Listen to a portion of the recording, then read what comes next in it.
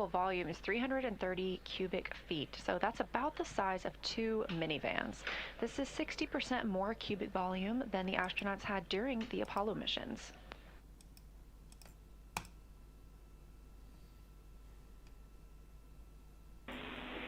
Integrity, small request, if you could tilt the camera down slightly towards the lockers. We have a great view of Christina and some of the boxes up above.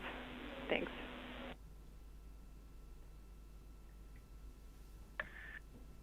Yeah, no problem, Chris. I did not mount it. I just kind of friction fit it, and I'll get a better spot for it later today, and we'll get a more permanent mount going.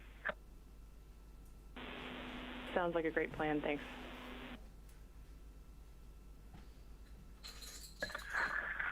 Houston Integrity, we're ready for morning DPC. Good morning, Integrity. We are so happy to be on board with you today. You guys look great. That cabin config looks amazing. We would love to be on board as much as possible today. We'll stop streaming for the family conferences, but would request to come back on board afterwards to share your mission with the world. I have quite a number of topics for you today. I'll start with trajectory. We are actually going to continue evaluating the need for OTC-1 based on the small magnitude of the burn. We'll have an update for you later. A couple of vehicle statuses.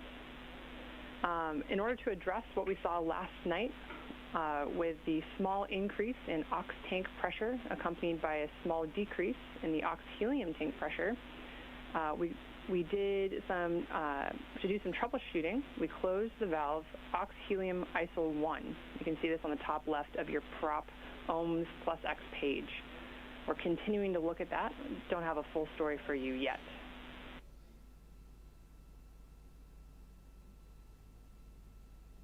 Okay, I'm not at the displays right now, but I will take a look at that soon. All right, it was really great to wake up this morning and look out the window and see the full moon off the front of the vehicle. There's no doubt where we are heading right now, and really appreciate all the work down there. It was also really awesome. Thank all the FIDOs. I can't believe that actually all worked. And when I saw that OTC-1 was like a 0.8 meter per second burn this morning on targeting, I thought we might skip it, and that is pretty impressive. All right, signing off. Thanks, and copy all, Integrity. That was the conclusion of the daily planning conference. However, if you listen to the start of that conference, you did hear the relay to the crew that we hope to have the cameras on as much as possible throughout this flight day to allow us to share their journey with the world. So we intend to be able to share the crew with you as much as we possibly can. They are going to move into some of their other tasks today. Again, you heard them discussing the OTC-1 burn, that's orbital trajectory correction burn, or sorry, outbound trajectory correction burn. And Christina Koch taking the camera to show us a wastewater dump. So you heard Commander Reid Wiseman reporting that they don't necessarily hear those wastewater dumps, but that they do see them. So you're getting a live look outside the windows of the Orion spacecraft as they conduct that wastewater dump.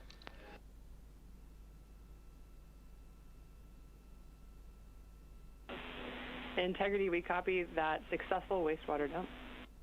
This is Artemis Mission Control. I am NASA PAO Leah Cheshire, joined here by Canadian Space Agency astronaut, Artemis II backup crew member, and a Capcom, Jenny Givens. Thanks for joining us. My pleasure. Thanks for having me. So I would love to know a little bit about your experience as a Canadian Space Agency astronaut. What has that journey been like for you?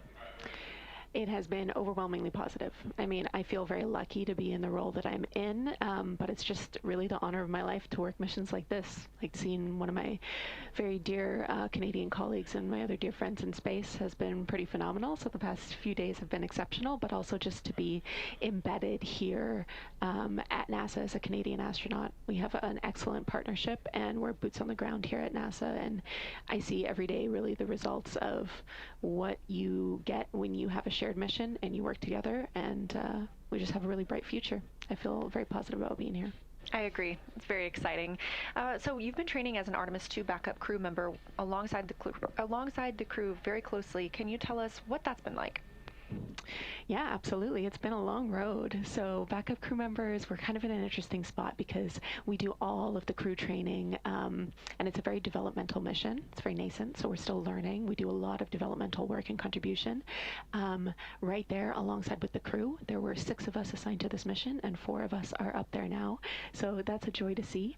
And as we approach the mission, my work really transitioned to support. So what can I do to get these guys safely off the ground? Andre and I both worked as astronaut support people. You saw Dre strap our crew into the capsule, which was very cool. And now I have the pleasure of sitting the Capcom console. So supporting them with my training and knowing what they know. And I have a lot of joy every day I see them up there. So it's been great. Integrity Houston with a status and a timeline, Delta. Go ahead, Chris. All right, we wanted to let you know that we are stepping into our burn cancellation procedure here from the ground. We have attempted to suppress any expected caution and warnings associated with that. Just want to give you a heads up.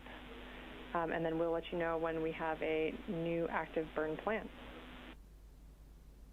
Mission Planning Officer here in Artemis Flight Control in Houston, Texas reports that the crew is go for exercise as the solar arrays are now in place.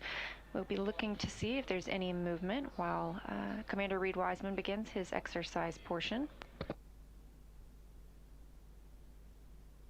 Orion is currently 113,922 miles away from our home planet, 152,000 miles away from the moon. This is Artemis Mission Control. As you can see, some motion on your screen from this camera on the solar array wing looking back at Orion. We are expecting that to be from Commander Reid Wiseman, exercising yet again. The crew is timelined to exercise 30 minutes each during this mission. This keeps their bones and muscles strong while in the microgravity environment.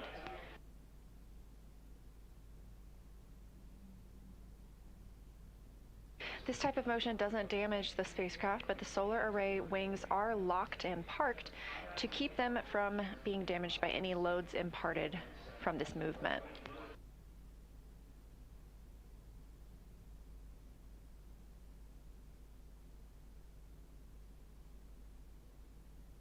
In the background, you're getting a look at NASA astronaut Victor Glover, pilot for the Artemis II mission, preparing to exercise. And what he is using is the flywheel device.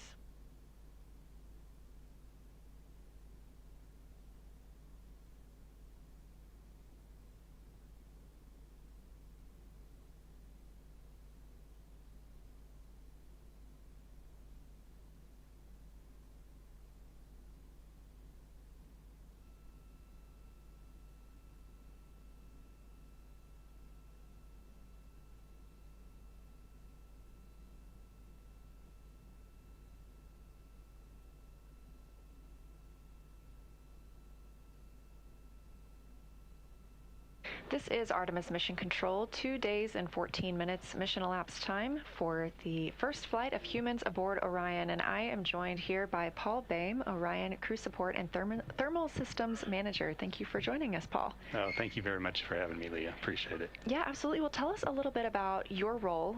You just came from the Orion Mission Evaluation Room, is that right? Yeah, actually, I just did. I was just checking our systems to see how things were going, and I am really pleased. So my role is I manage the hardware related to crew and all the crew systems on the vehicle, the ECLA system, the thermal systems, the suits, the flight crew equipment that are on the vehicle, and so been doing that for almost 14 years now. Wow, that's impressive. And when we're talking about the ECLA system, that stands for Environmental Control and Life Support System. So what all makes up ECLS? ECLS, yes. The biggest thing everybody thinks about for ECLS is the life support system, the pressurization system, the air revitalization system that we have. And then the other parts of it that are also part of it is the thermal aspect of it, where we're cooling the air to be able to keep the crew temperature down exactly where they want it to be comfortable in the cabin. And so that is also part of our system as well. Yeah, we heard them make some calls a couple days ago about being a little chilly, and your team is the one that works on making sure they're comfortable? Yes, we've been working that the last couple days, trying some adjustments. It's one of the things I will stress with the new vehicle. We are learning every single day that we're flying this vehicle right now, especially with the crew in it. We flew Artemis I, we learned some things about the systems there, but now we have the crew involved, which adds a whole new dynamic to the vehicle, and that is what is really what we're looking at today, and learning how to interact with the crew and adjust things as we need to make the crew comfortable. Yeah, that's fantastic. And you also work with the food systems a little bit as well. So they're actually getting ready for a midday meal. We've been fortunate enough to have in-cabin views for some of today, and we saw them getting out some of their food. So can you tell us about the food warmer? Yeah, the food system is, the crew is, a lot of the food that we use is very similar to what they fly on ISS. It's the rehydratable food, and what we use on Orion, we have what we call a food warmer. It's about a little suitcase-sized device, and our biggest challenge is mass and volume on Orion going to the moon. And so we had to reduce the size of a galley. We would love to fly a galley, but we just can't because of the mass and volume challenge. So we have a suitcase that basically the crew inserts their food into the suitcase. It's a warming plate and heats it up to about 155 degrees. Oh my goodness, that's much warmer than I expected you to say. That's really impressive. It's what they use for doing the hot drinks, the warming up the food that needs to be warmed up so that it tastes better when it's warmer. So they can put about 12 packages in there to be able to heat up those and be able to have some hot food during the flight. I'm impressed. I used to be a taste tester here, and so I always enjoyed trying the food. I found it to be really good, and so it is amazing what they can do. Yes, it really is. This view outside the Orion spacecraft, you can see those solar arrays positioning. And a reminder, you can keep up with where Orion is at any time by visiting nasa.gov/track-Artemis. Currently, the spacecraft is 122,500 miles away from Earth and 146,000 miles away from the moon. We are 2 days, 1 hour, 3 minutes into the flight of Artemis II, the first flight of crew aboard Orion. Spacecraft now 123,000 miles away from Earth. You're getting a live look inside the capsule as our 4 crew members, Reid Wiseman, Victor Glover, Jeremy Hansen, and Christina Koch, are wrapping up their midday meal, getting the opportunity to take photos out the window of Earth and the moon. We are in an LOS period, loss of signal from the ground side. This was tracked and communicated to the crew.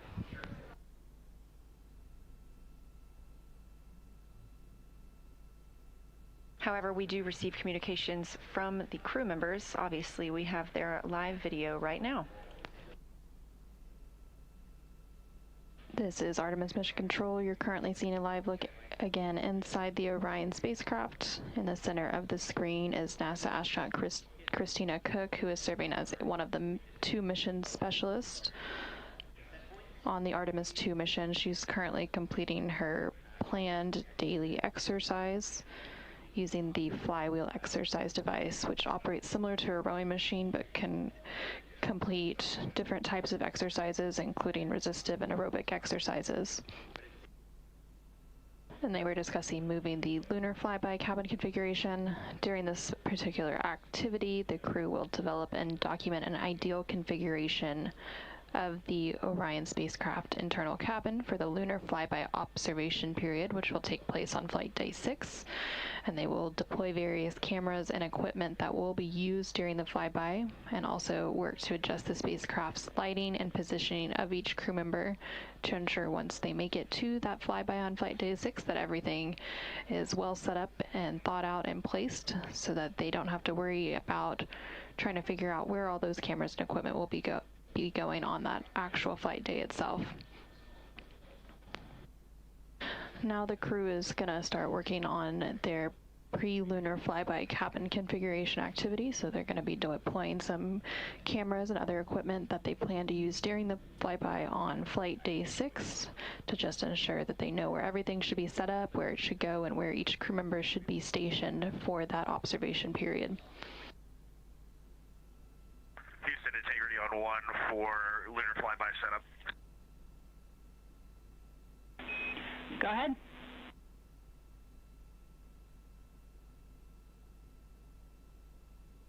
If you still have the HHP, we're wondering, in Jeremy's position, if he's looking out the window there, will the moon be right side up or upside down? We have a great view. We'll checking. Alternatively, is the north pole of the moon going to be in the vehicle plus X direction? Yeah, we're going to go with the first way you worded the question and say affirm it's upside down in the position Jeremy is in right now. So if he flips over, it'll be right side up. That's how it works. Currently on your screen, you're seeing a live look inside the Orion spacecraft, which is named Integrity, and it was named Integrity by its crew. The crew is currently working through a pre-lunar flyby cabin configuration activity. All 4 of them are working to deploy various cameras and equipment that will be used during the flyby, which is planned for flight day 6 of the mission. They'll also be adjusting the spacecraft's lighting and positioning of each crew member to ensure that all of the equipment, cameras, as well as the individual placement of each of them works and will be seamless during the flyby observation period. And there you can see on your screen that the crew just turned out the lights on the Orion spacecraft. So now it's quite dark, and again, they are adjusting the lighting as part of that lunar flyby cabin configuration activity so that they can test the lighting as well as all of the camera equipment that will be used during the lunar flyby.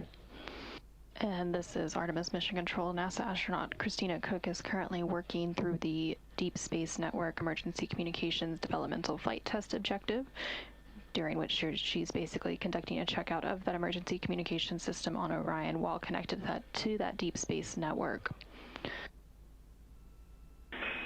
And Integrity Houston, we have some news to share with you. As of 30 seconds ago, you are now closer to the moon than you are to us on Earth.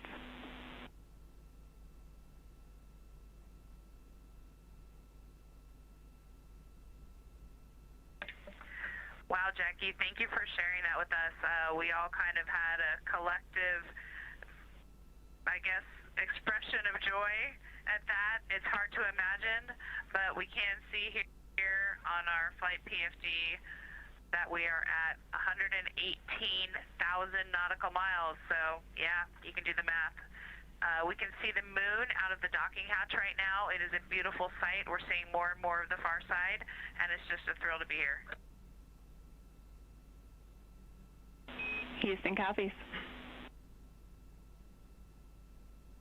Now, while they are officially closer to the moon than they are to Earth, they have not entered what is known as the lunar sphere of influence yet. That milestone will come on flight day 5. And when that milestone happens, that is when the moon, instead of the Earth, becomes the main gravitational force acting on the Orion spacecraft.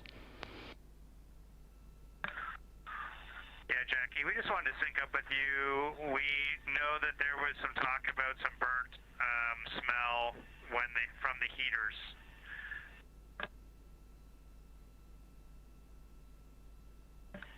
Okay, Jackie, so this time we turned on the WHC on the toilet and it had that burning odor smell that we just hadn't experienced before. And so we just wanted to talk to you about it. We know we had a briefing on that.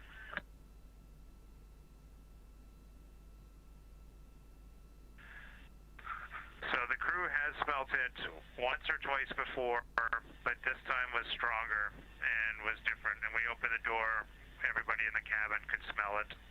So we just thought we'd check in with you. overly concerned right now. It's probably related to what we're told to expect, but we just wanted to have a quick conversation. Integrity Houston on Orion to Earth 1 for the toilet. We've discussed, based on the pre-flight reports and the AGA readings, we're going to continue discussing on the ground, but we are comfortable continuing with the emergency comm DFTO, and we are comfortable with you continuing to use the toilet. On board the Orion spacecraft, the crew is currently awake. They are wrapping up some final activities for the day. NASA astronaut Christina Koch is currently working through a Deep Space Network emergency communications developmental flight test objective. Victor is also working on a test objective related to the D5 camera imaging and taking some images at varying focal lengths of subjects such as the Earth and the Moon to evaluate the window optical effects on imagery. And then NASA astronaut Reid Wiseman is working to transfer some data from the flywheel, which is the exercise device on board the Orion spacecraft. And then coming up here in a little bit, CSA, or Canadian Space Agency astronaut Jeremy Hansen, will support a public affairs downlink event for the Canadian Space Agency. And typically, this is the Canadian Space Agency. You hear me?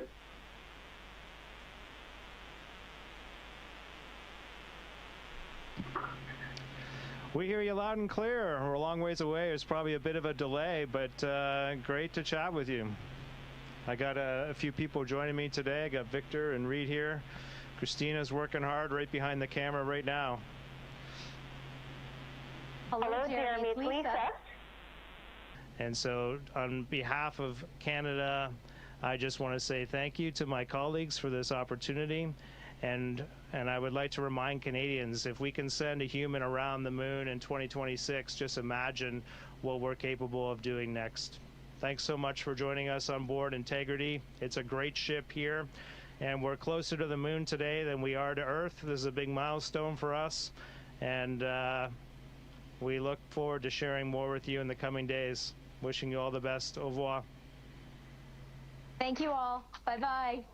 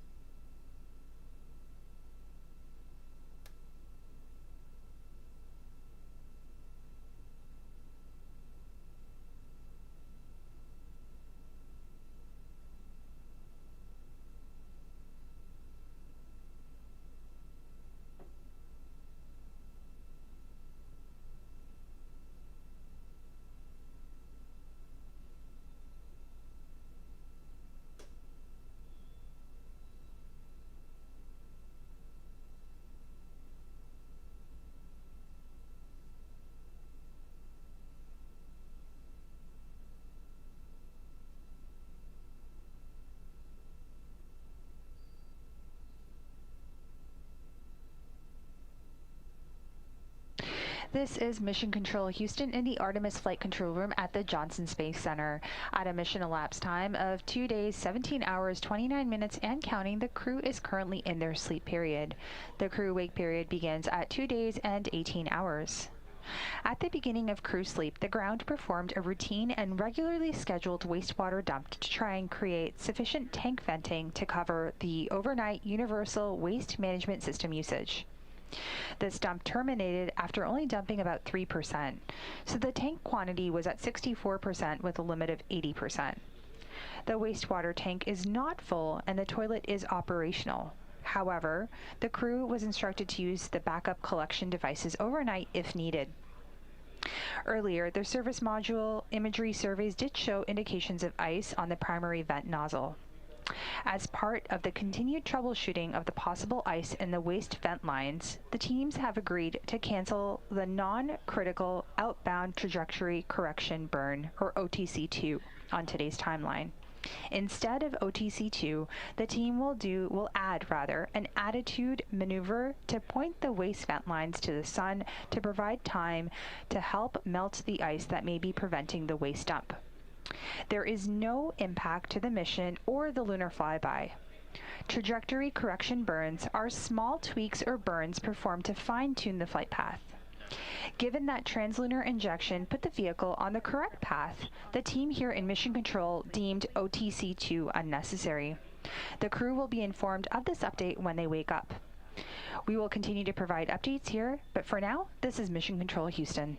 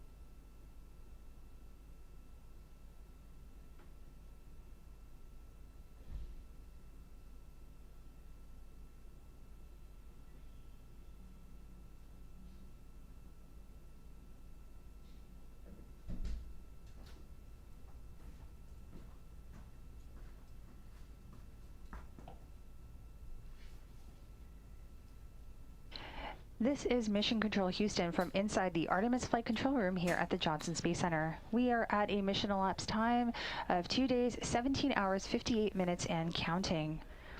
The Orbit 3 team of flight controllers is currently on shift in mission control, and we are gearing up for crew wake at a mission elapsed time of 2 days, 18 hours, as well as a handover to our Orbit 1 team of flight controllers.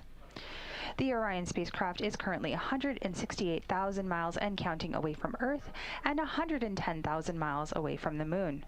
While the crew has been asleep, we have received some downlinked images from Integrity, so let's take a look at them. Here we can see Commander Reid Wiseman through Orion's window. We can see him looking out, watching the Earth grow smaller, and we're all reminded that every single giant leap begins with leaving something familiar behind. Let's go over to our next image. And there we have Mission Specialist Christina Koch looking at our blue marble that's giving us some perspective on humanity's innate need to explore. Very inspirational photos coming down from the crew while we wait for them to wake up in just under a minute from now. For now, this is Mission Control Houston.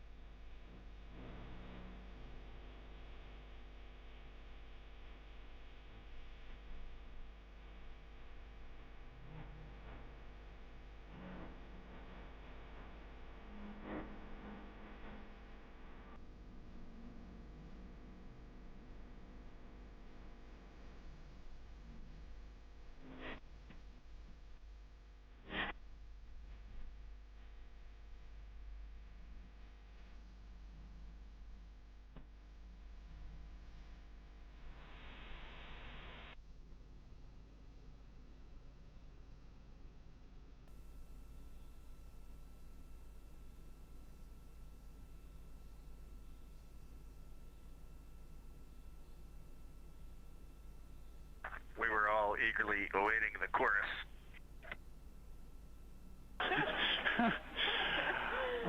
We'll try again next time. Good morning. There's a couple items I did want to talk with you before we got too much of the day going, so if you had a couple minutes, I had a few big picture words.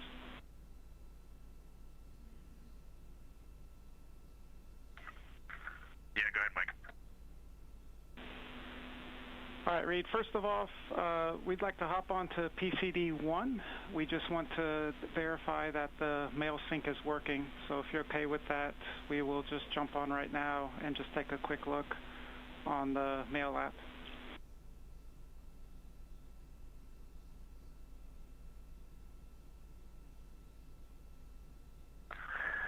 Okay, one was off of the power last night, so Jeremy's checking to make sure it's plugged in and ready to go, and you can get on it.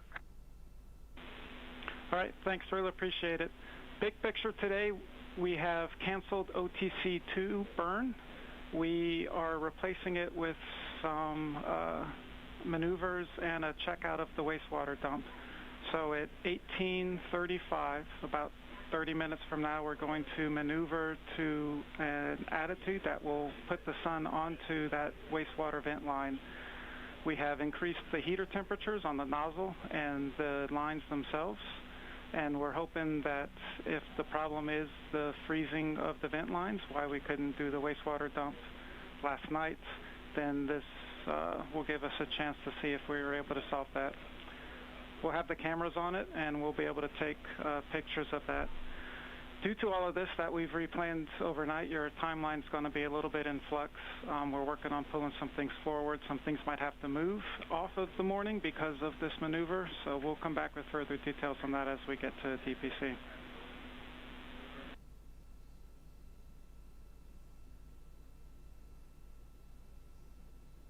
We copy all. Thanks, Mike. All right. Good morning, Christina, and y'all have a great rest of y'all morning as well.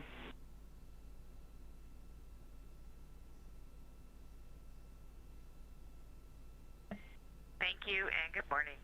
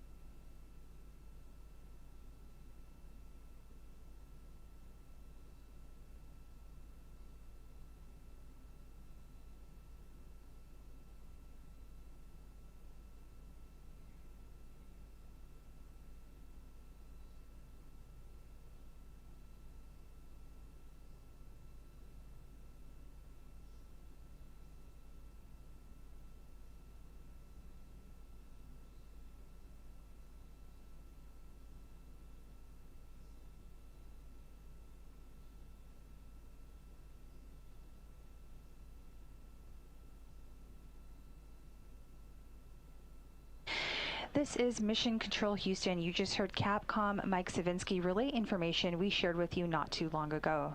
At a mission elapsed time of 2 days, 18 hours, we marked the start of Flight Day 4 activities. And the song you heard was Pink Pony Club by Chapel Roan to kick off the cruise day. Activities today are focusing on a manual piloting, detailed flight test objective, more space adaptation, and reviewing the lunar flyby plan, to name a few items from the busy day ahead. With the crew not having to conduct OTC 1 or outbound trajectory correction burn 1, as well as outbound trajectory correction burn 2, they are coasting on their way to the moon as we speak. Meanwhile, the Artemis mission control team here in Houston are continuing to monitor all systems, and the vehicle continues to perform well. Currently, the spacecraft is about 169,000 miles and counting away from Earth, and about 110,000 miles away from the moon. For now, this is Mission Control.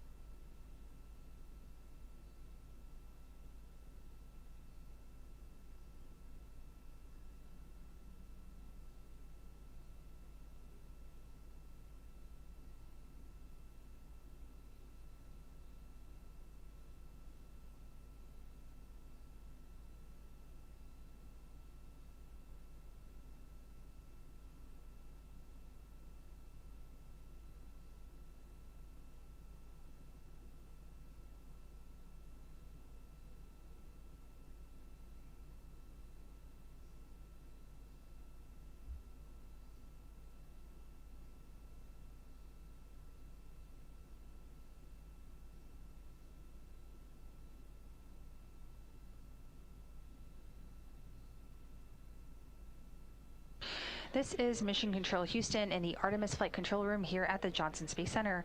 We'll continue to follow along operations here in Mission Control. At a mission elapsed time of 2 days, 18 hours, and 13 minutes, the crew woke up about 13 minutes ago.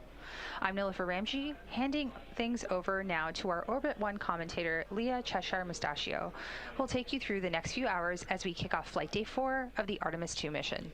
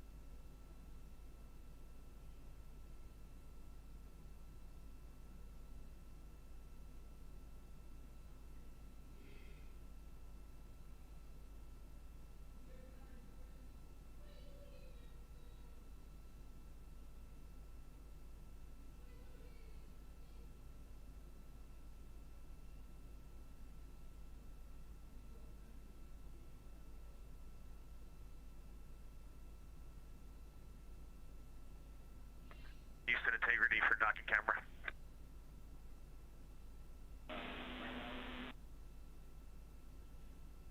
Go ahead, Reid.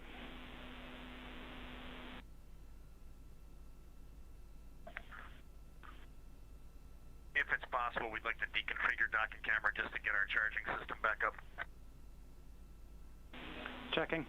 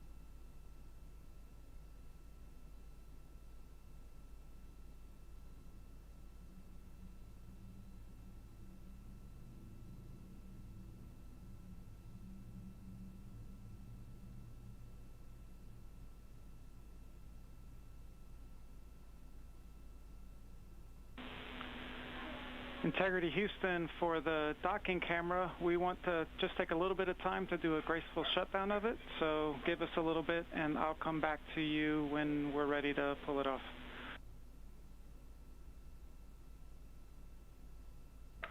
No problem at all. Thank you, Mike. Yep, and for further awareness, at about 1900, we're going to start commanding to do a PCA flush of the other three branches of the prop system. This will remove any potential condensation that's developed, but it also might give us a little bit of insight into the aux branch 1. So we'll give you all a heads up just before we kick that off at 1900 as well.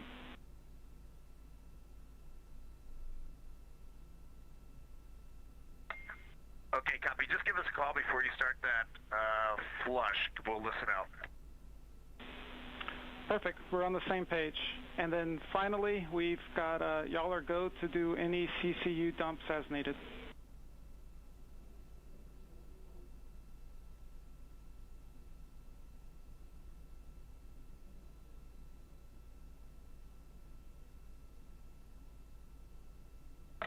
Okay, copy that, Mike.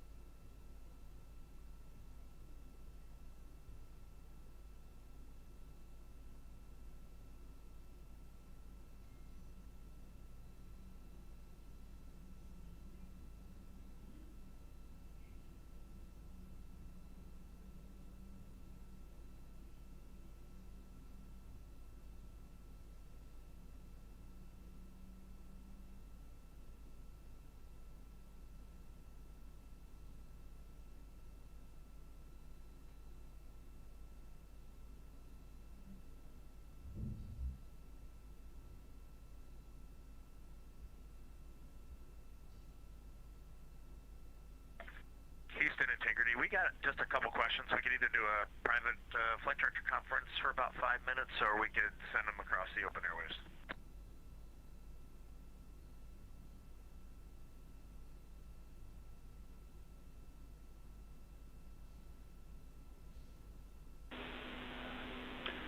We will privatize Orion Earth 2. Give us 1 minute.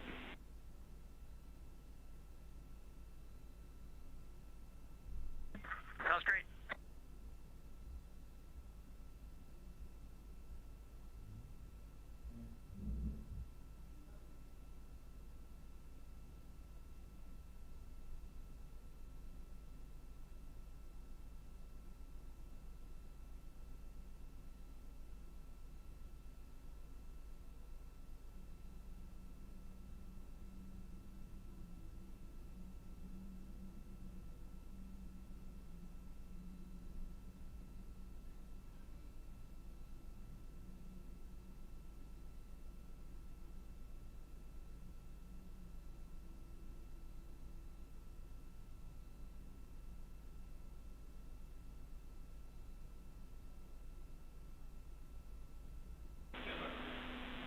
Integrity Houston on 1. OE2 is not privatized. You can join us on that loop when you're ready.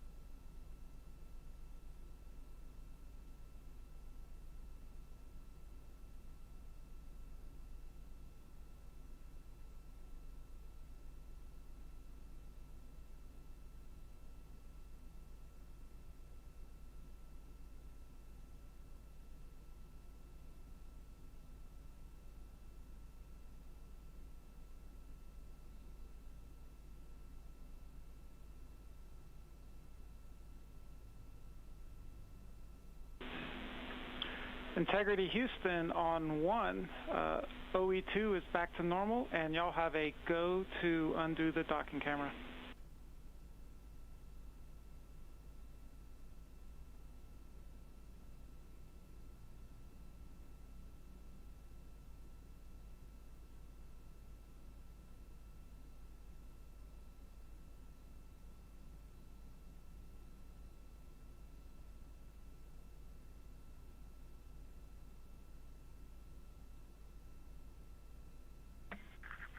Copy that, Mike. Go for the docking camera.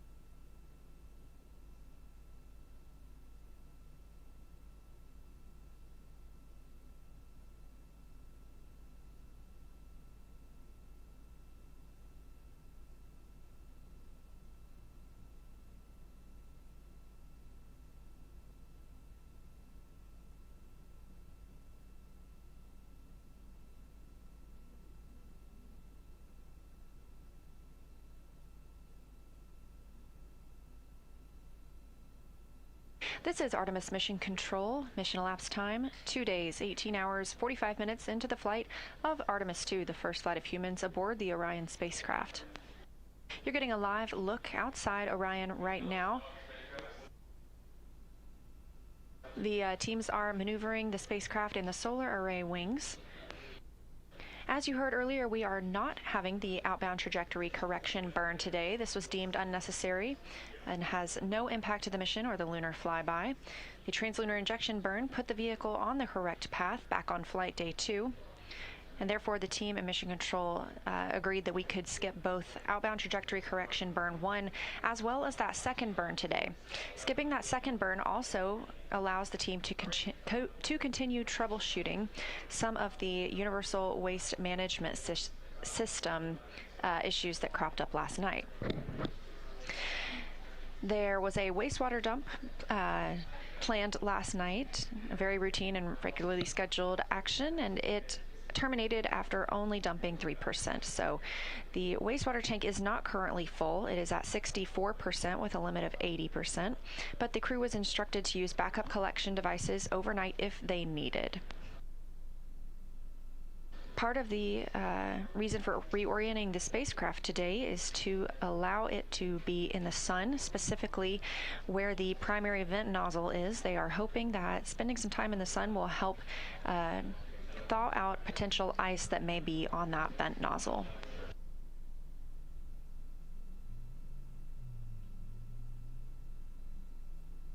Meanwhile, inside the Orion spacecraft, our crew just woke up to the sounds of Pink Pony Club by Chapel Roan.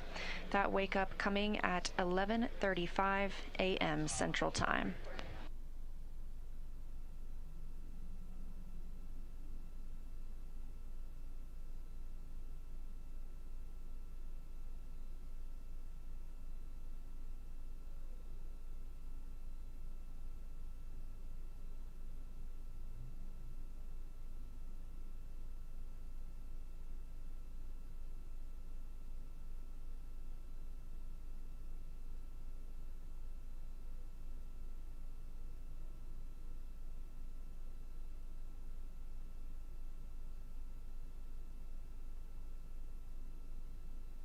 During that recent call down from the crew, we also heard them ask to privatize one of the communication lines in which they used to speak with everyone here on the ground. Obviously, we are sharing almost all of their communications, so it's not uncommon for the crew to ask for the opportunity to ask a couple of questions privately, and it sounds like their communications are back going out live.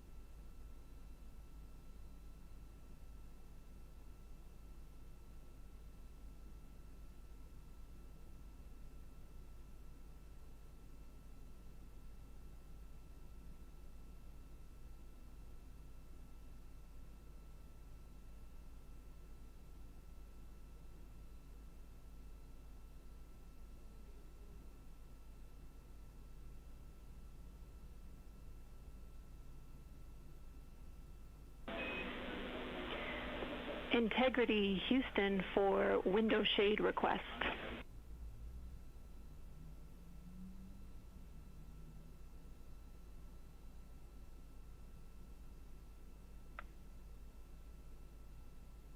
Good to hear your voice, Jenny. Go ahead. Hey, Jerry, nice to speak with you, too. We have a small request for you guys. With this attitude that we're using for the bake-out, we're getting the sun on the window shades, and we're a little worried about them heating up too much. We would like to request that you please remove the window shades. We understand that will make it awfully bright for you guys, and we want to encourage you to use a T-shirt in the cabin or something similar if needed to block out that sunlight. But the shades will help us with the temperature constraint on the windows.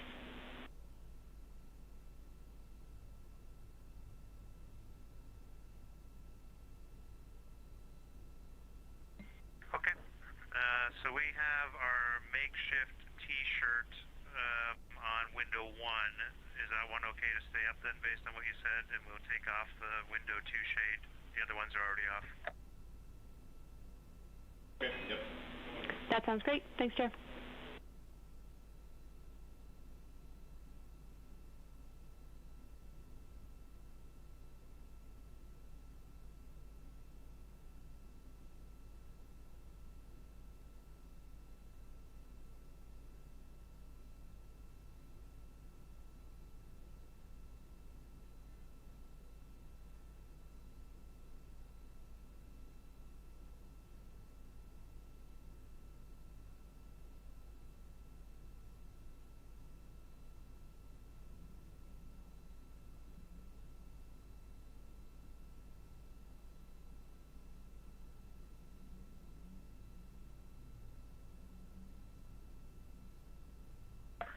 Houston, integrity on 1 for windows.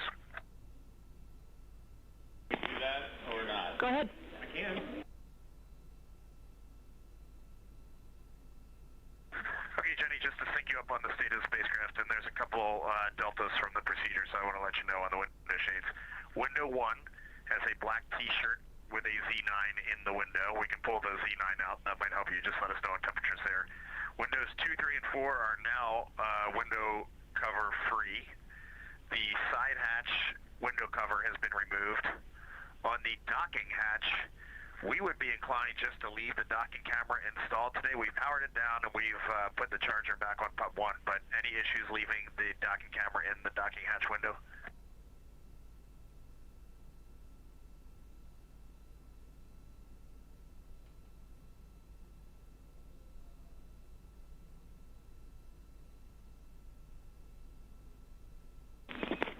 We're checking, Reid.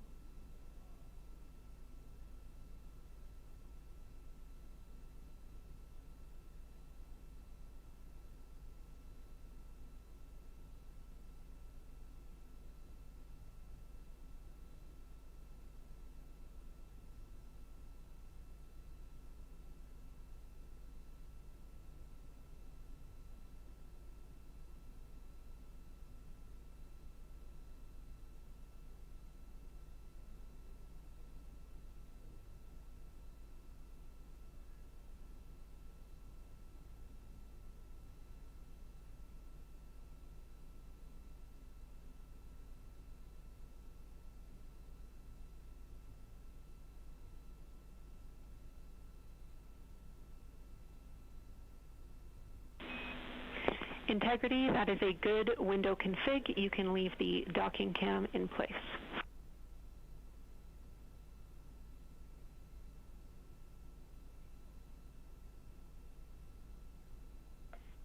Okay, thanks, Jenny. Appreciate it.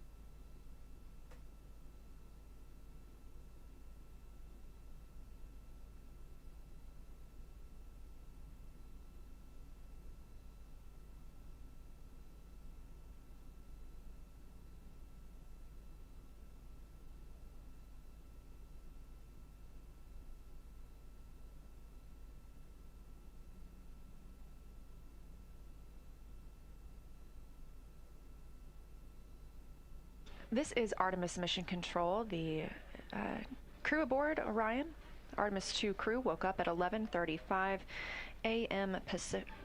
Central Time today. They are still in their post-sleep period, so they're taking the time to configure the crew cabin, conduct any hygiene for the day. But immediately upon waking up, there is an extra step that they have to take to help us with some science that they both did while they were here on the ground and that they will continue to do once they have returned. This is to collect some saliva. The crew is instructed to do so before they have exercised or brushed their teeth. Let's learn a little bit more about why this is so important.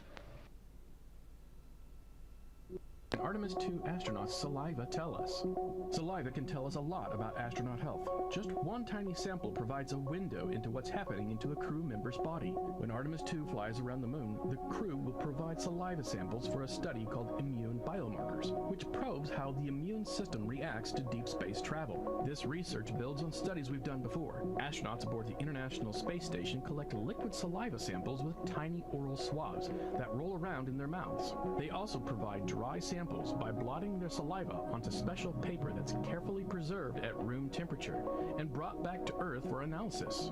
Artemis missions won't have much onboard room for a refrigerator to store liquid samples. As a result, crew members will take dry samples periodically during their mission so that researchers can see how their immune system changes over time. NASA has been using saliva samples to help understand astronauts' health for decades.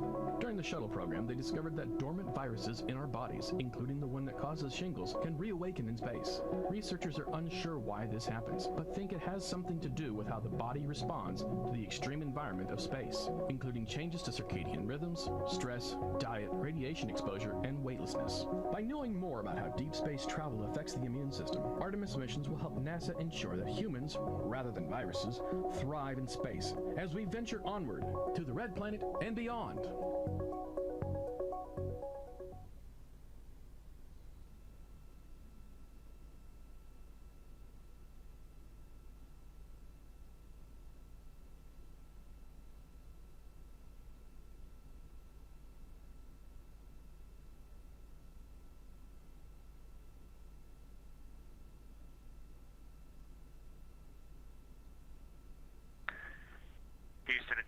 Are we still hands off PCD-1?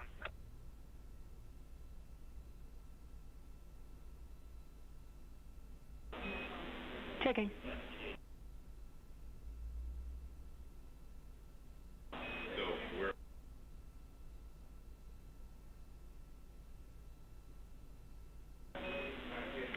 Reid, you are go to use PCD-1. We're off of it now. Thank you.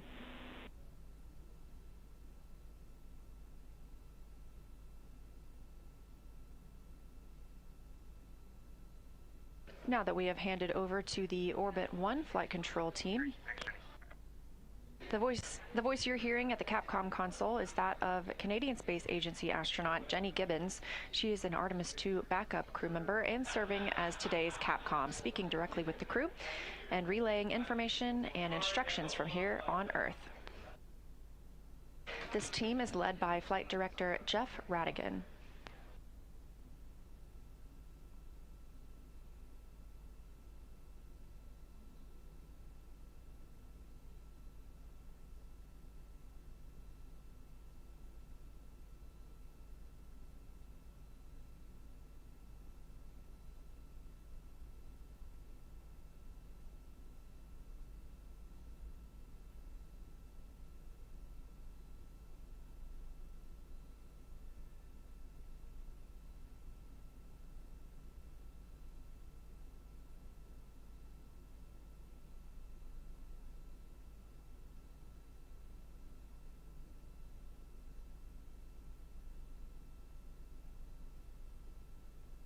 This live view from the Orion spacecraft coming from a camera mounted on the solar array wing, looking back at the spacecraft. The Mechanical and Power Officer, or MPO, just repositioned that solar array wing to allow the teams to see the vent that they are troubleshooting, that they have positioned this to be in the sun to help potentially release some ice on the primary vent nozzle that has brought up an issue with the wastewater dump that was scheduled last night.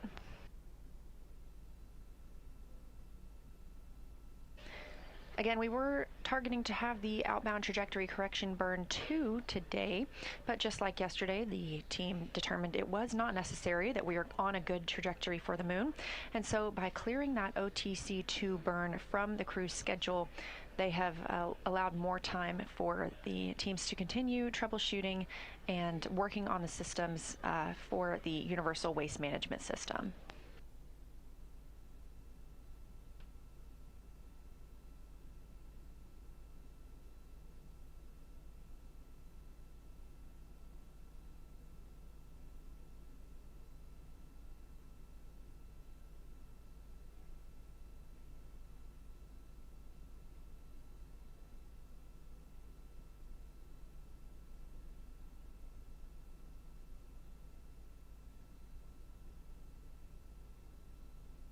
Due to the cancellation of the outbound trajectory correction burn and the crew's timeline having a little more flexibility, their timeline is in flux right now.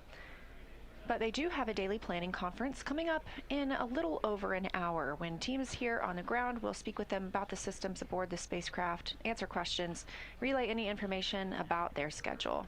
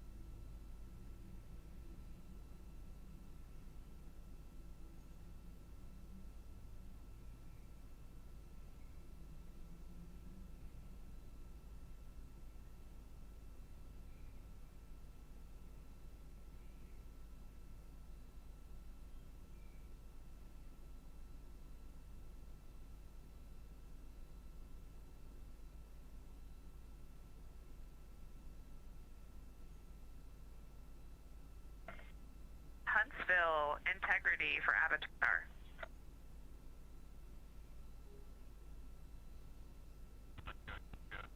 And integrity, Huntsville's with you.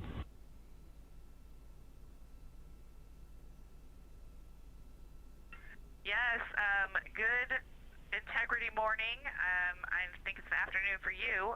Avatar lights to report. All lights are on, ON, except for 1515. Okay, we copy. Same status as yesterday. All lights on, O1 except for 15.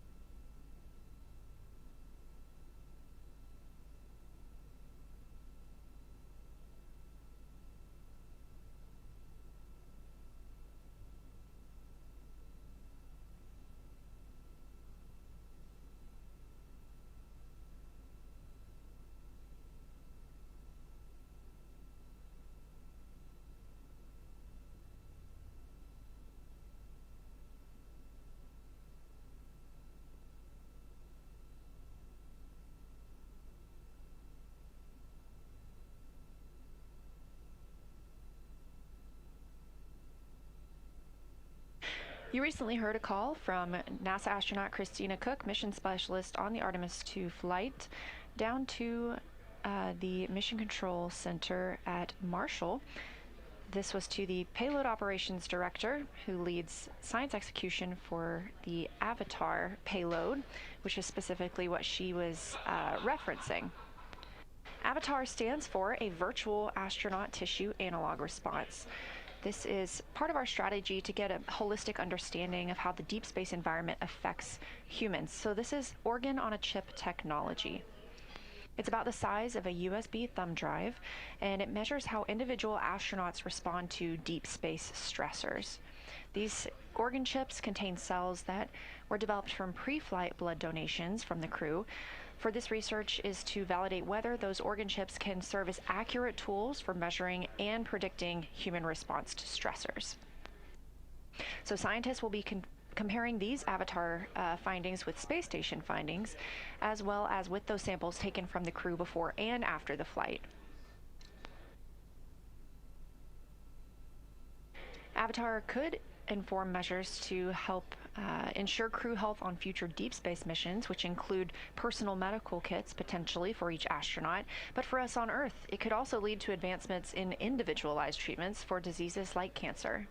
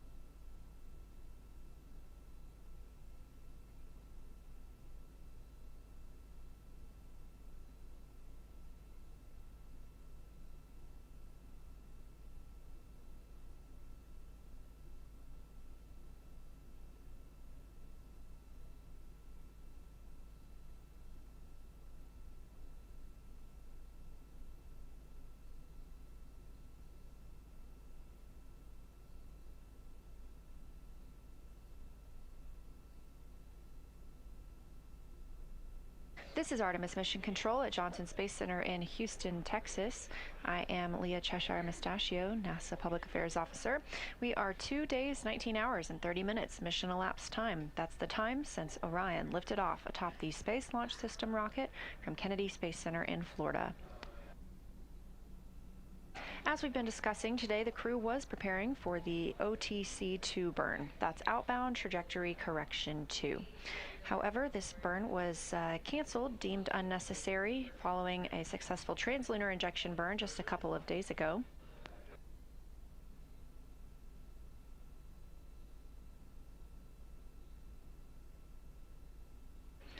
Canceling that burn today also allowed time for the teams here on the ground and the crew members to orient the spacecraft so that it is facing the sun on one specific portion, which is a primary vent nozzle. Yesterday, at the beginning of crew sleep, the ground was performing a regularly scheduled wastewater dump. The dump terminated after only 3%, so the tank quantity was 64%, and the limit is 80%. So the wastewater tank is not full. However, the crew was instructed to use backup collection devices overnight if they needed. Part of their continued troubleshooting is canceling that OTC-2 burn, and the team having added this attitude maneuver, pointing the waste vent lines to the sun. They'll be like this for about 2 hours to help melt any ice that may be preventing the waste dump. Of course, no impact to the mission or the lunar flyby scheduled on flight day 6. Those trajectory correction burns, including the one we canceled today. We also canceled one yesterday due to our trajectory already being in great condition. Those are just small burns to fine-tune the flight path.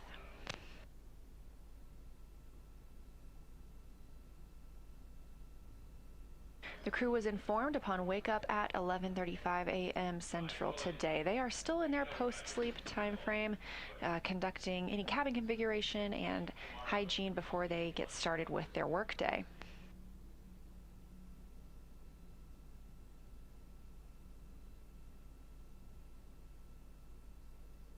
Coming up in about an hour, we expect less than an hour, we expect the daily planning conference to occur. That's teams here on the ground calling up the day's activities and information to the crew.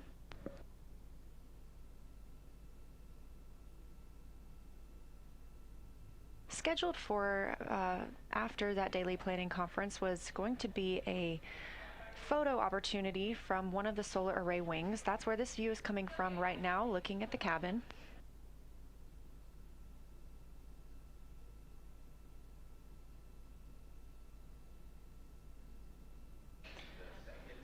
We were intending for the crew to be visible within Orion and potentially even the Earth in the background, but due to this attitude maneuver to help bake out or melt some ice that we think is building up around that primary vent nozzle, that solar array wing selfie of the crew and the spacecraft will be rescheduled.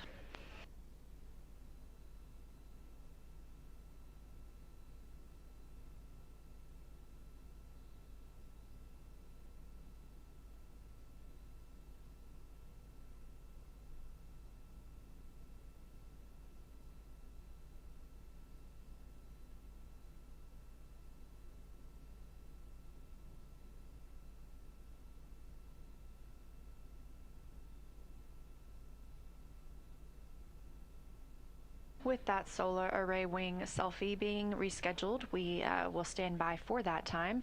The rest of the crew's schedule will be shifted a little bit today, making time for this bake out maneuver, and of course with the cancellation of that OTC burn.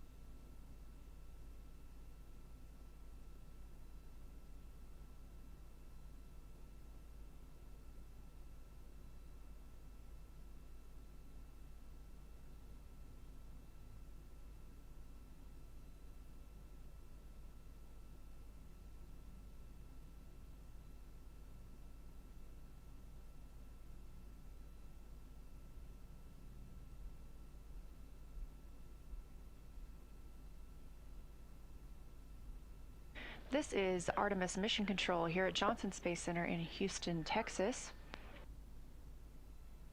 Crew aboard Orion still in their post-sleep period, having woken up at 11:35 a.m. Central Time, 12:35 p.m. Eastern Time. Again, the outbound trajectory correction burn for today has been canceled, deemed not necessary due to a proper translunar injection burn on flight day 2. Cancellation of this burn also allowed for teams to reposition the spacecraft by changing its attitude and pointing a primary vent nozzle in the sun. They're suspecting potential ice buildup on this primary vent nozzle after an insufficient wastewater dump last night. So this is one of their steps for troubleshooting, hopefully allowing this bake out time, as it's being referred to melt some of that ice and then later perform a wastewater dump. Integrity Houston for SAW PAO event.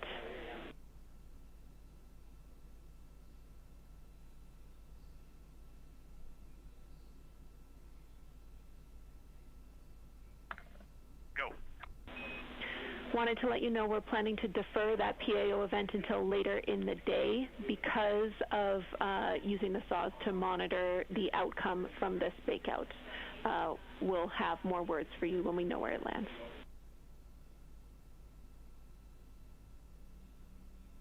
Yeah, we were fully expecting that, and no problem at all, Jenny. Thanks, Reid. That call from Capcom and Artemis II crew backup, Canadian Space Agency astronaut Jenny Gibbons here in Mission Control Houston, speaking with Commander Reid Wiseman aboard the Orion spacecraft, letting him know that a previously planned event, referred to as the SAW event, which stands for Solar Array Wing. That's where this view is coming from right now, a camera mounted on the solar array wing looking back at the spacecraft. We were intending to take a photo of the crew in the windows and of Orion, but due to this change in attitude, we will be deferring that event and they will reschedule it for a later time today. The crew's schedule does remain in flux today following cancellation of OTC-2. However, one item that we anticipate to still occur is the manual piloting demo. Now, if you recall, shortly after launch on flight day 1, pilot Victor Glover commanded the Orion spacecraft, manually flying it around the interim cryogenic propulsion stage and a faux docking target. This was all to help us learn how Orion flies manually in space and help us prepare for future missions, during which we'll need to dock to a lunar lander. Glover was the only astronaut to fly that day. Crew, we see the enabled caution on the board. We are not moding to SAT mode and no action for you. This is because of a caution and warning sync we're performing from the ground.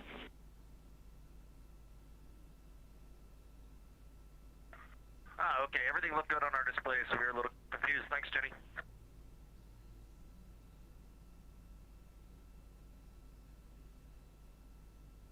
Teams referring to a caution that the crew received on their displays, letting them know there is no action received on their part and that this was a ground issue.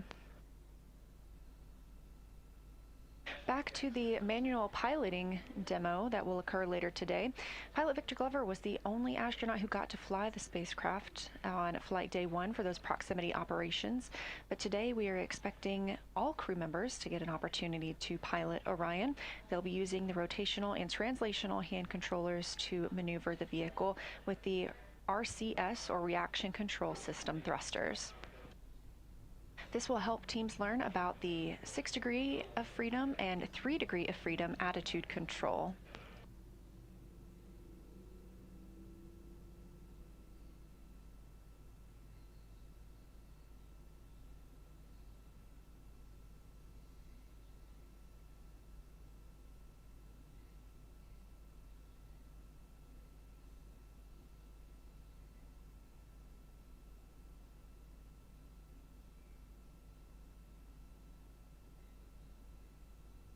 For anyone else looking forward to that manual piloting demo, we are expecting that to take place just after 8 p.m. Central Time. Of course, we did mention the schedule is in flux for the crew members today, so that may change if needed. Again, crew's still in their post-sleep period. We are expecting their daily planning conference in about 30 minutes.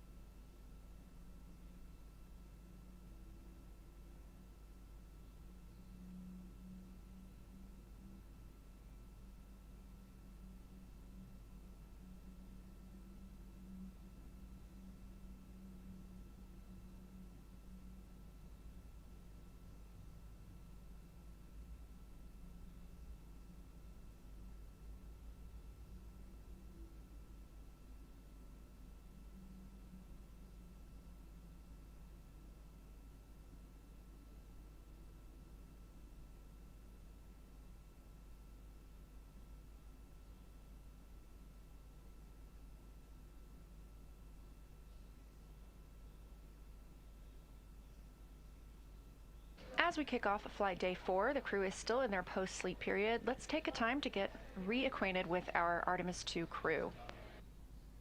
Reid Wiseman is the Artemis II commander and a Baltimore native. He's been in space before as a flight engineer for Expedition 41 on the space station from May through November 2014, a total 165-day mission. During that time, his crew set a milestone for station science by completing a record 82 research hours in a single week. Wiseman also served as chief of NASA's astronaut office from December 2020 to November 2022, and back on Earth, he has 2 daughters. Artemis II pilot is Victor Glover, selected as an astronaut in 2013 by the agency. At that time, he was serving as a legislative fellow in the U.S. Senate. His first trip to space was on NASA's SpaceX Crew 1 mission in November 2020, when he was also the pilot of that spacecraft. Victor is a U.S. Navy captain and naval aviator who served as a test pilot, racking up over 3,500 flight hours in more than 40 different spacecraft, and as previously mentioned, he became the first person to pilot the Orion spacecraft the other day. He and his wife have 4 children. Mission specialist Christina Koch is a native of Grand Rapids, Michigan. She was selected to the Astronaut Corps in 2013, the same class as her crewmate Victor Glover. She served as a flight engineer on the space station from March 2019 to February 2020, during which she set the record for the longest single spaceflight by a woman, with a total of 328 consecutive days in space. She also participated in the first ever all-female spacewalk with her crewmate Jessica Meir, who is back on the International Space Station as we speak. Before becoming an astronaut, Christina helped build space science instruments and led scientific fieldwork in some of the most remote environments on the planet. She enjoys surfing, rock climbing, community service, yoga, travel, and photography. Rounding out our Artemis II crew is Jeremy Hansen, a Canadian Space Agency astronaut and first-time flyer. The London, Ontario native was selected as an astronaut in 2009, and since then he worked as a Capcom in our Mission Control Center here in Houston. Capcom stands for Capsule Communicator, and that's the single voice communicating with the astronauts in space.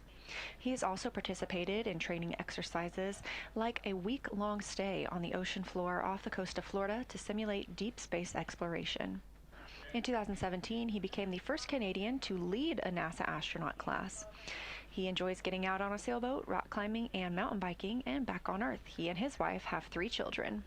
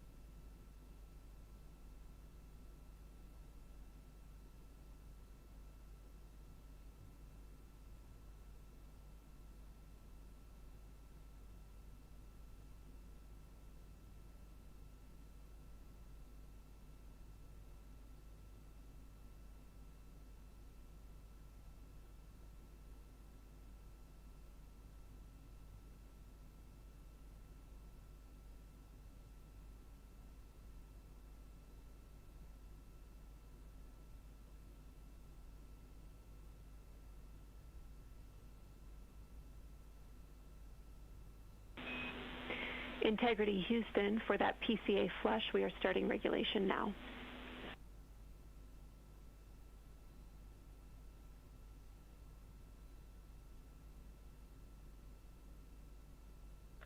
Okay, thanks, Jenny. Everything has been quiet on board. We can tell no associated noises with the flushes. Copy, thank you.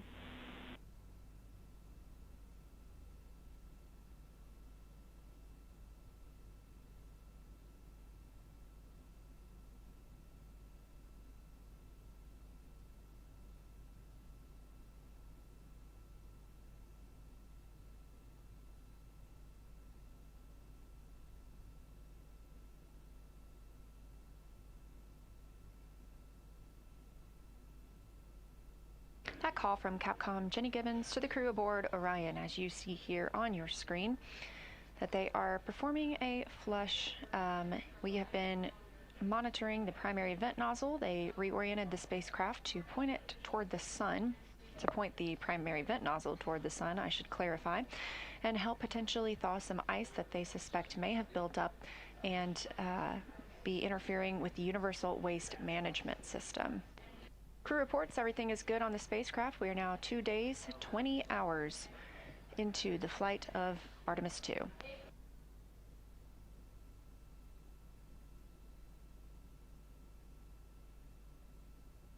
On console here in Mission Control Houston is the Orbit 1 team. Flight Director Jeff Radigan gathering topics from the crew ahead of the crew's daily planning conference coming up here in just about 10 minutes.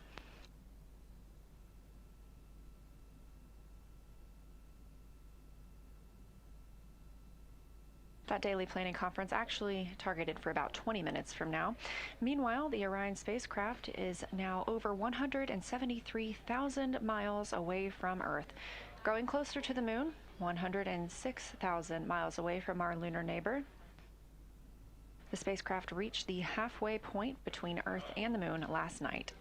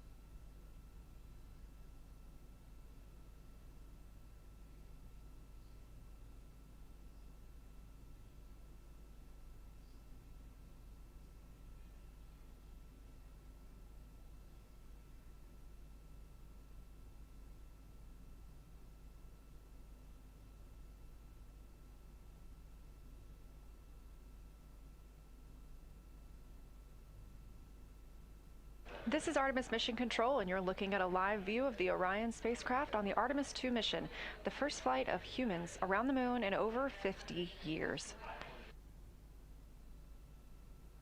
The team here on the ground continues to evaluate the crew's timeline for today. One of the other timelined events today is the Lunar Targeting Package review with the crew. The science team here at Johnson Space Center in Houston, Texas, will be speaking with the crew aboard the Orion spacecraft and preparing them for lunar flyby day. Again, the crew will fly around the moon on flight day 6, and due to the illumination, we expect them to be able to see things that have never been seen before by human eyes.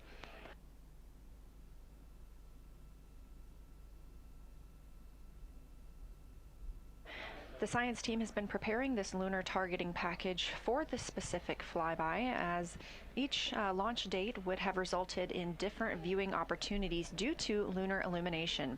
So the crew has been training for years based on photography of the lunar surface, as well as in different lighting conditions.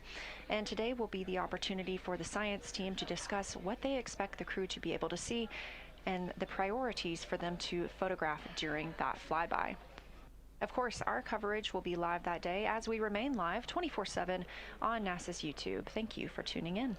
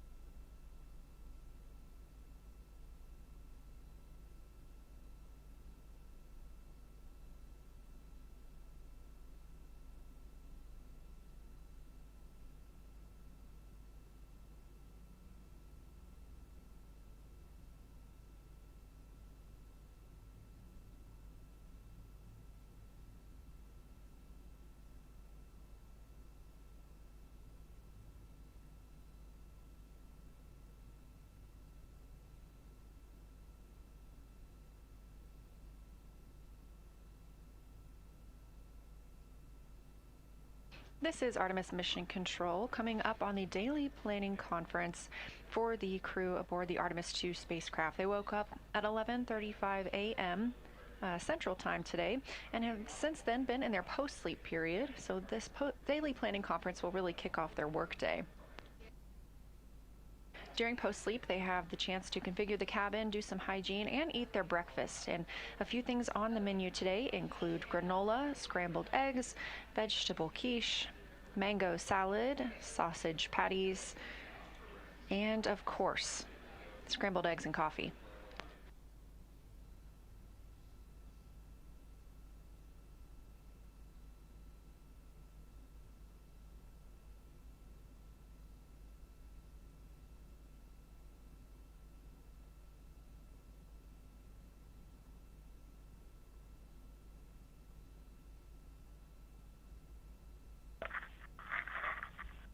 Hello, Houston. We are ready for morning DPC. Just a few things. We heard a rumor up here that it is actually Saturday back on Earth. We have definitely lost track of the days. We are showing 151,476 nautical miles from Earth, and it's going up about 1 mile every second, which is still a pretty impressive rate of travel. And thanks to your ops down there, we have got the sun beaming in all the windows. Morale is high on board. And looking out window 3, you can see a beautiful crescent Earth with the sunlight glinting off of the ocean and the swirling clouds. It's just a truly remarkable sight. We are ready to talk. Gorgeous, Reid. We love that description. And first off, thanks to the Integrity crew for working on the weekend. So are we, but we are happy to do it. I want to start by asking if you would like to turn on the HHP camera for DPC, because if so, we'd love it.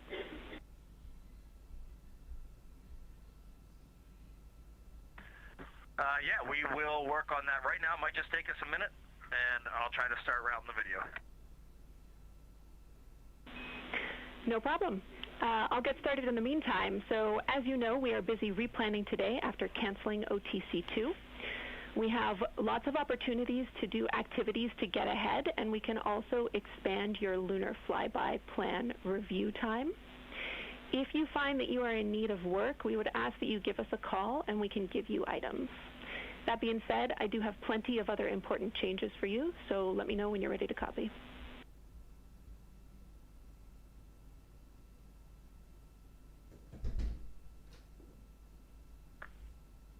Yeah, go ahead. All right, first up, your splashdown -6 weather forecast is on board. As you would expect, the models haven't agreed to what the weather will be yet, but we wanted to know you to know that it is there for your awareness. Victor, we wanted to let you know we are deferring your 24-hour acoustic monitoring activity to a day where we have a burn. That is your activity at 2040 MET this morning, and it also has a link to activity directly before your PMC in the afternoon that we are also deferring.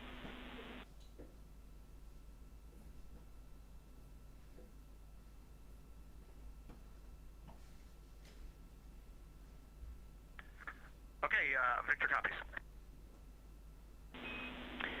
For all of the crew's HRP standard measure yellow activities today, those are flexible, but they do need to be complete before Victor's Everywhere downlink this afternoon. And for Christina, please let us know which PCD you use for your cognitive assessment, because we need you to use the same one later in the mission for your second assessment.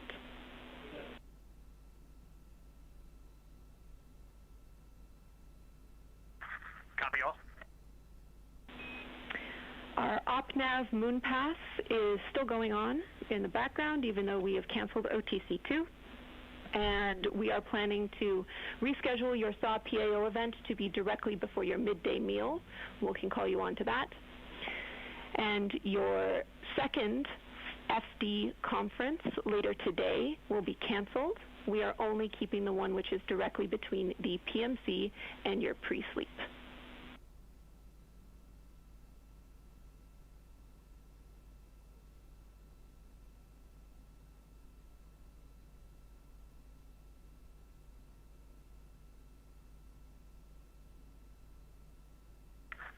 Jenny, say that again. The first flight director conference is canceled. We're only doing the one before pre-sleep.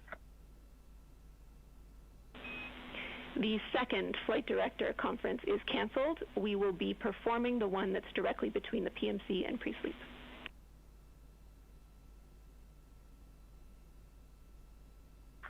Okay, that sounds great. Now I'm seeing that there's one that's kind of splitting the middle of pre-sleep, and that one is canceled. Gotcha. Good read back. Next up, we know you were looking for the next trash location. That location is going to be in locker Delta, bag 2, which has a purple label and is labeled speaker/Bobs.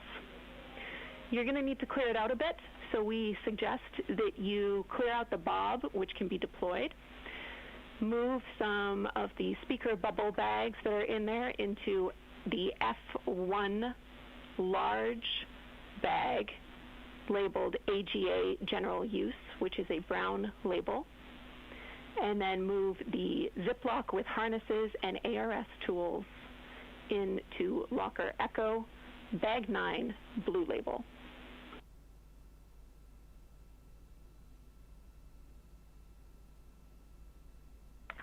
Christina copied all. Well done, Christina. Okay, 2 more topics for you. One is on the pre-lunar flyby cabin config. We wanted to let you know that if you did take images, we do not have them. We would need them if you want them re-uplinked later as a pretty note to remind you what to do. If you do want them, please let us know where we can downlink them from. And then finally, we want to know if you have any wet towels around the cabin, because we are looking at that in particular for mitigating any static by increasing the humidity.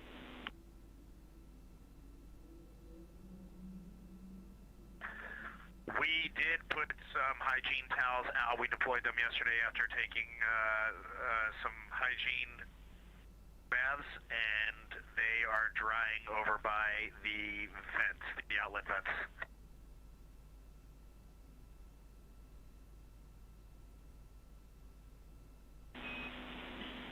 All right, great. We copy, Reid. Do you have any questions or comments from us for us?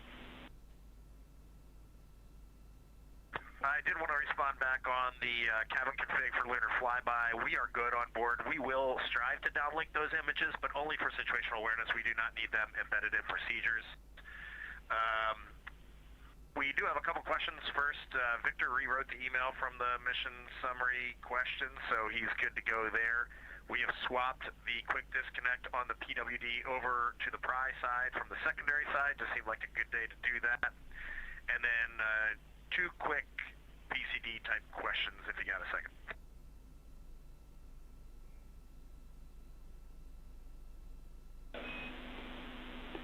All right, we copy all, and we'll take your PCD questions now.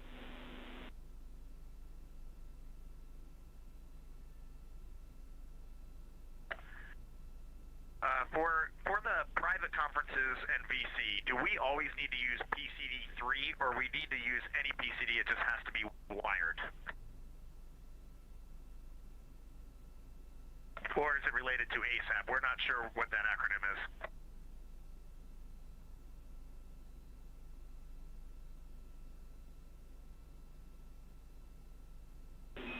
Checking.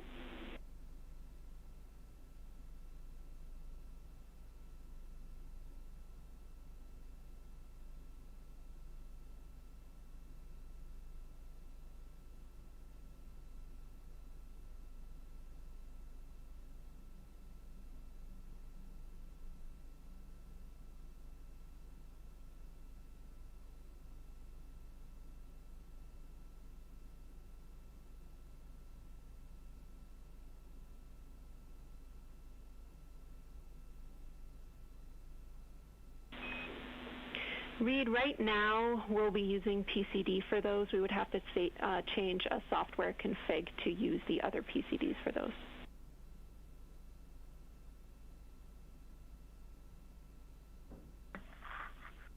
Okay, so we do need to use PCD3. All right, thank you. And then for email syncs, I know we're working to just make this more operational, and we're going to learn as we go through the mission.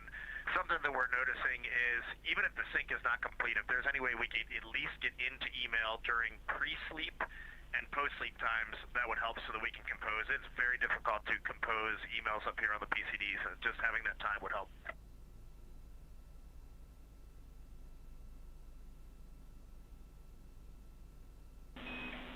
Copy, Reid. Thanks for letting us know. We'll look into it.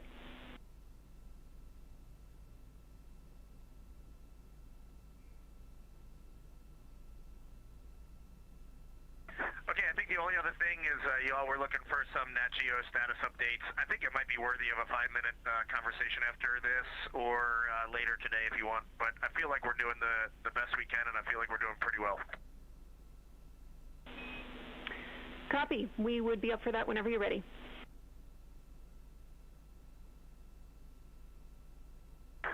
Okay, give us a couple minutes, and if we find some gray space, we'll give you a call. Sounds great. Thanks, guys.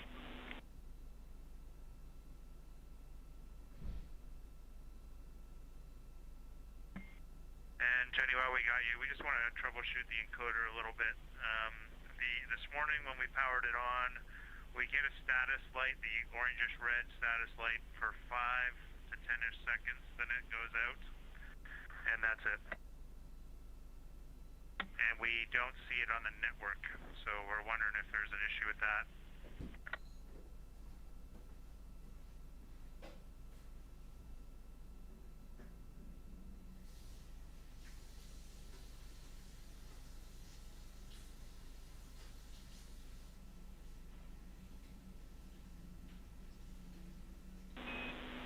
Copy. Thanks for the report, Jeremy. Can we confirm that you... Jenny, one option for you guys, if you're connected? not sure on that, we can just get a spare encoder out and try it and learn on our own.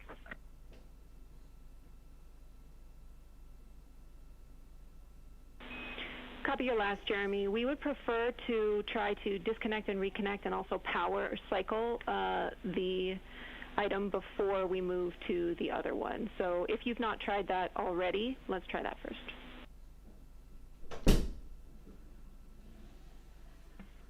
Okay, we've done 2 power cycles, but with both of those power cycles, the HDMI adapter was connected, as was the Ethernet cable connected. We can do another power cycle with everything disconnected if you think there's a difference there.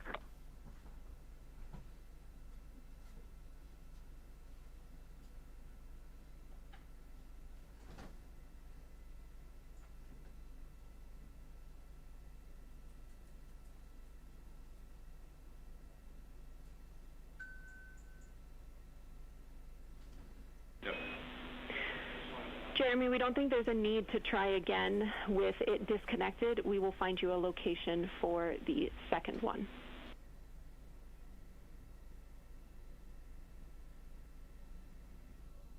Okay, I've got them pulled up here. As long as the stowage or the packing plan is accurate, I'll go ahead and grab the one out of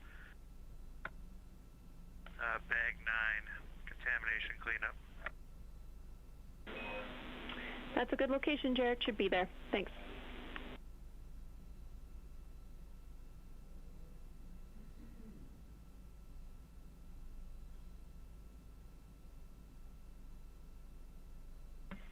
And Houston, I would be ready to have a quick conversation about the Nat Geo shot list at your convenience. No rush on our end. Also in the hopper, I have one low priority stowage question when it's a good time for you. We'll take both. Go ahead, Christina.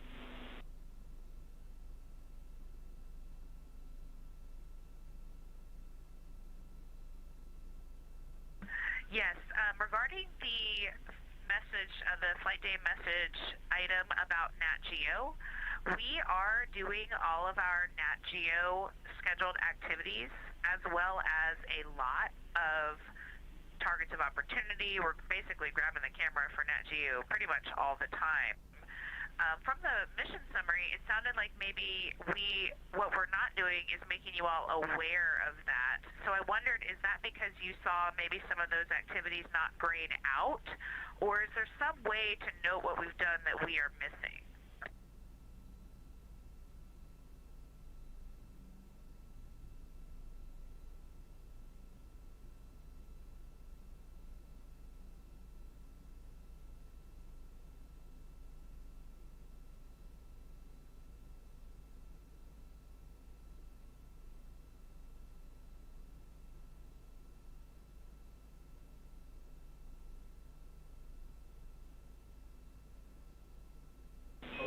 We're checking, Christina.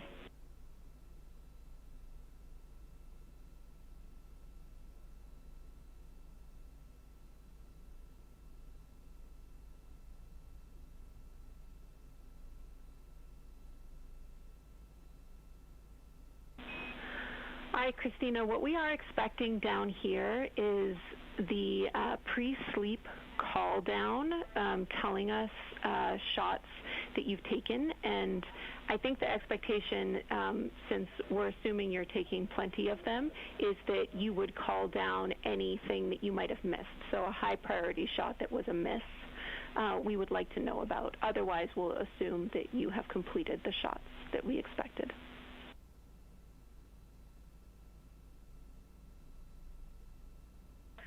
Thank you, Jenny. That is super helpful. I will make sure that we include that as part of our pre-sleep activities, but rest assured we're doing a lot, and we're really enjoying it. That's great to hear, Christina. Okay, and if you still have that stowage question, we're ready for it too.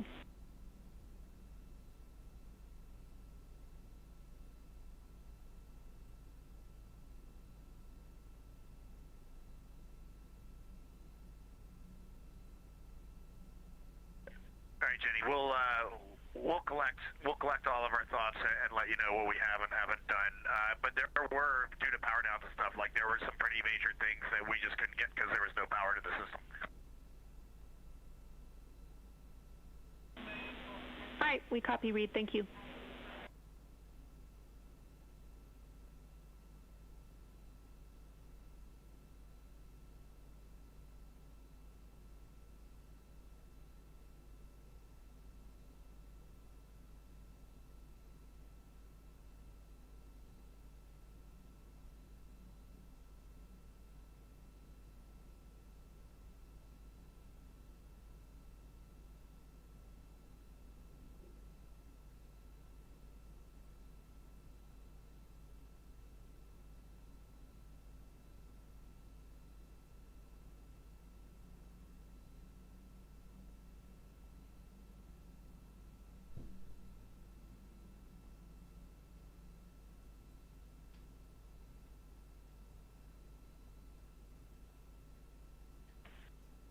And Jenny, I paused our comm while we shouted out pulse ox readings across the cabin, but did you say you were already also, it was a good time for a quick stowage question, low priority? A-firm, we're ready.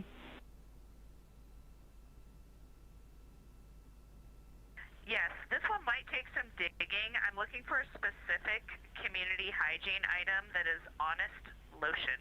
So it's just hand lotion, and I believe the brand is Honest. I thought we had some on board, but we just haven't come across it yet, and I don't think our packing plan has that level of granularity. Thanks for tracking it down.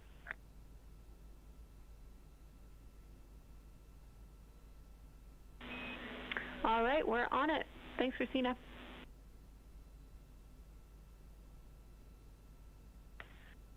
Thank you, and of course the answer could well come back that we don't have any on board and I'm remembering wrong, so thanks for the help. No problem, we'll let you know.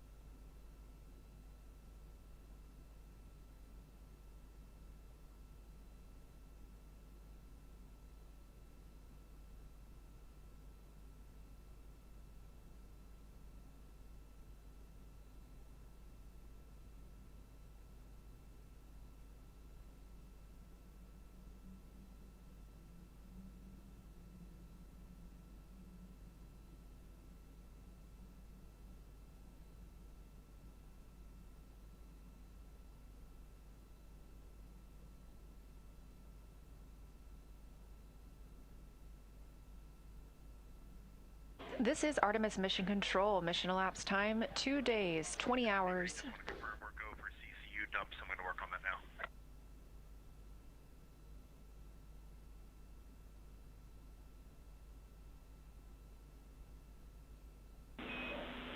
Reid, thanks for calling us first. We actually want you to pause on the CCU dump because we want to see if we are able to vent now that we've been in this fake-out attitude. So I'll give you a call when you're go to dump that.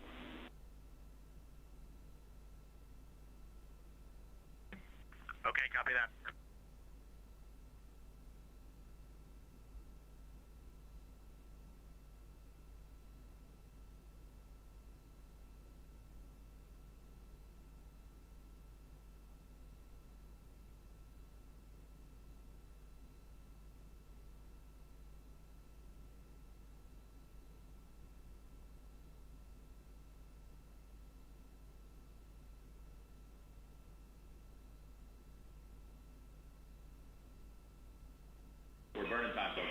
Integrity crew, we also want to remind you to hold off on any toilet use while we are doing this wastewater dump.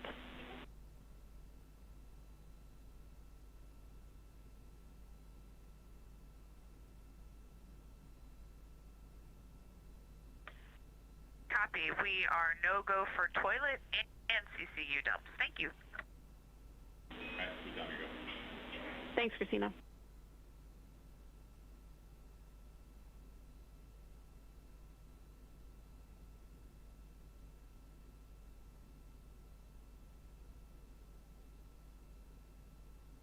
This is Artemis Mission Control at Johnson Space Center in Houston, Texas. Mission elapsed time of 2 days, 20 hours, and 42 minutes into the flight of Orion. However, this is known as Flight Day 4. We launched on April 1st.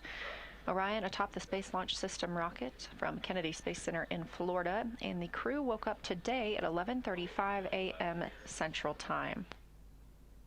The crew then went into their post-sleep period. They were able to have breakfast, do any hygiene before starting their day, and we just wrapped up the daily planning conference with the teams here on the ground. Some of the items that came out of the daily planning conference include that the splashdown weather predictions are available for the crew to view. Again, targeting splashdown on April 10th. There are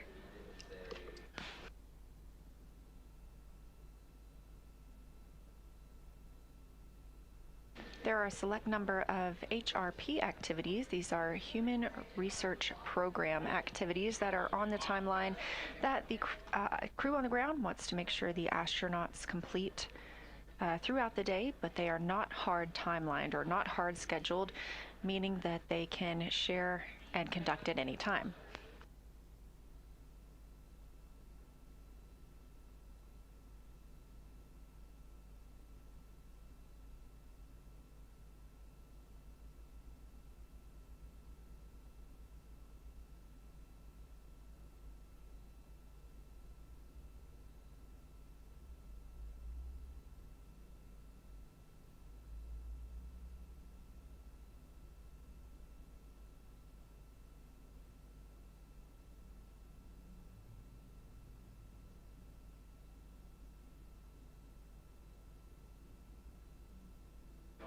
We'll talk a little bit more about the daily planning conference momentarily, but the teams here on the ground, as you heard them call to the crew, are conducting a wastewater dump.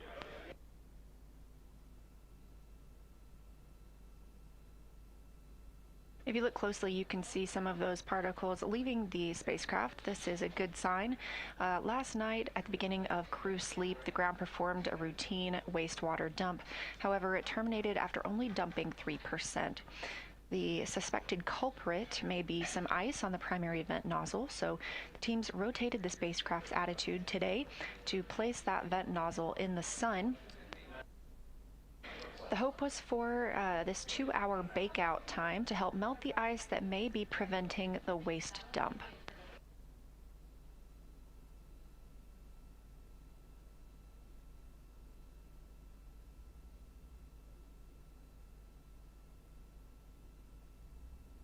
To allow for time to conduct this attitude of Orion The OTC burn, outbound trajectory correction burn, was canceled for today. It was deemed unnecessary given our very precise translunar injection burn that put us on a path toward the moon and eventually a splashdown back in the Pacific Ocean. The outbound trajectory correction 1 burn was also canceled yesterday for the same reason of not being necessary due to our current trajectory.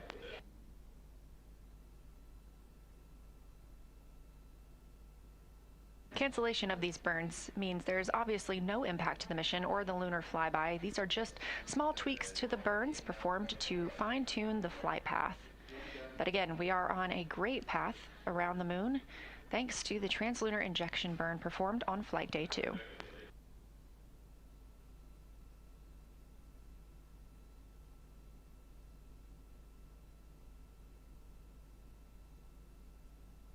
A few more items that we heard during the daily planning conference include the SAW PAO event, Solar Array Wing event. We are expecting the crew to be visible in the windows of Orion while the Solar Array Wing cameras are used to snap a photo of Orion and its crew. We're hoping to see that scheduled before today's midday meal, and the midday meal is currently on the timeline closer to 7 p.m. Central.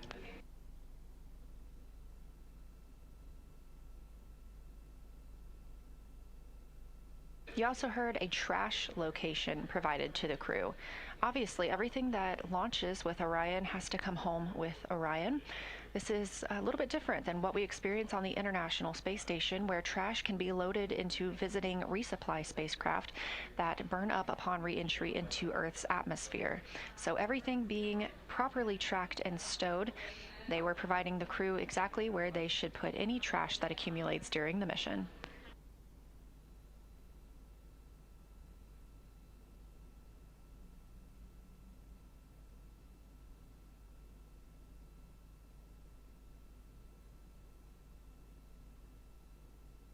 Flight control team also had reports yesterday from NASA astronaut Reid Wiseman as he was exercising that he was noticing some static electricity inside the spacecraft while he was exercising, and so the team asked if there are any wet towels they can use to place around the Orion spacecraft and help increase humidity.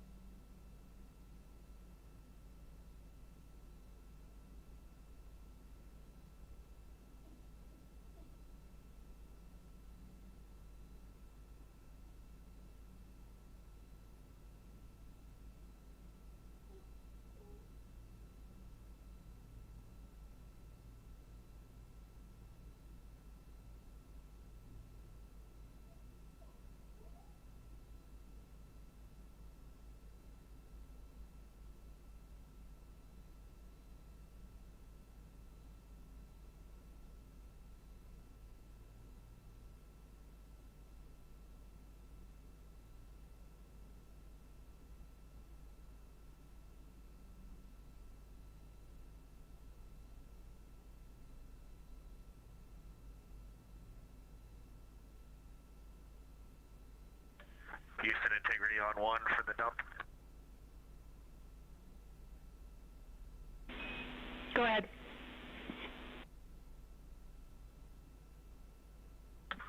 I didn't know if you wanted to know anything from out the window, or maybe you got a saw camera pointed on it. We do have a camera, but we'll take whatever you have.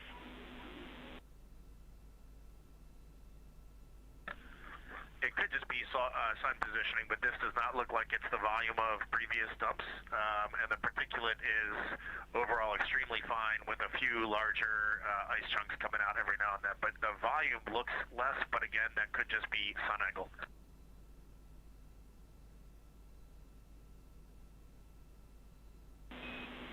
Yeah, Reid, we are also seeing less volume with this dump. We appreciate the report. That's helpful for us.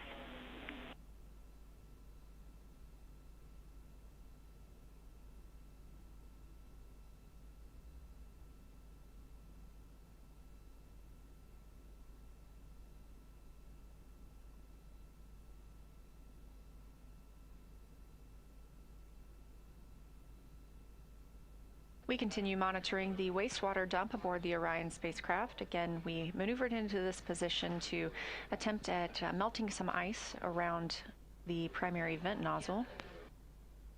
Victor Glover reporting that they appear to be seeing less volume from this wastewater dump than previously experienced, and the ground confirms that our data aligns with that observation.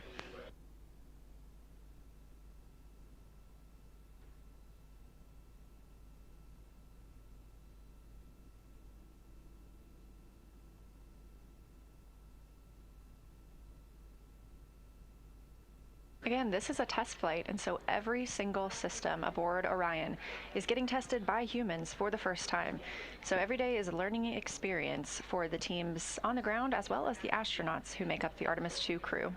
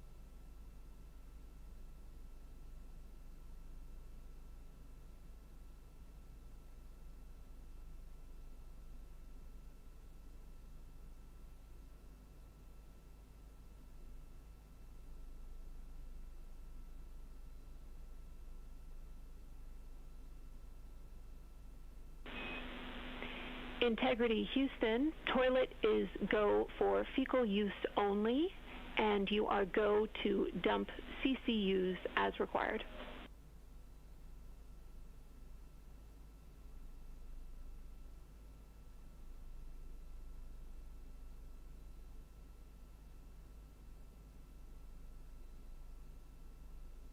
Copy.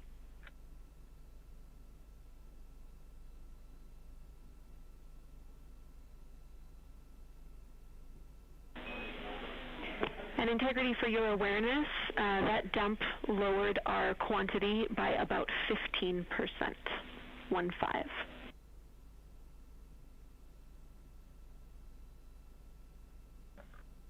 Copy.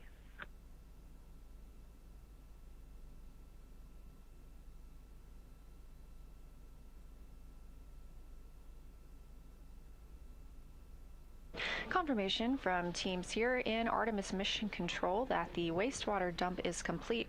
Again, the wastewater dump was terminated early last night, and the suspected reason was ice on the primary vent nozzle. This vent is the drain for the toilet and would be great to have space plumbers to unclog. However, our crew is well trained in all systems. Integrity for PCV conference clarification.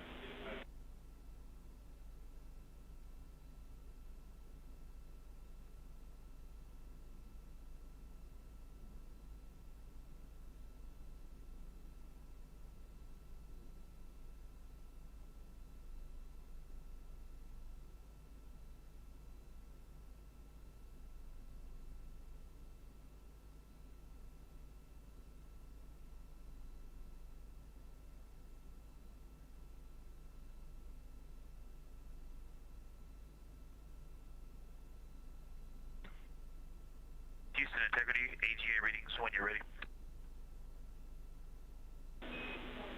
We're ready for AGA readings.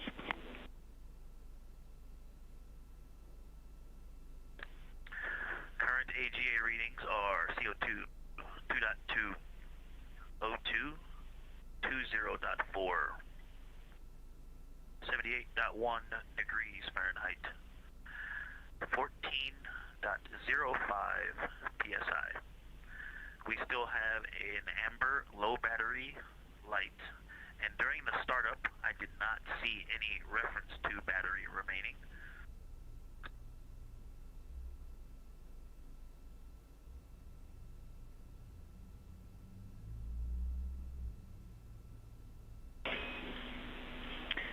We copy all, Victor. Thank you.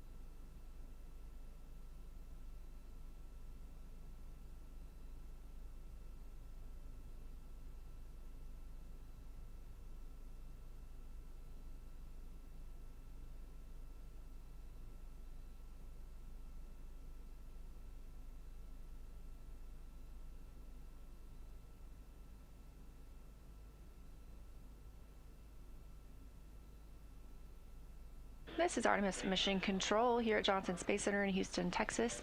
As you can see, the Orion spacecraft now maneuvering back to its previous position. We were in a new attitude, allowing that primary vent nozzle to be pointed toward the sun, help thaw up some of the ice that helps us drain the toilet. With that maneuver complete, we are continuing to move the spacecraft, and the crew inside are getting the opportunity to talk with some of their family members.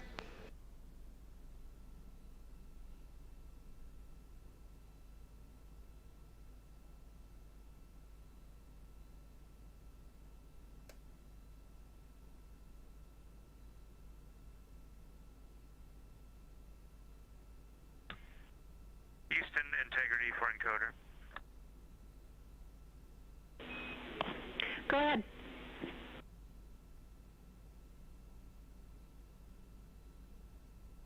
getting the exact same signature on the second encoder with that status light coming on for about 5-ish seconds and then going away with no Ethernet indicator lights and not seeing it on the network. Does that status give us any hints as to what's going on?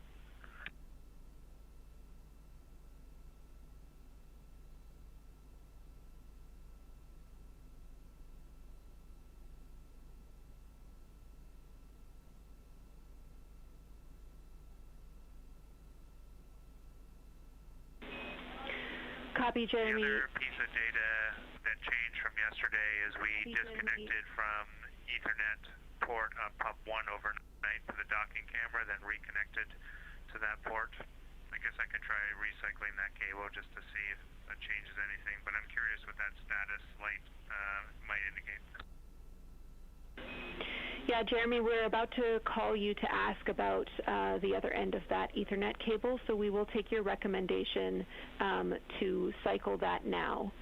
On a different topic, I do have a clarification on PCD3 for conferences if you want that now.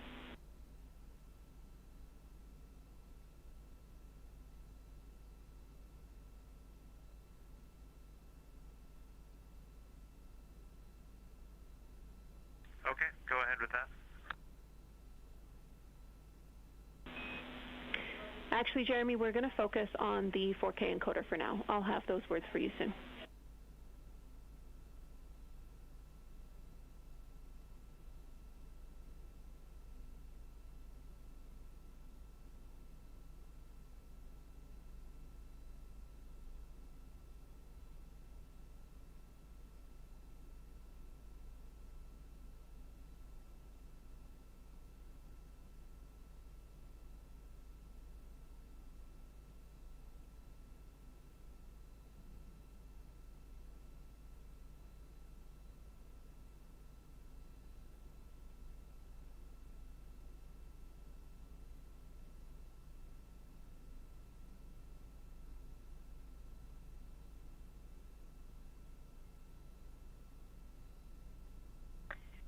Houston integrity, just double check that Reid's PFC is happening on time. He hasn't seen anything yet.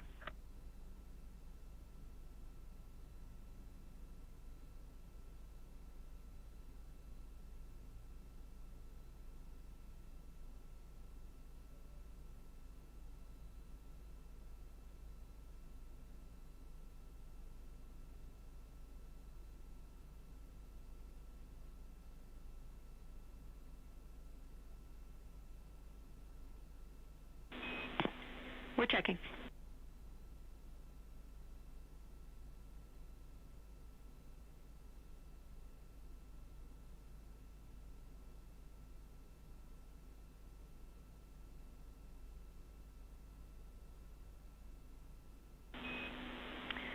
And we see Jeremy logged into VC. Reid's family is ready.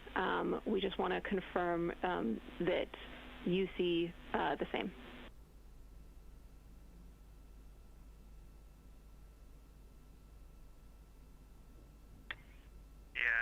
Reid is waiting on VC on PCD3.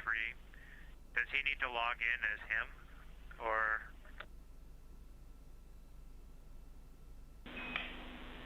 No, Jeremy, we will dial your VC account to make it work. It should be done shortly. Okay. And we found the issue with the encoder. It was the Ethernet cable was plugged into the HHP cameras or whatever the ones we use for Ascent. So it should be working now, and we'll get you a view soon. That sounds great. Glad you found it, Jeremy. And we'll take that view only after the conferences. Thanks.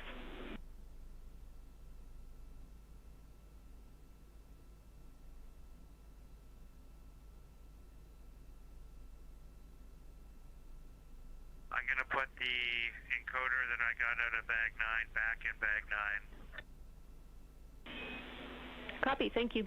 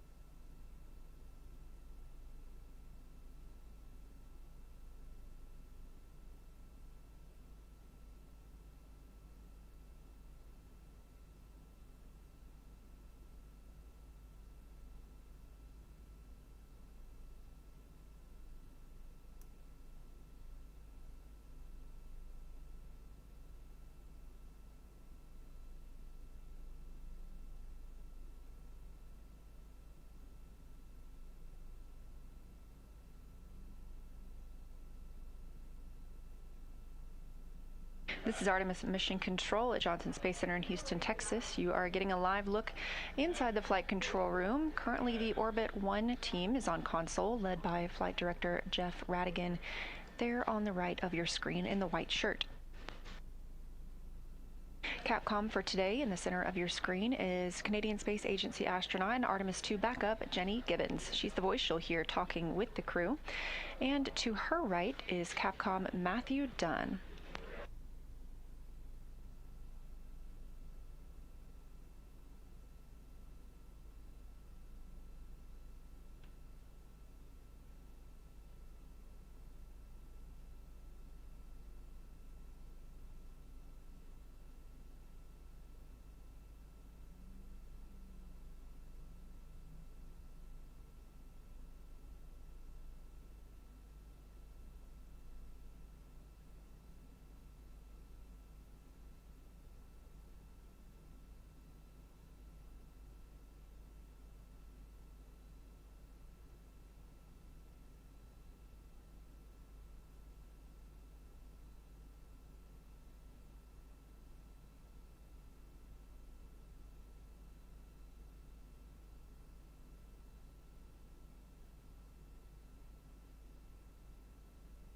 Houston Integrity, you asked if we had some free time to give you a call. I can help you with something right now.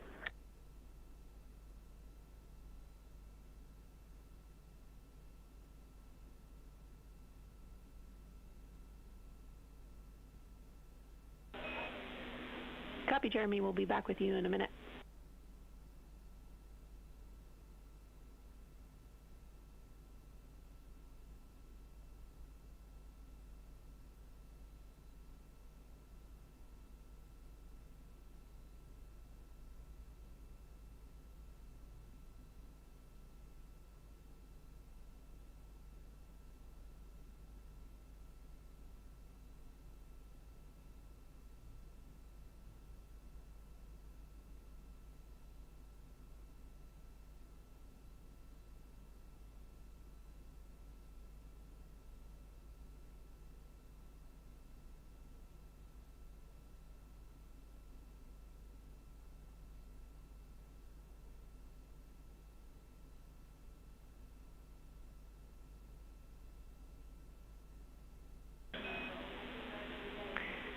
integrity for activities for Jeremy.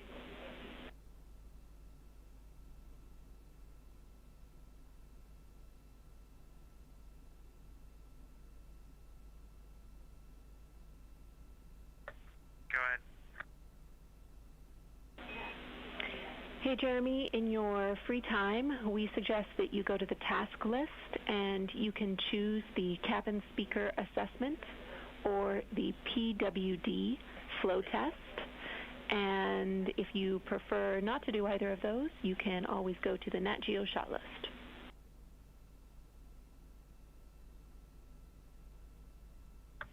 Okay, thanks.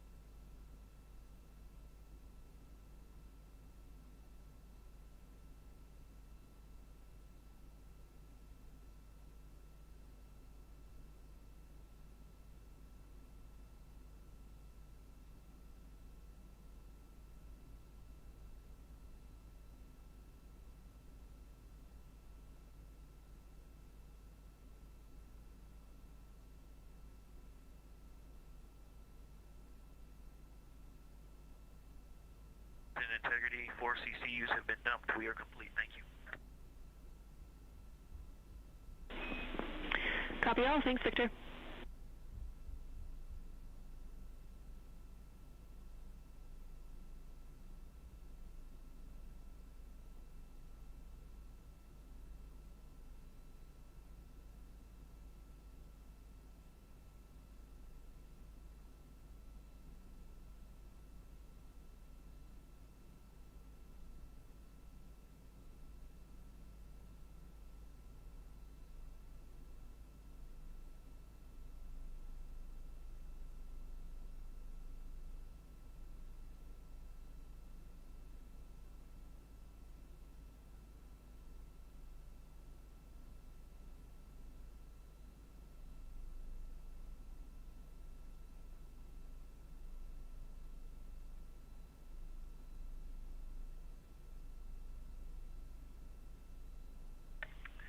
And Houston Integrity, we're just curious, if we had another CCU to dump in the next 10 to 15 minutes, can we just go ahead and do that? Will the heaters be configured? Does that work for your plan?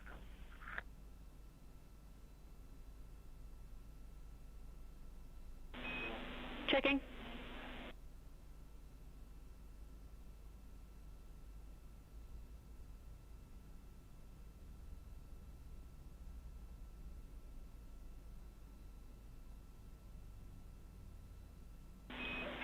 Affirm, Jeremy, our heaters are configured, so you would be go to dump.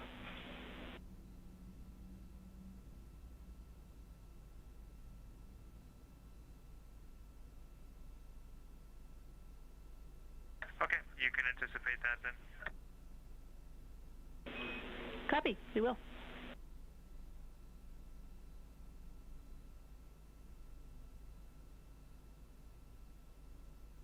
This is Artemis Mission Control. You continue to hear calls from Canadian Space Agency astronaut Jeremy Hansen, his first flight to space, referencing the CCU, Collapsible Contingency Urinal. The crew is using these at this time rather than the toilet as we continue troubleshooting the wastewater dumps. Having just completed one, the crew is using these instead of the waste management system.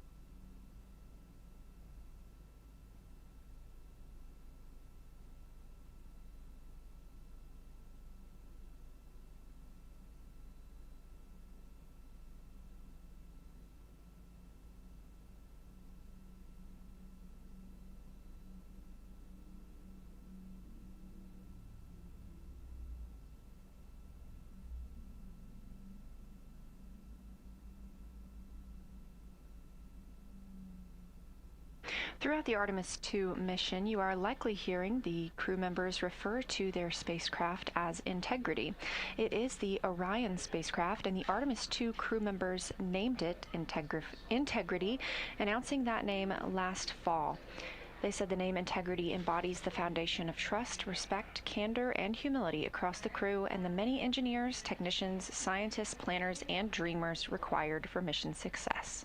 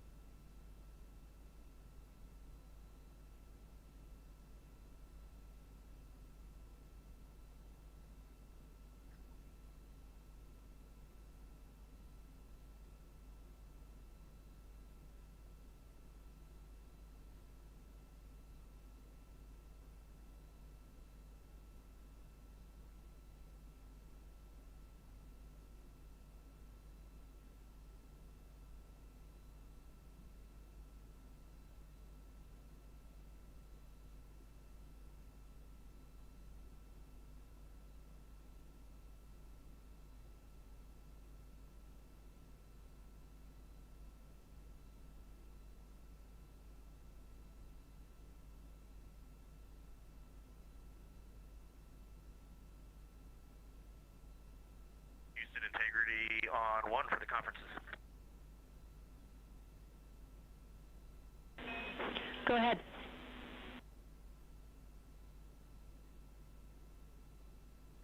From this point forward, if you see any crew member logged into VC, just go ahead and connect the conferences straight to them. We'll likely be on Jeremy's login for most of the conferences. Copy all. That works for us. Thank you.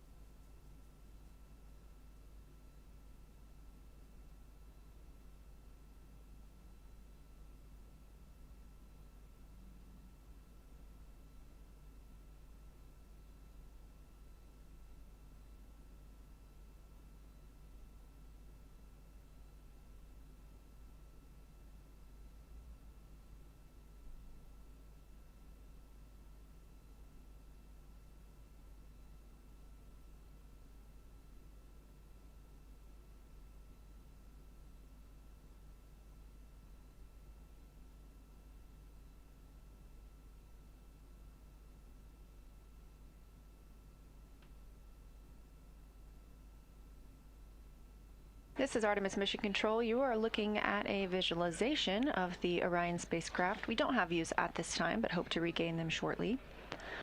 Currently, Orion is over 176,700 miles away from Earth and closer to the Moon than to our home planet, now just 103,972 miles away from the Moon. You can track the location of Orion and its stats at any time by visiting nasa.gov/track-Artemis.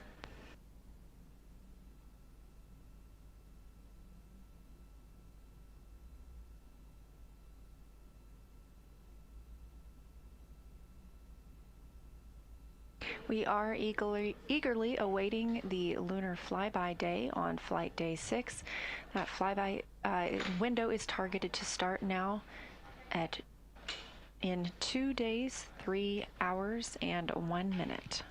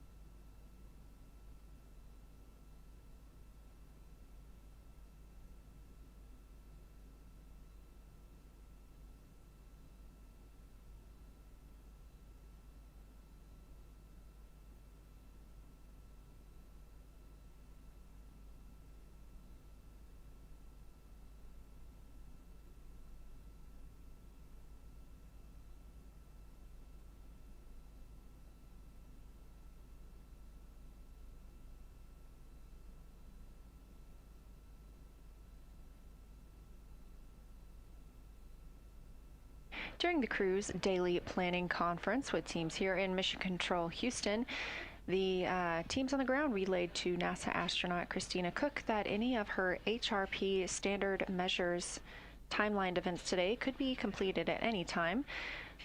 This crew is the first crew in deep space to participate in the spaceflight standard measures studies. This is an investigation that's been collecting data from participating crew members aboard the station and elsewhere since 2018.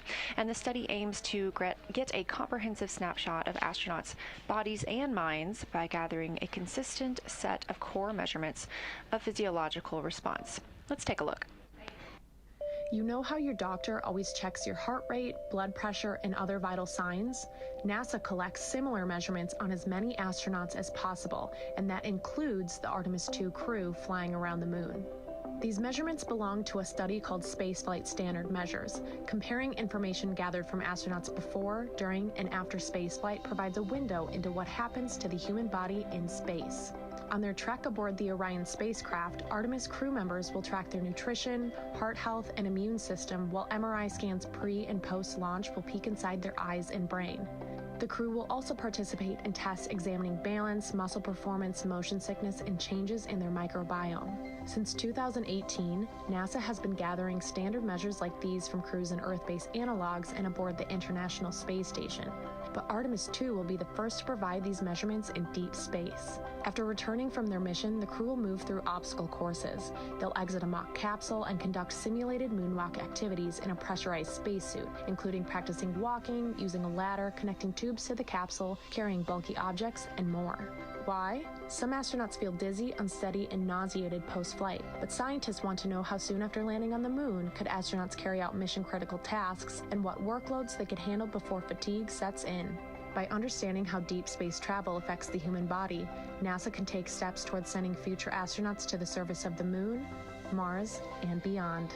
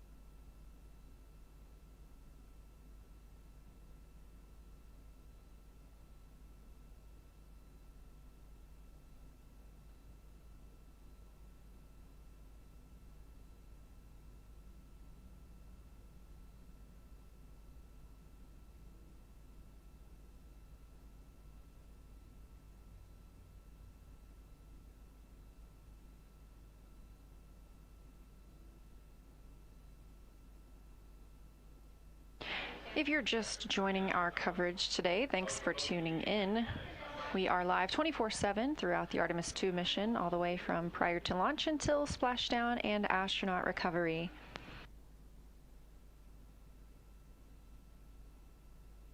Today we were expecting to have the outbound trajectory correction burn 2. This would have been a very small maneuver using the reaction control system thrusters on the European service module. However, that burn was canceled. It was deemed unnecessary. We have a great trajectory already thanks to the translunar injection burn that was completed on flight day 2. That's the burn that set us on a course for the moon and helped us leave low Earth orbit for the first time in over 50 years. Canceling that burn also allowed the team some time today to reorient the spacecraft and assist troubleshooting with some of the wastewater dump issues they experienced last night. They did conduct another wastewater dump earlier and were able to clear up a little bit more of that system.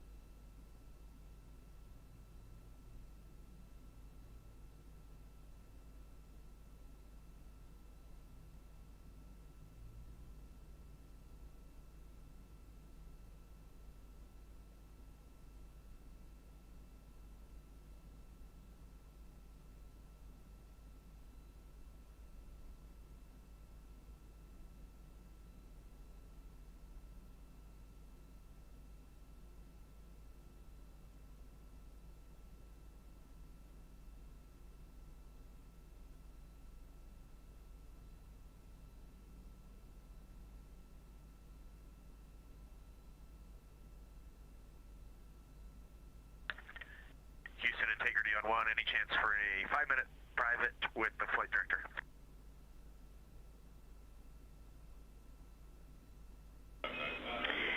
Yes, sir. We're setting it up.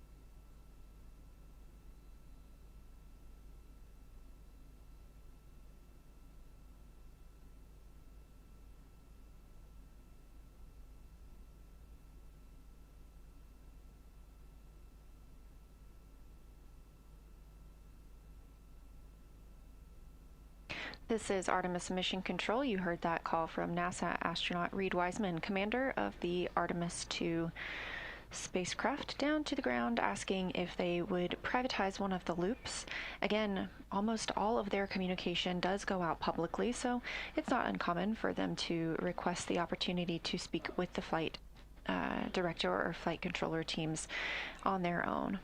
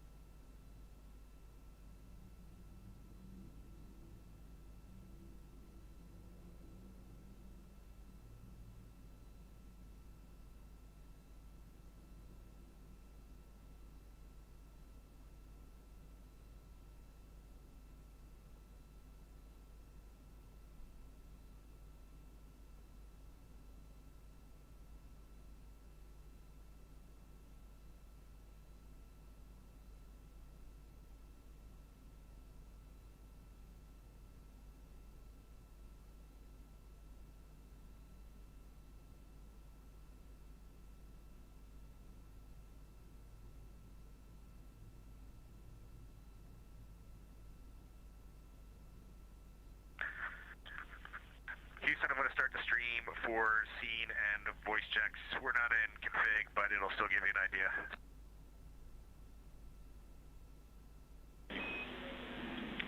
Copy, we'll be ready for you.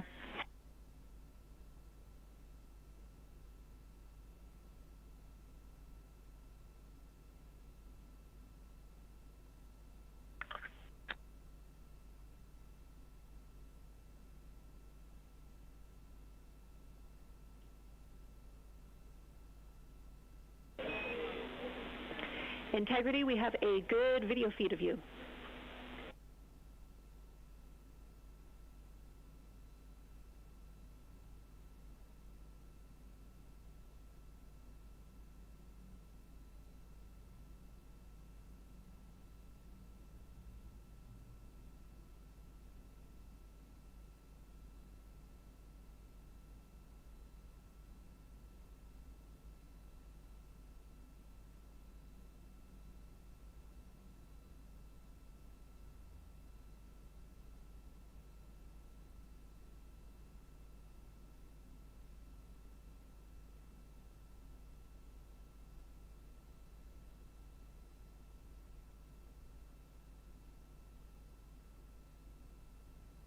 Houston, confirm you're not getting any audio.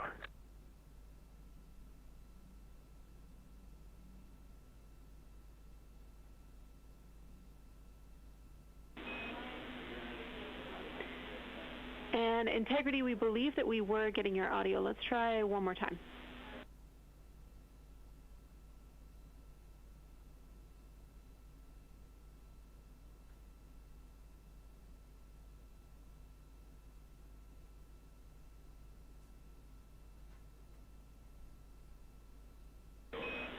Integrity crew, I copy your 5 count, loud and clear.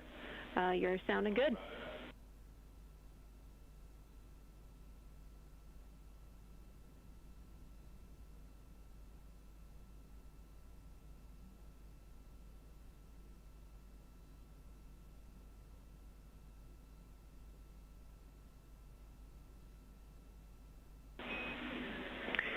Integrity, we would like a 10 count, if able, in view of the camera to sync our audio and video. Thank you.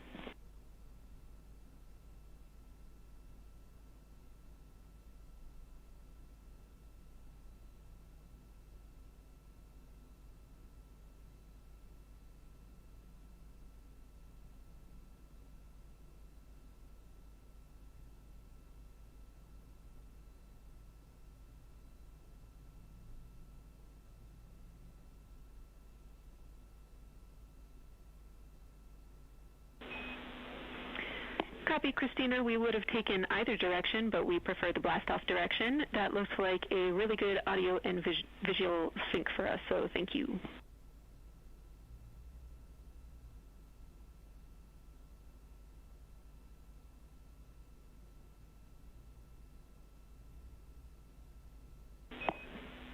Copy, sounds good.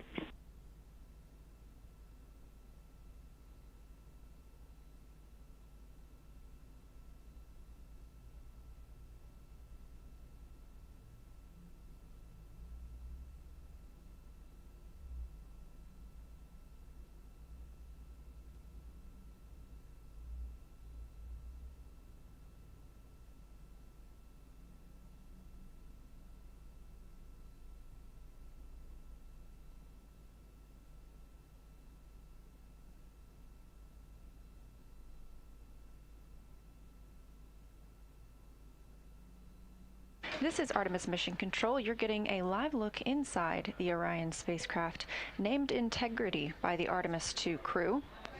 They are setting up for a public affairs event. Today they'll be speaking with NBC and CBS.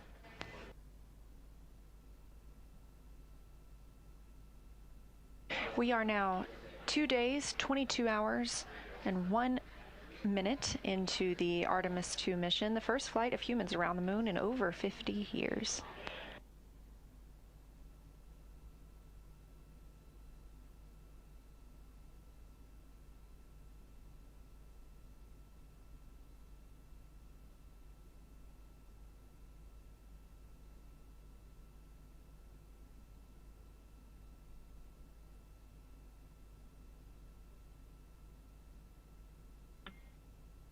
Houston Integrity for photos. We have photos on PCD 1 of the CCU.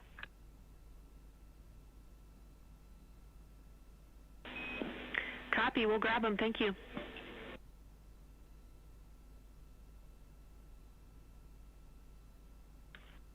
And Jenny, FYI, we will have a few more after the PAO conference as well. Copy. We'll keep an eye out.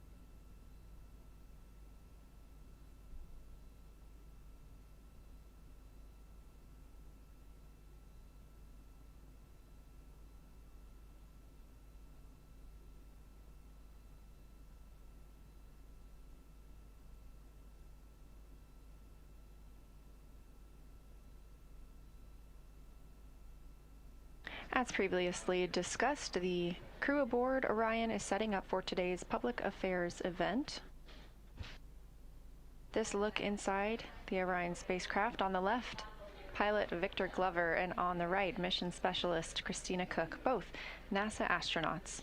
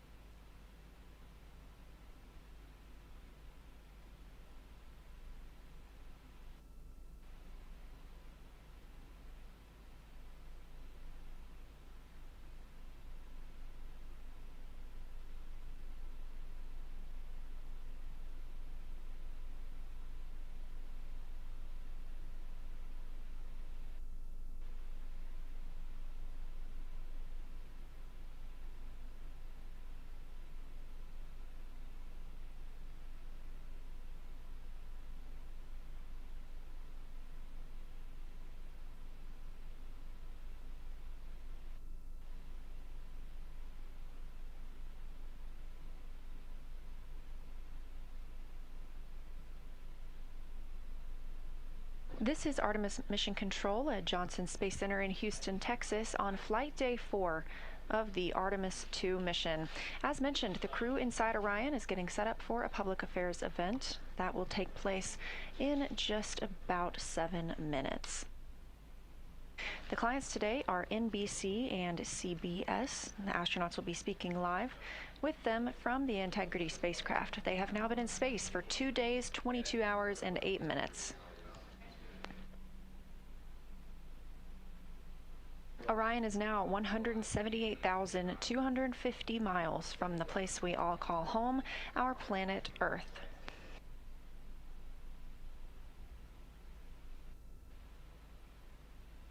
Shortly after today's public affairs event, we will be transitioning over to the mission status briefing here at Johnson Space Center.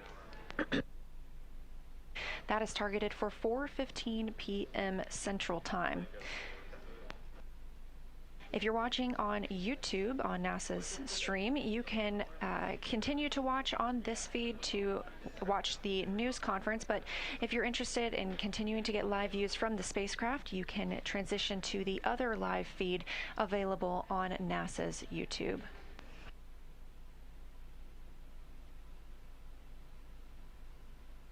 Again, our coverage continues 24/7, so don't go anywhere.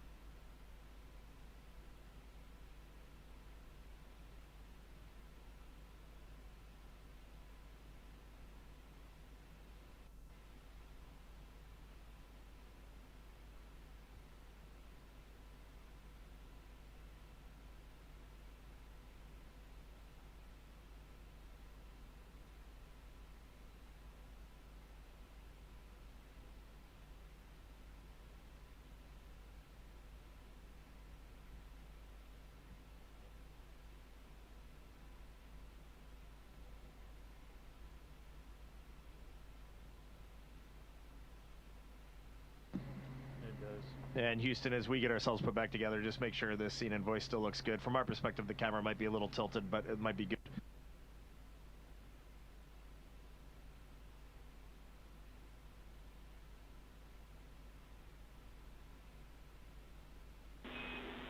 Copy, Reid. Still looks good to us.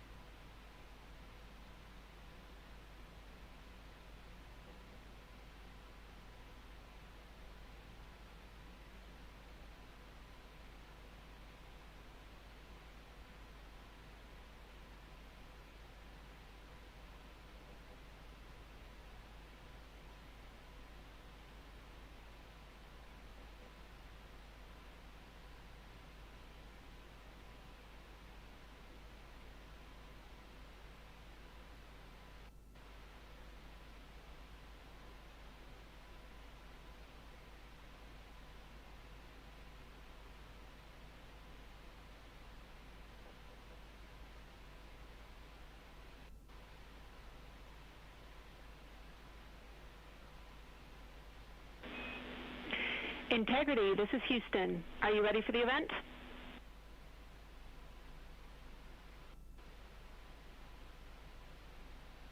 Houston, from inside Integrity, we are ready for the event. NBC News, this is Mission Control Houston. Please call Integrity for a voice check. Integrity, this is Tom Costello with NBC News. Are you hearing us okay?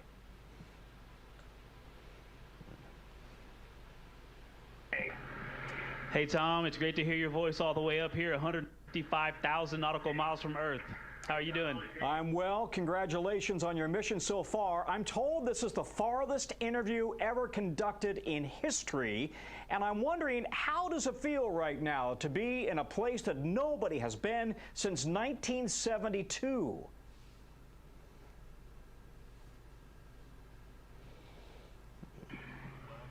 Honestly, it is unbelievable that we in 1972, just being up here and seeing how difficult this is and how hard the team is working.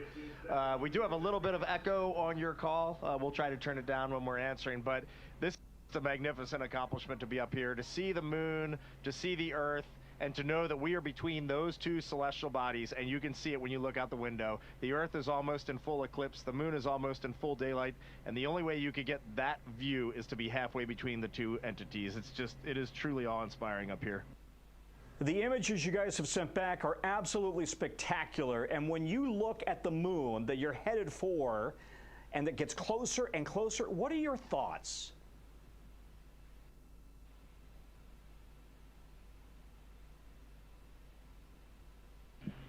Well, last night we did have our first view of the moon far side, and it was just absolutely spectacular. I think that one of the interesting things that happens when you look at a moon that inherently just looks different is like the darker parts just aren't quite in the right place, and something about you senses that is not the moon that I'm used to seeing. And sure enough, we got out our lunar targeting information, and we matched up, and we're like, yeah, that is the dark side. That is something we have never seen before. We must be, no kidding, like Reid said, somewhere between the Earth and the moon, getting a view from a different place and putting up something that has meant so much to so many cultures, scientifically, spiritually, culturally, for so long, seeing it in a different way, and just pairing that with how much we miss and love our families and knowing that they're looking up and seeing the same moon. It's a pretty amazing feeling. And when you look back at Earth, you've sent these breathtaking images, and it's Easter weekend, of course. What are your emotions as you look back at Mother Earth?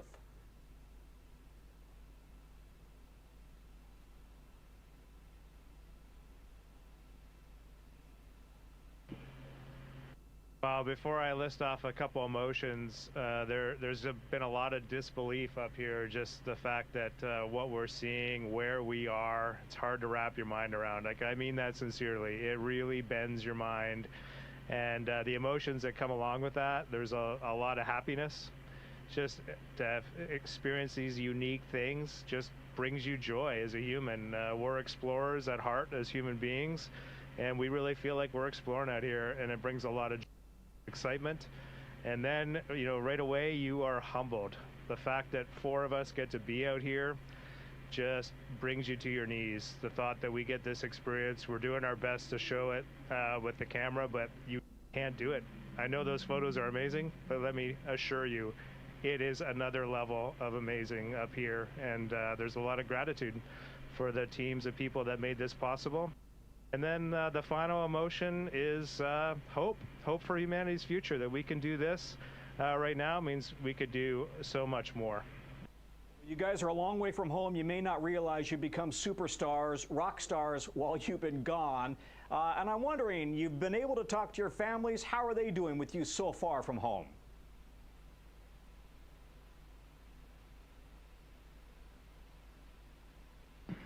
Well, just from I overheard from some of the conferences, and then what I enjoyed watching with my family, I think there's a lot going on. It's been interesting to hear what they have witnessed on the news and in social media, but also their launch experience. I got to hear the first story they saw, what they felt, and what they were thinking, and then what they wanted to know from me. And so the family conferences were great. It was so awesome to hear people talking to their families and then to speak with my family. And there's a lot, and I'm actually still processing. Mine was just about an hour ago, and I have a lot to go write down in my journal. And I just want to tag on. I have my family conference right before Victor, so we had ours today. Christina and Jeremy had theirs yesterday, and I was just so jealous of them yesterday. I was so happy for them, but I was so jealous. And then this morning when my two daughters came on, and it was just the three of us talking, it was surreal. Just we're up here, we're so far away, and for a moment, I was reunited with my little family, and it was just the greatest moment of my entire life. I'm just curious, you guys, you have all been dreaming of this moment for so long. Can you sleep in space when you are finally at this moment that you've been so excited about and working for so long?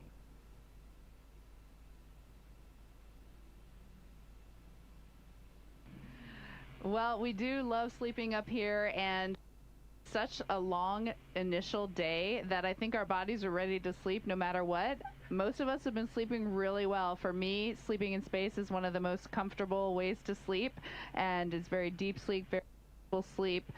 Sometimes when you first get up here, you have a little bit of a sensation that something's wrong as soon as you wake up. Maybe you're falling, or you don't recognize your surroundings, but it's great. I mean, honestly, being human up here is one of the coolest things about this mission. We are just people trying to get by, and for example, we might go look at the far side of the moon and take in its awesomeness and then go, maybe I should change my socks and try to dig around for a pair of socks. So this is the dichotomy of human spaceflight.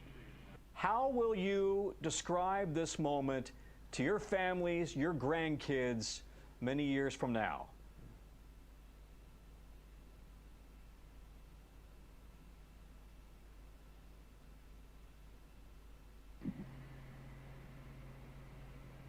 You kind of left me speechless with that. I think, it is weird when you're the four humans doing this. We're not doing this for reasons. Jeremy's answer was great. Like, if we can unite the world, that's awesome.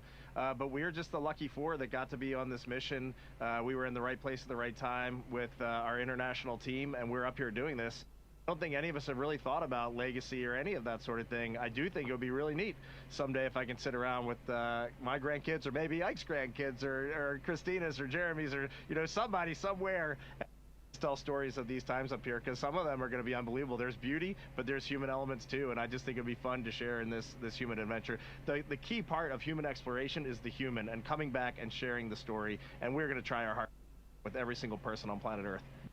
So listen, Al Roker is awfully upset that he couldn't be here. Any messages to Al Roker and the Today Show family? They are watching every moment of this.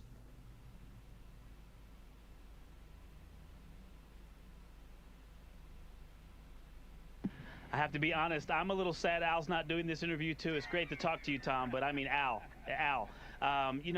we had so much fun running around KSC with him, and so I hope he watched the launch, and we look forward to talking to him when we get back. Love you, Al. Yeah. He was with me the whole time. You all look great. We're wishing you a great trip, and we want to see great photographs from the far side of the moon. Thank you, Integrity.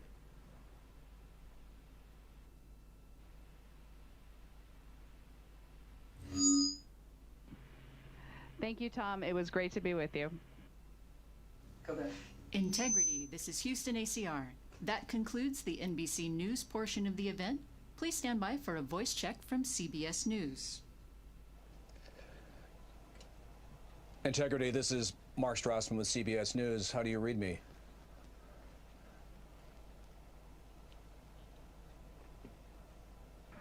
Mark, we have you loud and clear here in Integrity, 155,000 nautical miles away from Earth.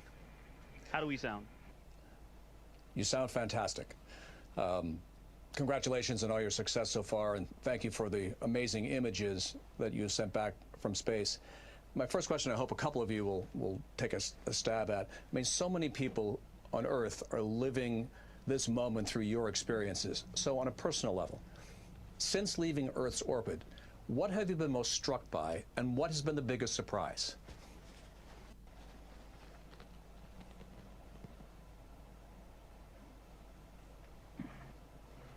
Oh, I definitely think the thing that I have been most struck by was, I'm going to steal Jeremy's answer right here, but on translunar injection day, you know, before we did that translunar injection burn, give me a second for the technical and then I'll get to the artistic, but we're 38 miles from Earth, and then we got to come down to just 100 miles from Earth and do that translunar injection burn, and then we head out to the moon. And just that entire time, I mean, you could look away from the window and then look back, and Earth was bigger and bigger and bigger and bigger. And finally, Jeremy goes, I'm not sure if we're going to go around it or hit it. I mean, we're going right at the Earth.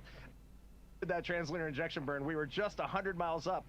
That's not anywhere near the height of the International Space Station. We were under the International Space Station. They were just screaming right above the clouds, and that burn went off. And then just moments later, we look back, and we're already 30,000 miles from Earth heading to the moon. Like, blew us all away.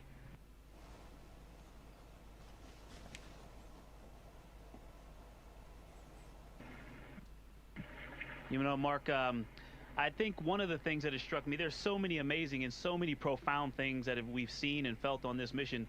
But something else that just stays with me is a lot of us were excited to see Jeremy's expression or reaction to looking out at Earth from space, you know, being the first-time flyer. But the difference between Jeremy and someone who's never flown, but all of us, all four of us, and someone who's never flown is essentially equal. The three of us space before, I think, feel just as amazed to be up here and to see some of the sights that we've seen. And so even though we lived on space station for a collective 2 years, we have seen and felt things that we have never felt before, from that ride, that wonderful ride on SLS, to being that 38,000 miles from Earth and just seeing some amazing views.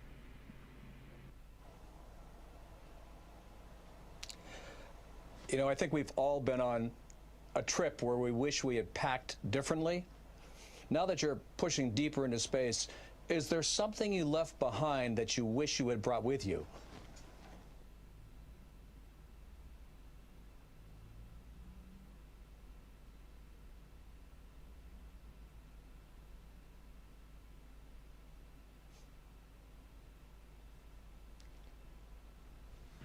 You're hearing a lot of brainstorming in the cabin right now.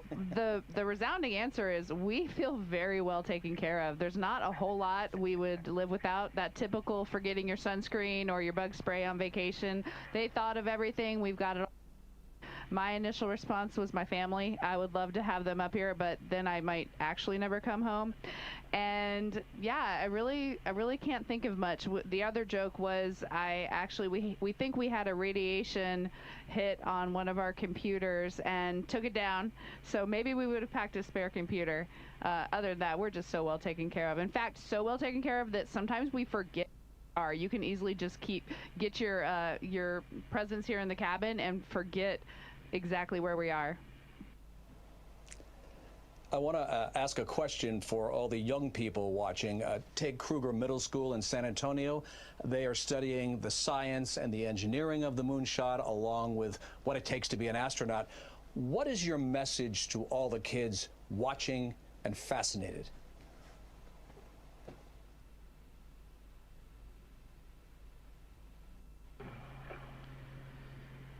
Yeah, I was sharing with some people yesterday, you need to identify your passions in life. We all are attracted to something out there that, you know, just kind of fired up. And then just to recognize that everybody has something of value to offer. I mean, that is just a true statement. And we as humans, even the four people up here doing this, we have self-doubt. We've had it in our pathway as well. And so I know all those youth out there too are thinking, no, I can't do that. Every once in a while, you're going to have that. And so share your passions with others. You're going to be amazed at how they help you. They're on your team, and they're going to help you accomplish the things that you're interested in doing. And the reality is humanity needs those contributions. So just get after it. Victor, I have one for you. Apollo 8 had a memorable Christmas Eve reading from Genesis. Do you have a message you'd like to share from space about Easter Sunday?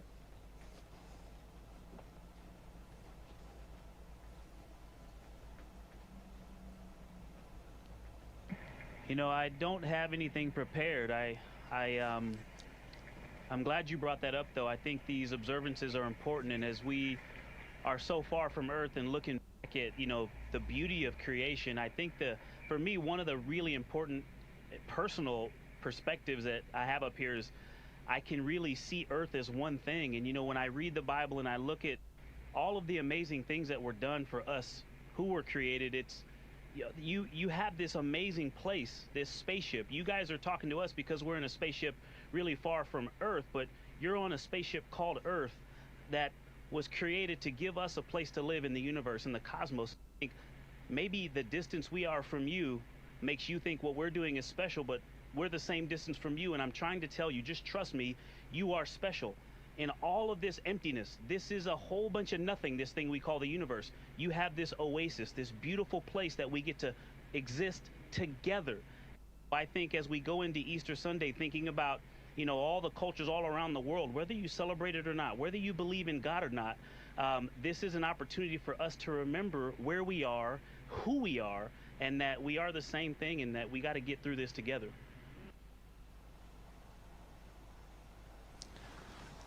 Well, for someone who didn't have anything prepared, that was really quite extraordinary. Another question. During the lunar flyby, you're going to have radio silence for about 40 minutes. You'll be on one side of the moon. Everyone else on Earth will be on the other. You'll be focused on the mission. What do you hope the rest of us are thinking about?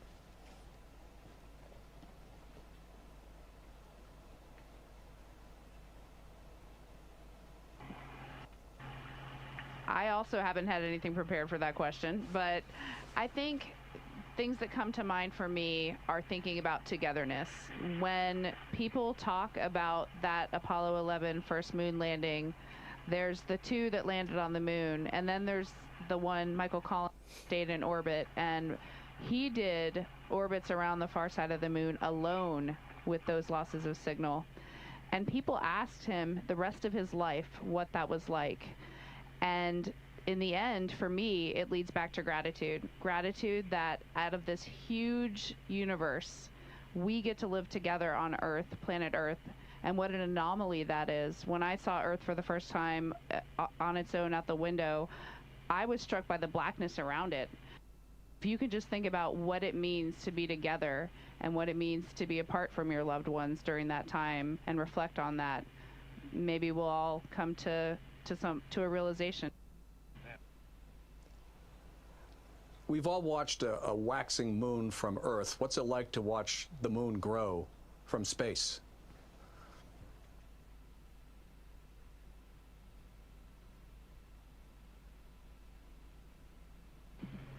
Well, before I get to the moon, something that I've just been really taken by is the waxing and waning Earth from our different perspectives. It's just been a little surprising to me. I just assumed it's sort of like the moon is consistent, you know, almost from day to day. You don't notice a huge change from one day to the next in how much of it is lit. But from, you know, 1 hour to a few hours later up here, we can see a completely different Earth as this orbit changes, especially when we are close to Earth. That was really surprising to me, from like crescent to full Earth. We woke up that first morning on TLI morning, it was a half Earth. Then it was a full Earth, and then it was a no Earth. Yeah. It's just really amazing. To watch the moon grow is exciting. That's our destination. That's where we're locked onto. When we're done with you today, we're going to get into some review of some of the science we're going to be doing and shifting our mindset to the Earth or to the moon. And I'm pumped to do some of those observations, some time up close and personal with the moon before we set our sights back at home. And I'll just add, yesterday we were looking out the docking hatch, which is off the camera to the top side, and we were just starting to see the moon, and it just looked different. And we were catching glimpses of the far side, the side that you can never see from Earth, of Grimaldi, of Oriental. We were just starting to see around Grimaldi into that far. And as for humans, different out the window, and that is wild. It just really put our place in the universe in perspective. Thank you very much, everyone. And I think all of you should be grateful that Christina is such an expert space plumber. We'll see you when you get back.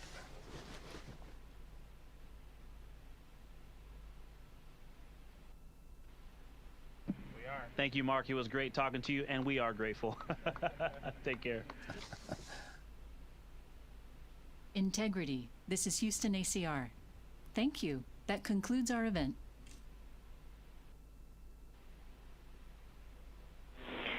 Thank you to all participants. Integrity, we are now resuming operational audio communications.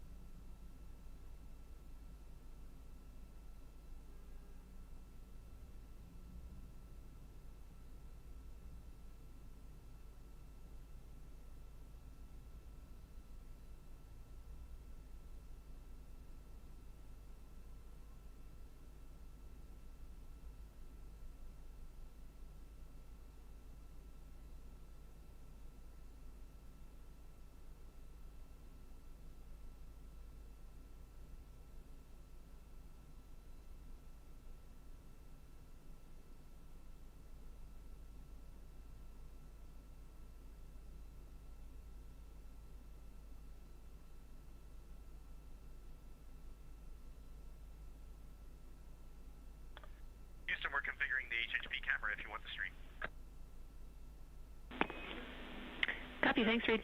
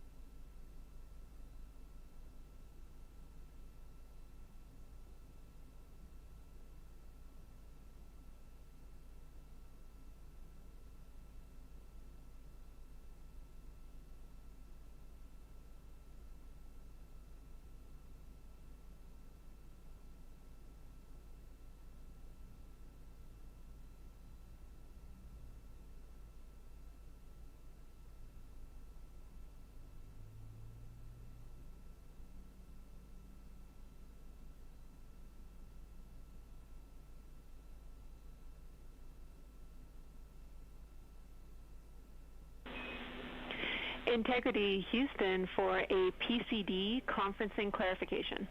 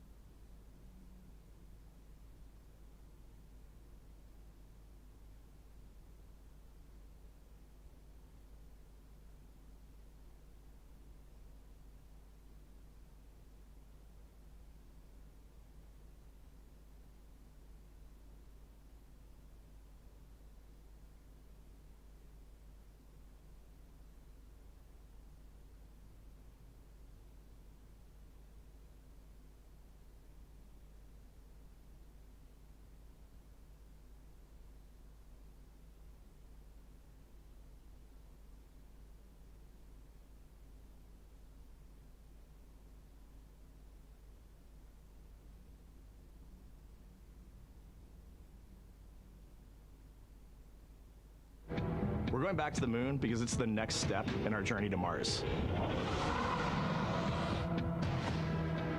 We were always going to the moon.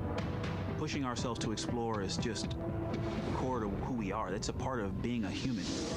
And lift off. We shall return. Continuing to test out every bit of Orion. Coming back to Earth, 7 miles a second. When humanity sets big goals, we can bring together genius from around the world. You have the best people on planet Earth putting this vehicle together. That's what's up. To innovate for the benefit of humanity and to inspire the world through discovery. And here we go.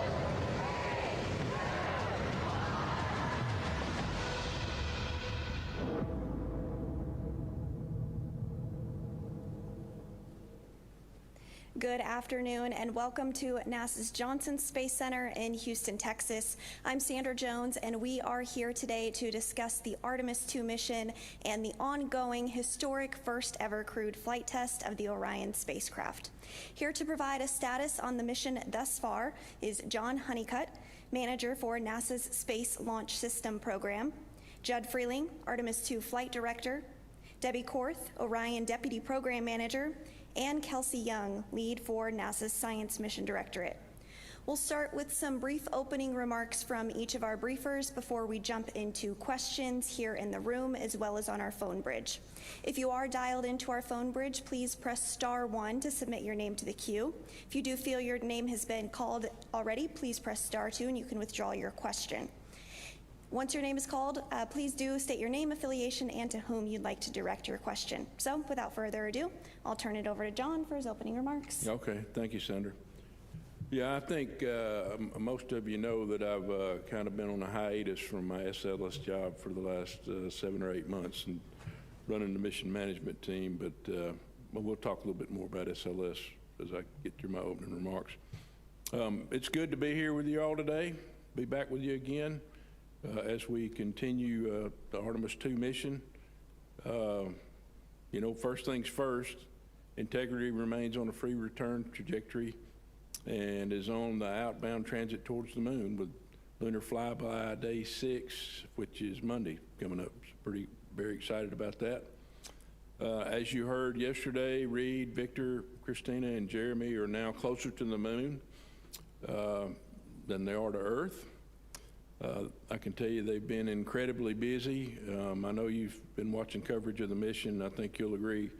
It looks like they're really enjoying their work, and you know I can tell that in their voice when we're listening to the voice loops. And then all the imagery that we've been getting is pretty incredible. So the crew took this image yesterday. We got an image. Come on there. Stand by.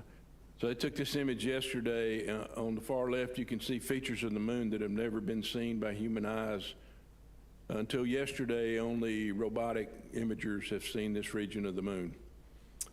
And then in the next image, you can see Commander Reid Wiseman getting a view of the Earth from Integrity's window.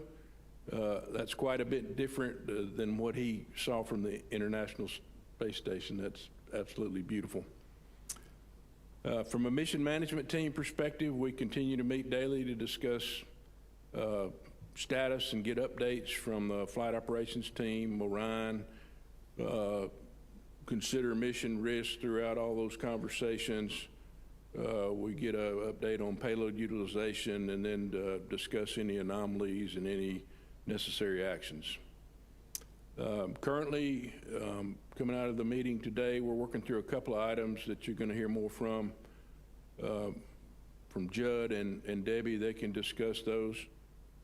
None of those were any increase in mission risk or impacts to the mission.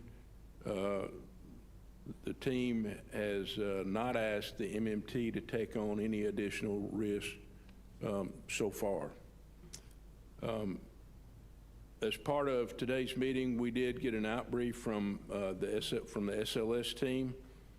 You know, Judd said a couple of days ago that it looked like things went perfectly through launch, and the data certainly bears that out for SLS.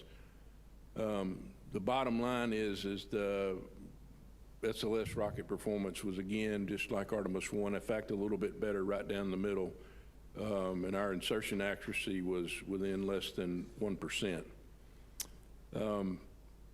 You know, I've talked off and on relative to things that are important to me throughout the mission, primarily with entry interface, right? Because that's the big one that gets us home and gets the crew boots back on Earth. But it certainly it doesn't go without mentioning that, you know, the first step in that is getting the rocket ready, and then the next step is having a SLS deliver the spacecraft to the point in space where it needs to be. And so it did that with 99.92% accuracy. That was a big bullseye, and I'm very happy about that. So with that, I'll turn it over to you, Judd. Okay, thanks, John.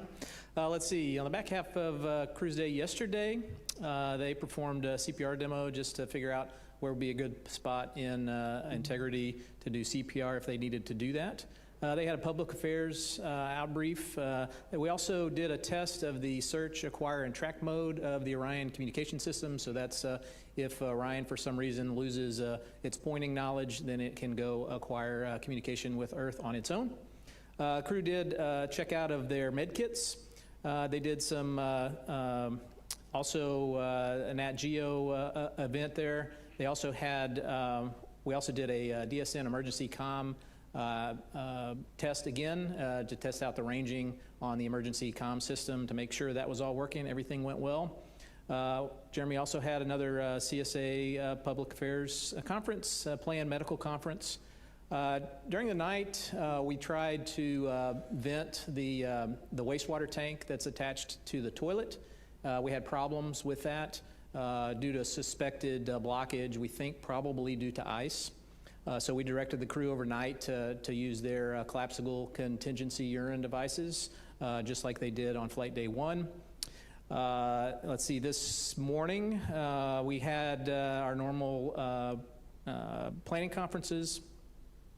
We also had the private family conferences and also the private psychological conferences that were planned. Additionally, we did we're going to do another test of the PWD and take videos of that just so we can get that data to the engineering teams. The planned trajectory correction for today, OTC-2, was canceled because, again, Orion is doing such a great job. We had great insertion accuracy. We had a good TLI burn, so we ended up canceling that. A benefit of canceling that, too, side benefit, it allowed us to put Orion space capsule in an attitude that will put sun on the vent of that wastewater tank to see if we can try to heat that up and get that wastewater vented. We were partially successful. We got about half of the tanks out of the urine out of those tanks. So we'll continue to troubleshoot on that. Later today, we'll do the manually piloting demo part 2, which will test out the 6 degree of freedom versus the 3 degree of freedom modes of the capsule, so we can get detailed information on how those behave. We'll also, the crew will videotape the exercise device so we can get engineering data on how that exercise device is working. We'll also do another VIP event for the Canadian Space Agency. We'll do some imaging, taking pictures out the window, and then the crew has their planned medical conferences. That's all I have, and I'll hand it over to Debbie, and she'll talk about the Orion systems. All right, thank you, Judd. So yeah, I'm pleased to report that the Orion spacecraft, it's very good health, continues to operate nominally on its way to the moon, so there's no major anomalies that we're working at this time. I'm going to pull up the first image, if you could, of the exterior view of the spacecraft. So this is a beautiful view of the Orion with the sun shining off of that SIOX tape that covers all of those TPS backshell tiles. We actually yesterday performed a routine external inspection of the entire spacecraft to make sure that it's healthy for that return trip when it needs to come back home. And again, please report, found no damage to any tiles, no major tape removals or anything, so it looked really good. We did side-by-side comparisons to Artemis I. Actually looks quite a bit better than even Artemis I did at this point in the mission. We also, this image here, I guess I should mention, is from our optical communication system. So it's been downloading gigabytes of data throughout the mission. So this is one of the high resolution images that we got of Orion throughout the day so far. Let's see.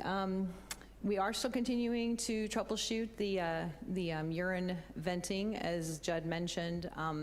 I did have a partial successful venting after the maneuvers that Judd mentioned, getting some sunlight on that vent. The vents are located, the primary vent's located near that umbilical, that white block you see at the bottom there between the crew module and the crew module adapter.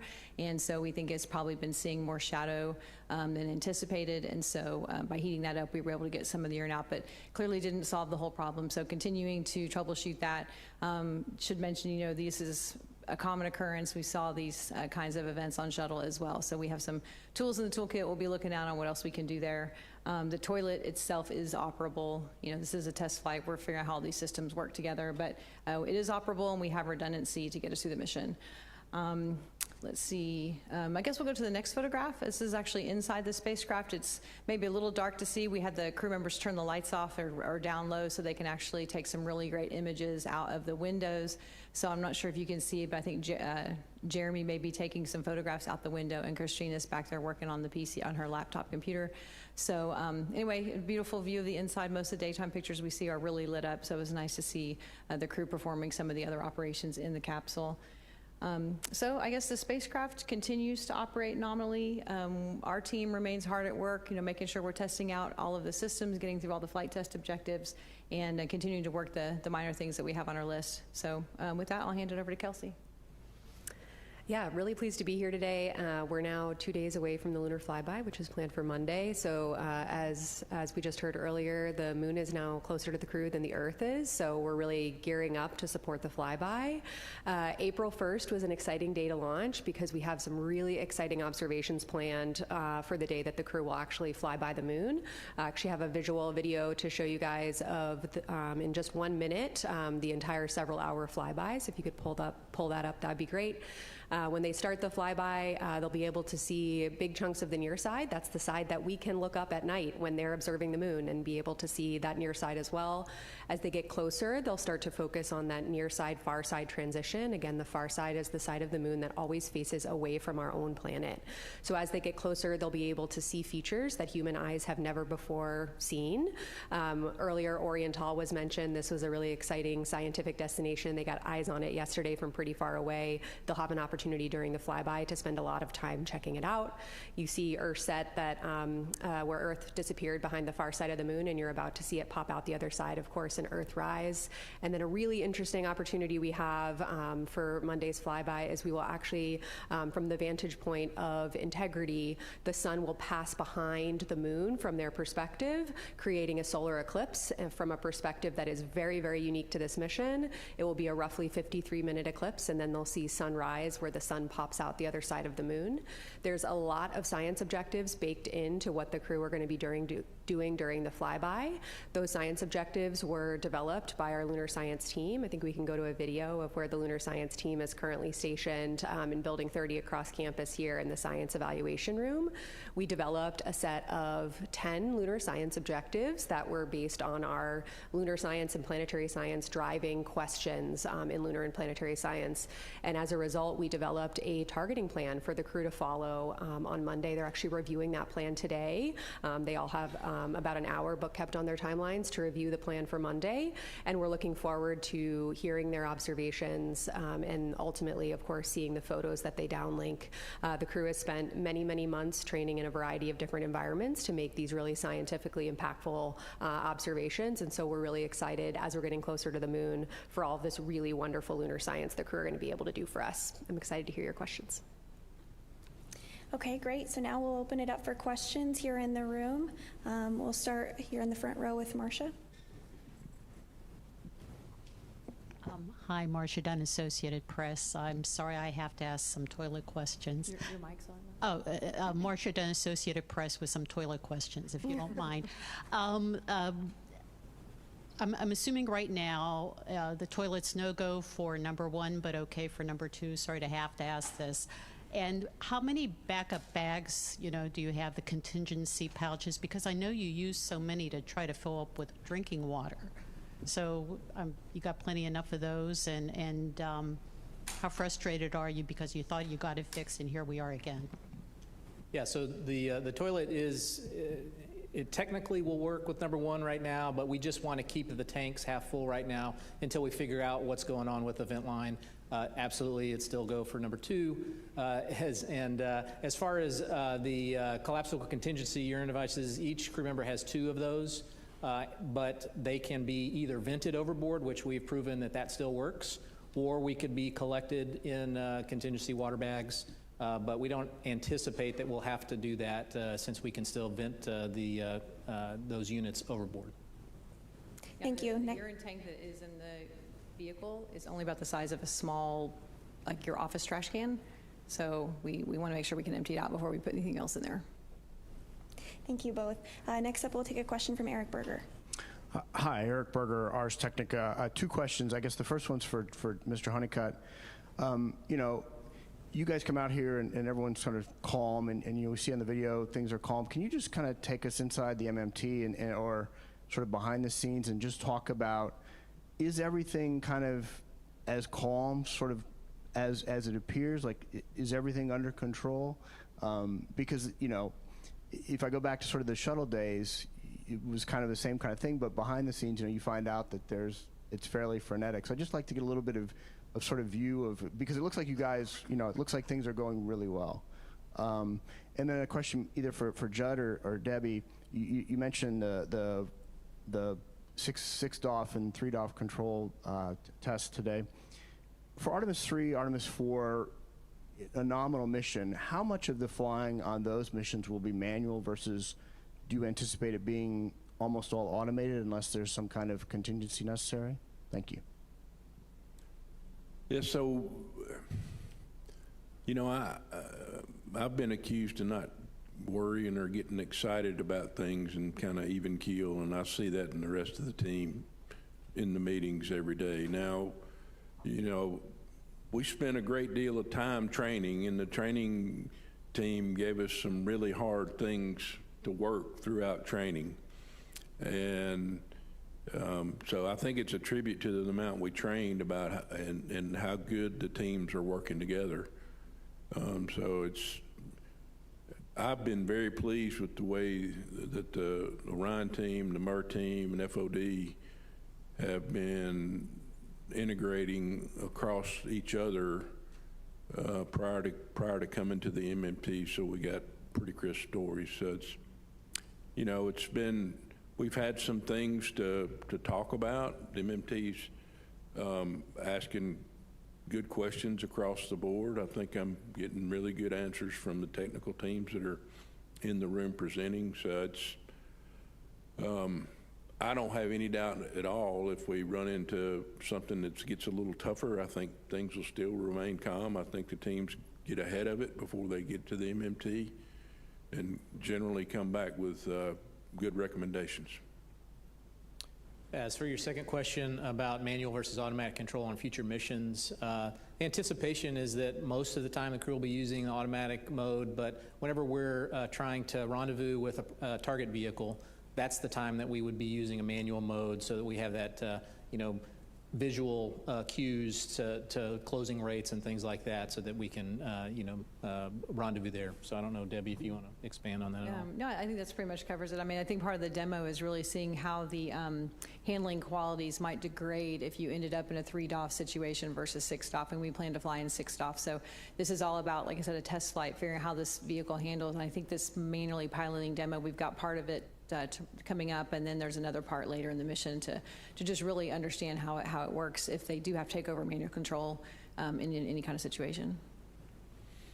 Thank you. Next up, Joey Roulette. Thanks. Joey Roulette with Reuters. I just wanted to quickly follow up on that question for Debbie You said no major anomalies on this mission. Is there anything that you guys are tracking that are not typically major, I guess, but that were off nominal? And I'm also curious to hear, what everyone thinks about the internet's fixation on the toilet issue. The internet, they love space toilets for some reason. I'm just curious to hear, your guys' perspective on that and how you perceive that. Thanks.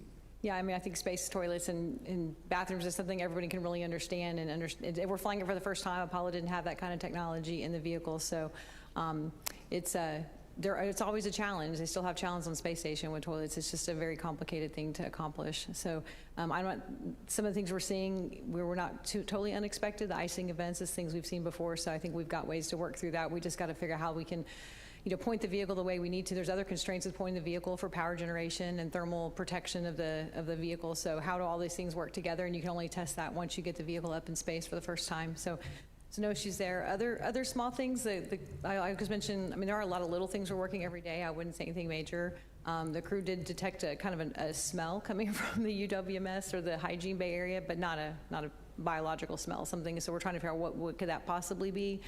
So we have analyzers on board, we can look, but we're not seeing anything off nominal in our power systems, our thermal systems. So, we'll be looking into that to make sure we can understand what that might be. I can't think of anything really else. I mean, there's like a lot of little things, but that's probably the only other thing that we've got teams really looking into at this point. I think the fixation on the toilet is kind of human nature, right?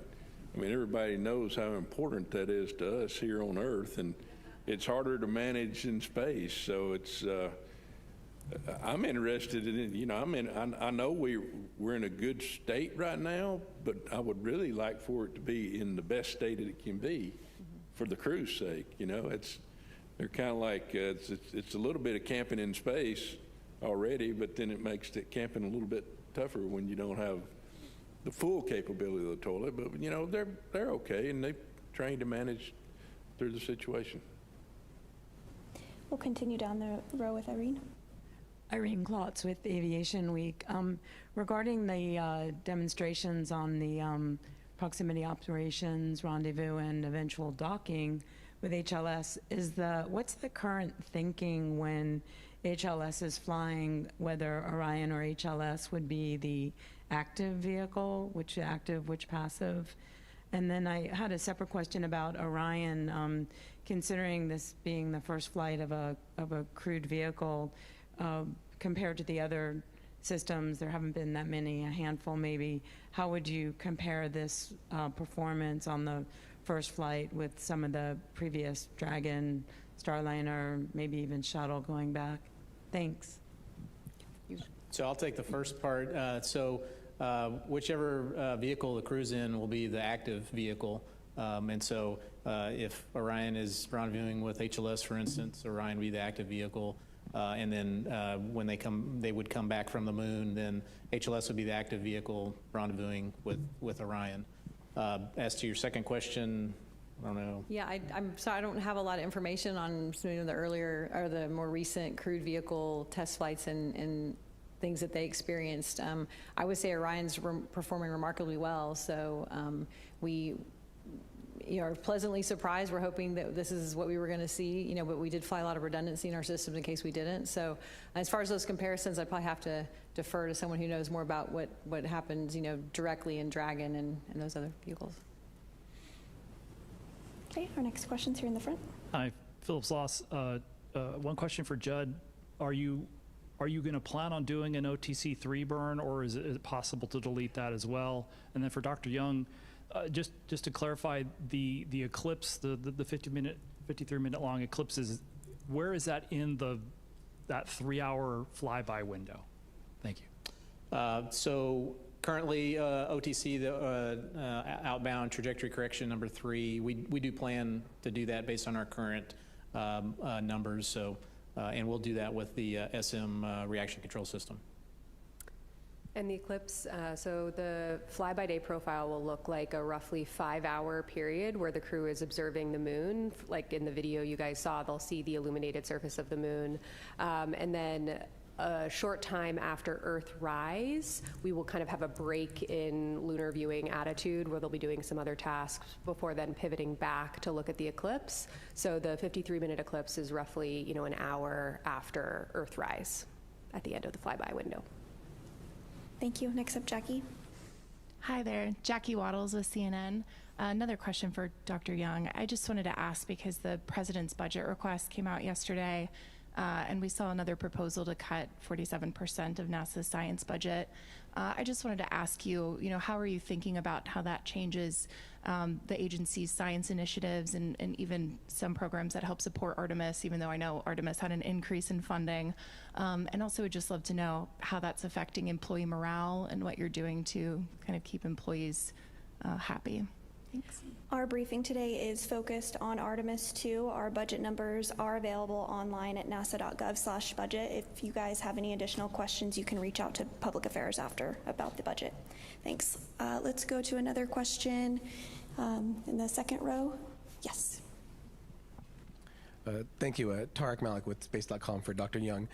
When we spoke back in September, there was a lot of uncertainty about what the crew would be able to see during the flyby coming up, and I imagine that kind of came down to the launch on April 1st. So I'm really curious, given that they're going through their targets today, their geography and whatnot, what you are hoping, I guess, to see, or what they're looking at the most in terms of what they have to practice, and then how do you keep them not looking at the moon outside of that 5-hour period as they're on approach and on the way out? Thanks. Relatable question. Absolutely. So it was a really interesting challenge, and we did speak back in September about how to scope the flyby, given that, what targets will be visible to them are entirely dependent on when exactly they arrive at the moon, right? At any given moment in time, 180 degrees of the moon is illuminated and 180 degrees is not. And so what we did was we actually built a list of targets or features on the lunar surface for the entire 360 degrees of the moon, because we knew that once they launched and we realized when they'd get there, we'd be able to narrow down what was visible and from there prioritize based on our science objectives. And so as we were getting closer to this April launch window, we were building out that target list of how we would prioritize, launching throughout the April launch window. And then ultimately, of course, we launched on April 1st. So actually yesterday, the science evaluation room, the room that was showed earlier on screen, you can bring it up now again if you'd like, they were working to basically finalize that list of lunar targets that will ultimately go up to the crew and be executed on Monday. So what the crew are studying today is like the 80% solution. It's a study guide, and then tonight the final targeting plan will get uplinked to them, and they will review that prior to the flyby on Monday. And so we really, in that way, are able to maximize the science that we're getting out of the flyby by waiting until we know exactly when we're going to get there and maximizing the science out of that specific illumination profile that are presented to us. So I'll say that, the last part of your question about kind of where has the most effort gone into, I'd say we had done a lot of planning for months on the targets of interest on the illuminated lunar surface. The eclipse we really started to focus on in the last few weeks, and so we put a lot of effort into fleshing out those prompts, because ultimately the crew, to execute this plan, will be looking at their lunar targeting plan on their crew tablets and executing target by target by target based around prompts that the science team provides to them. So we put a lot of effort in the last several weeks into eclipse planning, in addition to continuing to flesh out the lunar targets in their own right. We are going to take a few questions from our phone bridge next. If you are on the phone and you have a question, reminder to please press *1 to get into the queue. We'll start with Nell Greenfield-Boyce with NPR. For taking my question. This is another science-related question. You talked about maximizing the science. Could you talk about, actually the science questions that you want to address, for example, with the eclipse? I'm not clear. Have people seen an eclipse like this before? And if not, what will the astronauts be able to contribute that would tell you something about, the sun? What are the actual science questions? And similarly, with the lunar targets, I guess, people on the street might feel like, well, don't we have a lot of pictures of the moon and orbiters and things like that? What are the actual questions? What is being maximized in terms of what you'll be able to know based on what the astronauts are doing? Thank you. Oh, I'm so glad somebody asked me about science objectives. Absolutely.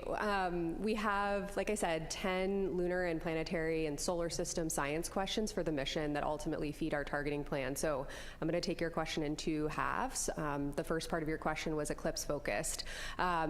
Yes, Apollo crews saw similar eclipses, which again, in this context, means that from the vantage point of the crew capsule, the moon is blocking the sun from view. What's different about the eclipse for the crew here is that, for us, I don't know if any of you saw any of the total solar eclipses over the last few years. Actually, we're coming up on the 2-year anniversary of the North American eclipse from 2024. What's unique about viewing eclipses from the Earth's surface is that from our vantage point, the moon and the sun in the sky appear approximately the same size. And that's why you can see that beautiful ring of fire when the moon moves, takes center stage in front of the sun. Of course, Integrity has a much different view than we do. And so the moon appears much, much, much larger in their view than it does from us here on Earth. And so that's why in that visual you saw earlier, the sun appears as a relatively small disk. And that means that instead of the ring of fire eclipse that we see here on Earth, they'll actually see the solar corona, but only part of it. And so we have science questions designed around looking at solar activity at the time of the eclipse. And so they'll actually be able to make unique observations on Monday, April 6th, and what the sun is doing at the time. We've included prompts for them to describe the features that they can see in the solar corona, which can ultimately help solar scientists understand these processes in general, especially given the unique vantage point that the crew are going to have relative to our orbiting spacecraft here on Earth and our observers, our scientists here on Earth as well. Jumping to the second part of your question on just non-eclipse related science and lunar science, we took our driving science questions from our community documents, our Science Mission Directorate decadal surveys, which represent the highly prioritized science objectives that the entire community are driving toward. And what we did is prioritize them based on what Artemis II and our mission profile are really uniquely able to accomplish. For example, human beings are really good at making nuanced color observations.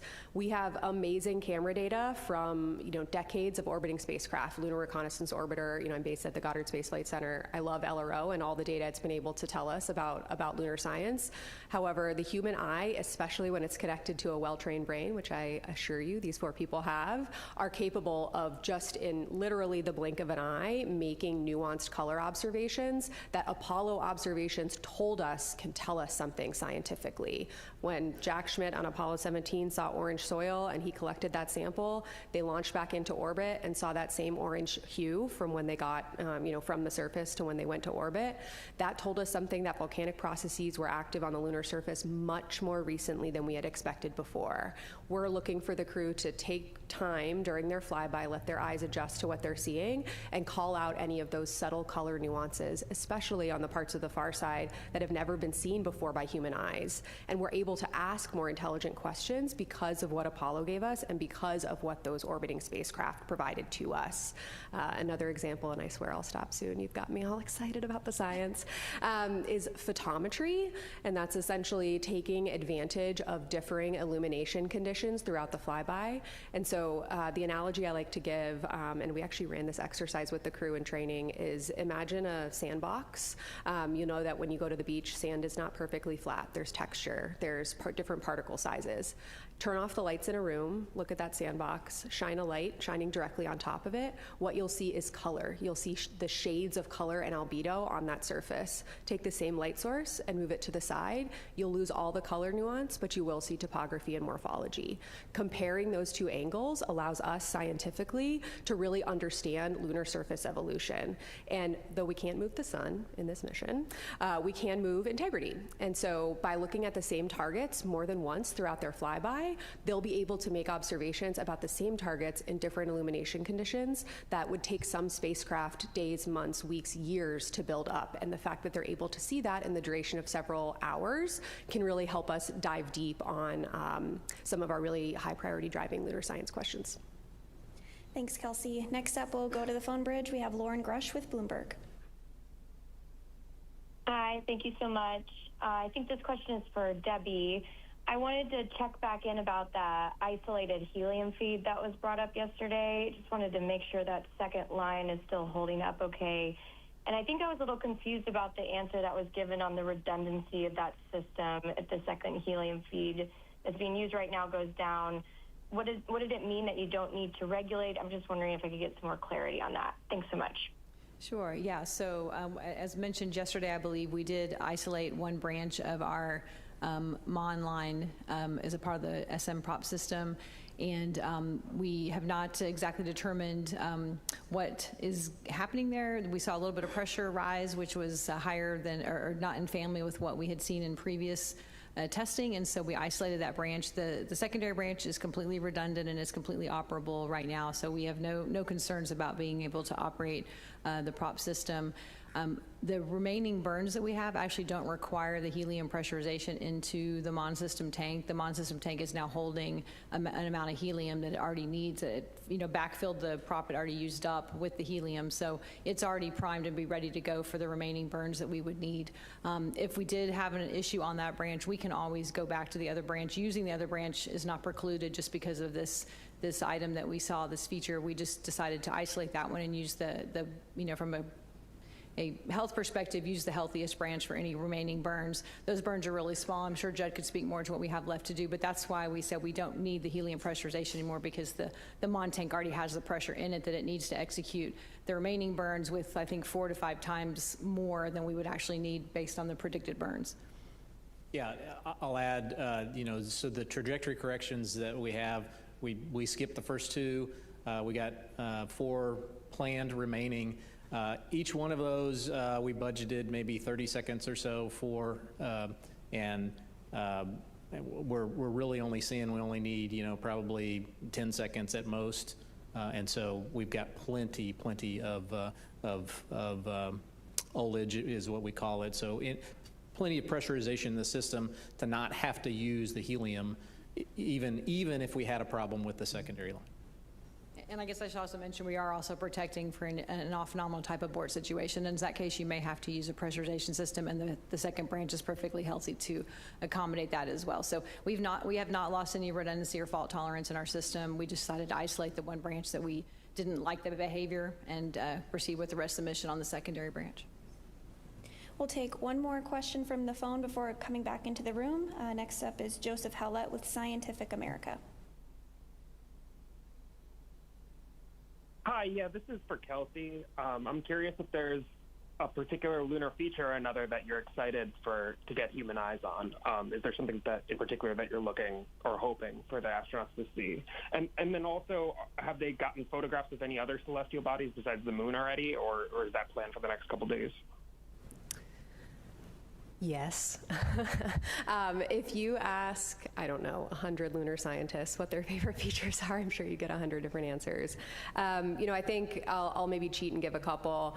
I think Oriental is obviously extremely compelling. This is an impact basin that plays such a critical role in not just lunar science, but in planetary and solar system science.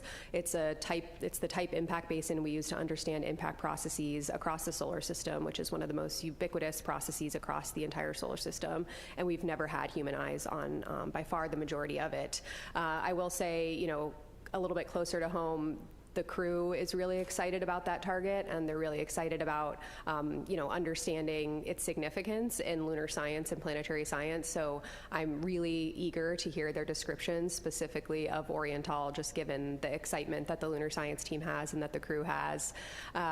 We also, when we were training the crew, we gave them a Big 15 lunar geography challenge. So we gave them 15 features across the entire surface of the moon that at any given time, no matter when they launched and what the illumination was, they'd be able to see at least 5 of them at the time. And so if you can, know these 15 features, you will always be able to orient yourself on the moon.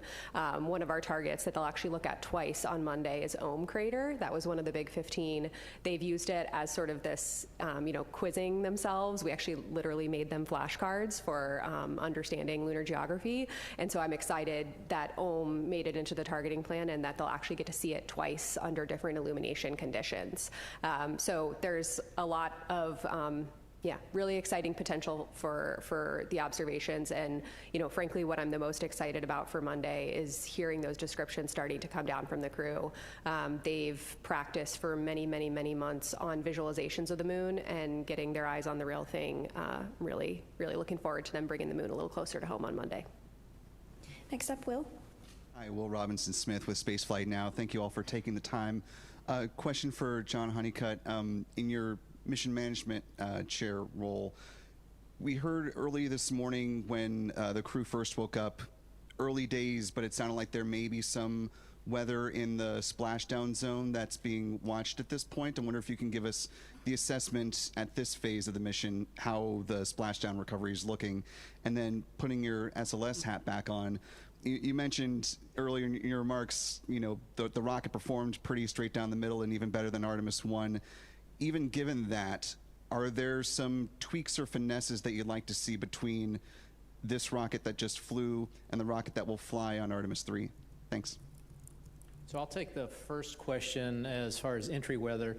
So it's a little too far out right now for our models to converge, but I'll tell you our meteorologists have been monitoring what we think the models are gonna do, and we're essentially in between two systems. And if those systems either speed up or slow down, then we might have a case where the weather might not be good in the San Diego area, and we might have to go a little bit more uprange into the Pacific. But again, those models it's too far out to know that. So we'll get better models Monday or Tuesday, and so that's when we'll plan to send the recovery ships to the proper staging area in planning for entry. And so, John, you want to talk about them? Yeah, it's still a little bit early in the data review process, and so the numbers that I've got right now are based on the limited amount of data that we've got.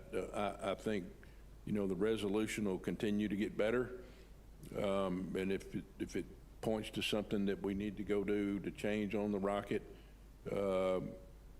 we'll go do it. And for instance, we learned something in Artemis I, and we went and put the strakes on Artemis I, and they did their job fantastically. So we'll be vigilant going through the data, and whatever the data turns up, and we need to address it, we'll be ready to go do that. Thank you. We'll take another question here in the room.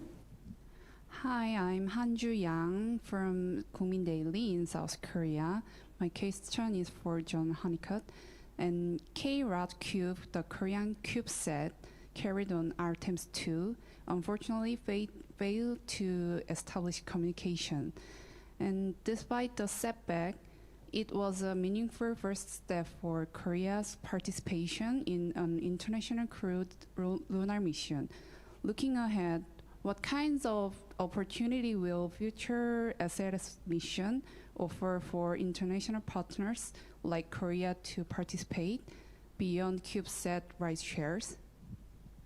Yeah, so given where we are on the mission that is being planned for SLS and the architecture that the administrator and the associate administrator talked about over the last couple of weeks, I'm not aware of anything that they're doing. That doesn't mean there can't be something coming up. I would just say that the capability, if called upon, especially in the configuration that we're in for Artemis II, if it's needed, I think it'd be ready. Next up, another question in the room. Hi, Alejandro Turnbull from Space Scout. Over the course of today, we've heard that Christina might have had a little bit of issues with her computer, her personal computer, and just wondering if any of you could speak to what those issues were and what you're doing about them, and then also how you're going to take those learnings from that, as well as Reid's viral issue with his email from the early part of the mission, and apply those to future Artemis missions and personal computers on future missions. Yes, so Christina's portable computing device, it failed. I mean, it's computer failure, so it's not usable anymore. But we still have three, that Reid, Victor, and Jeremy have, and so she's able to swap out and use, borrow their computers for any uses that she may have.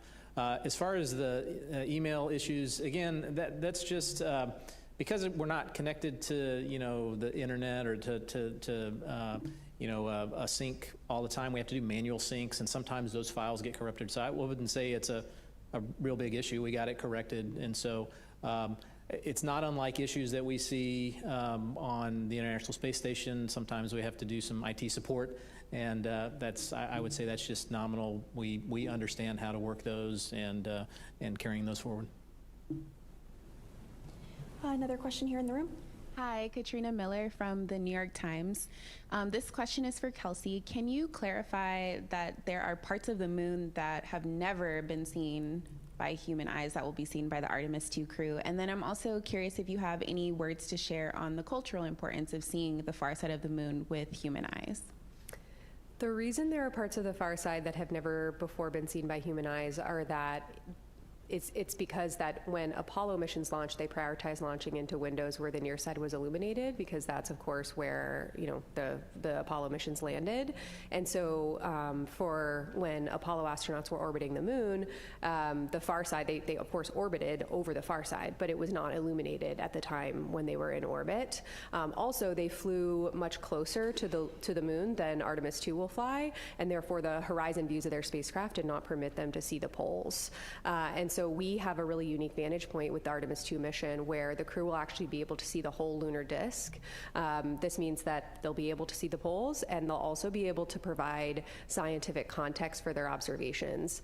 Some of the really neat things about lunar surface processes, especially impact cratering, is they can toss material hundreds, if not thousands of kilometers across the surface.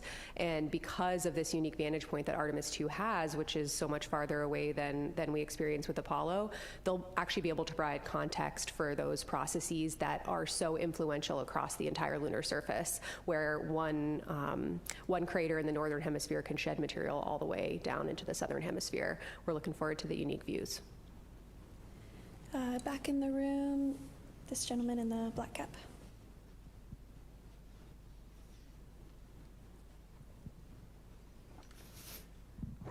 Thanks. Robert Coppinger from the British Interplanetary Society Spaceflight magazine. I have a question for Debbie Korth and a question for John Honeycutt.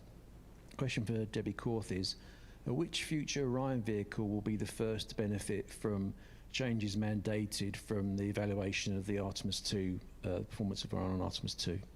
And for John Honeycutt, you have less than 2 years before SLS is to launch with the Centaur upper stage.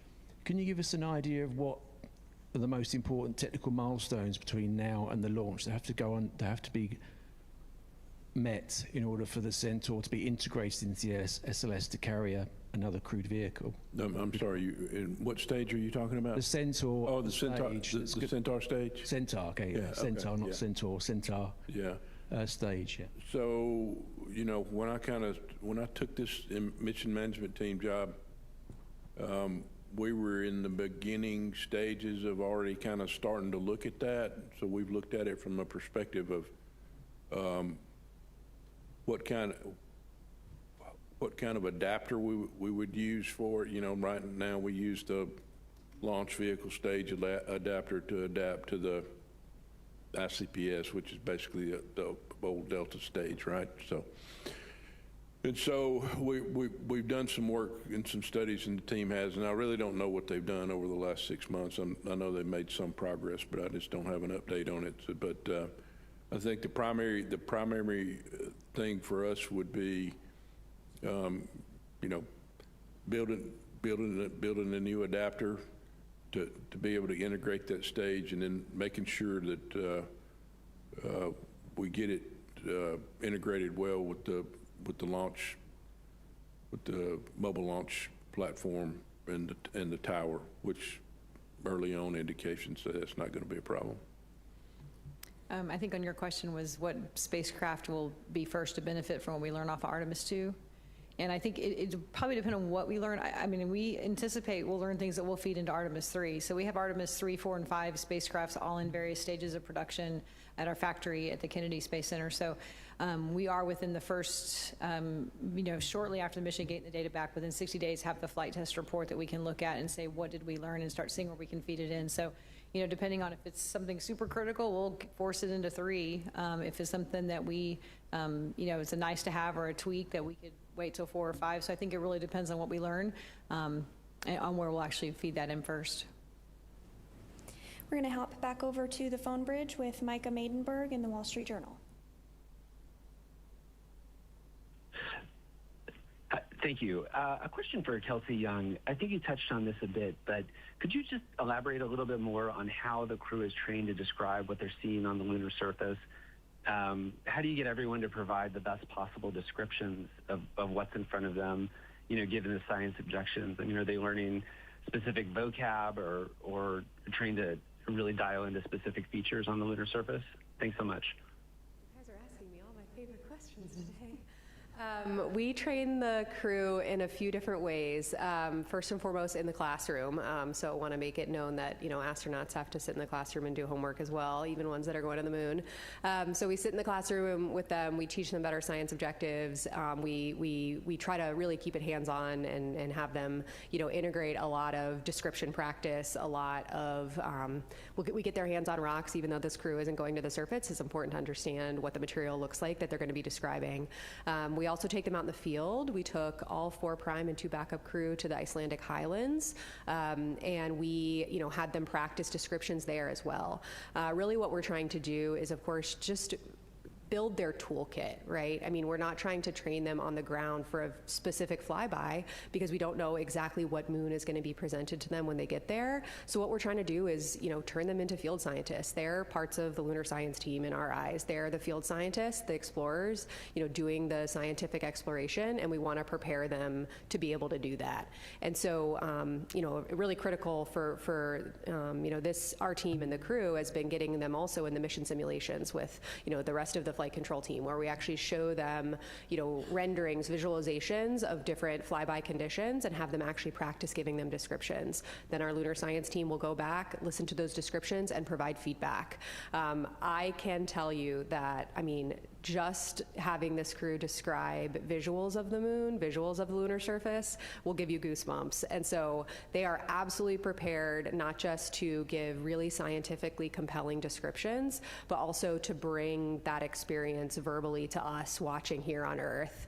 And so, yes, we started small with the vocab, but by the time they launched, this crew, they are absolutely invested in our lunar science objectives. They really understand them, and they understand the features that they're going to be asked to observe and why they're being asked to observe those features.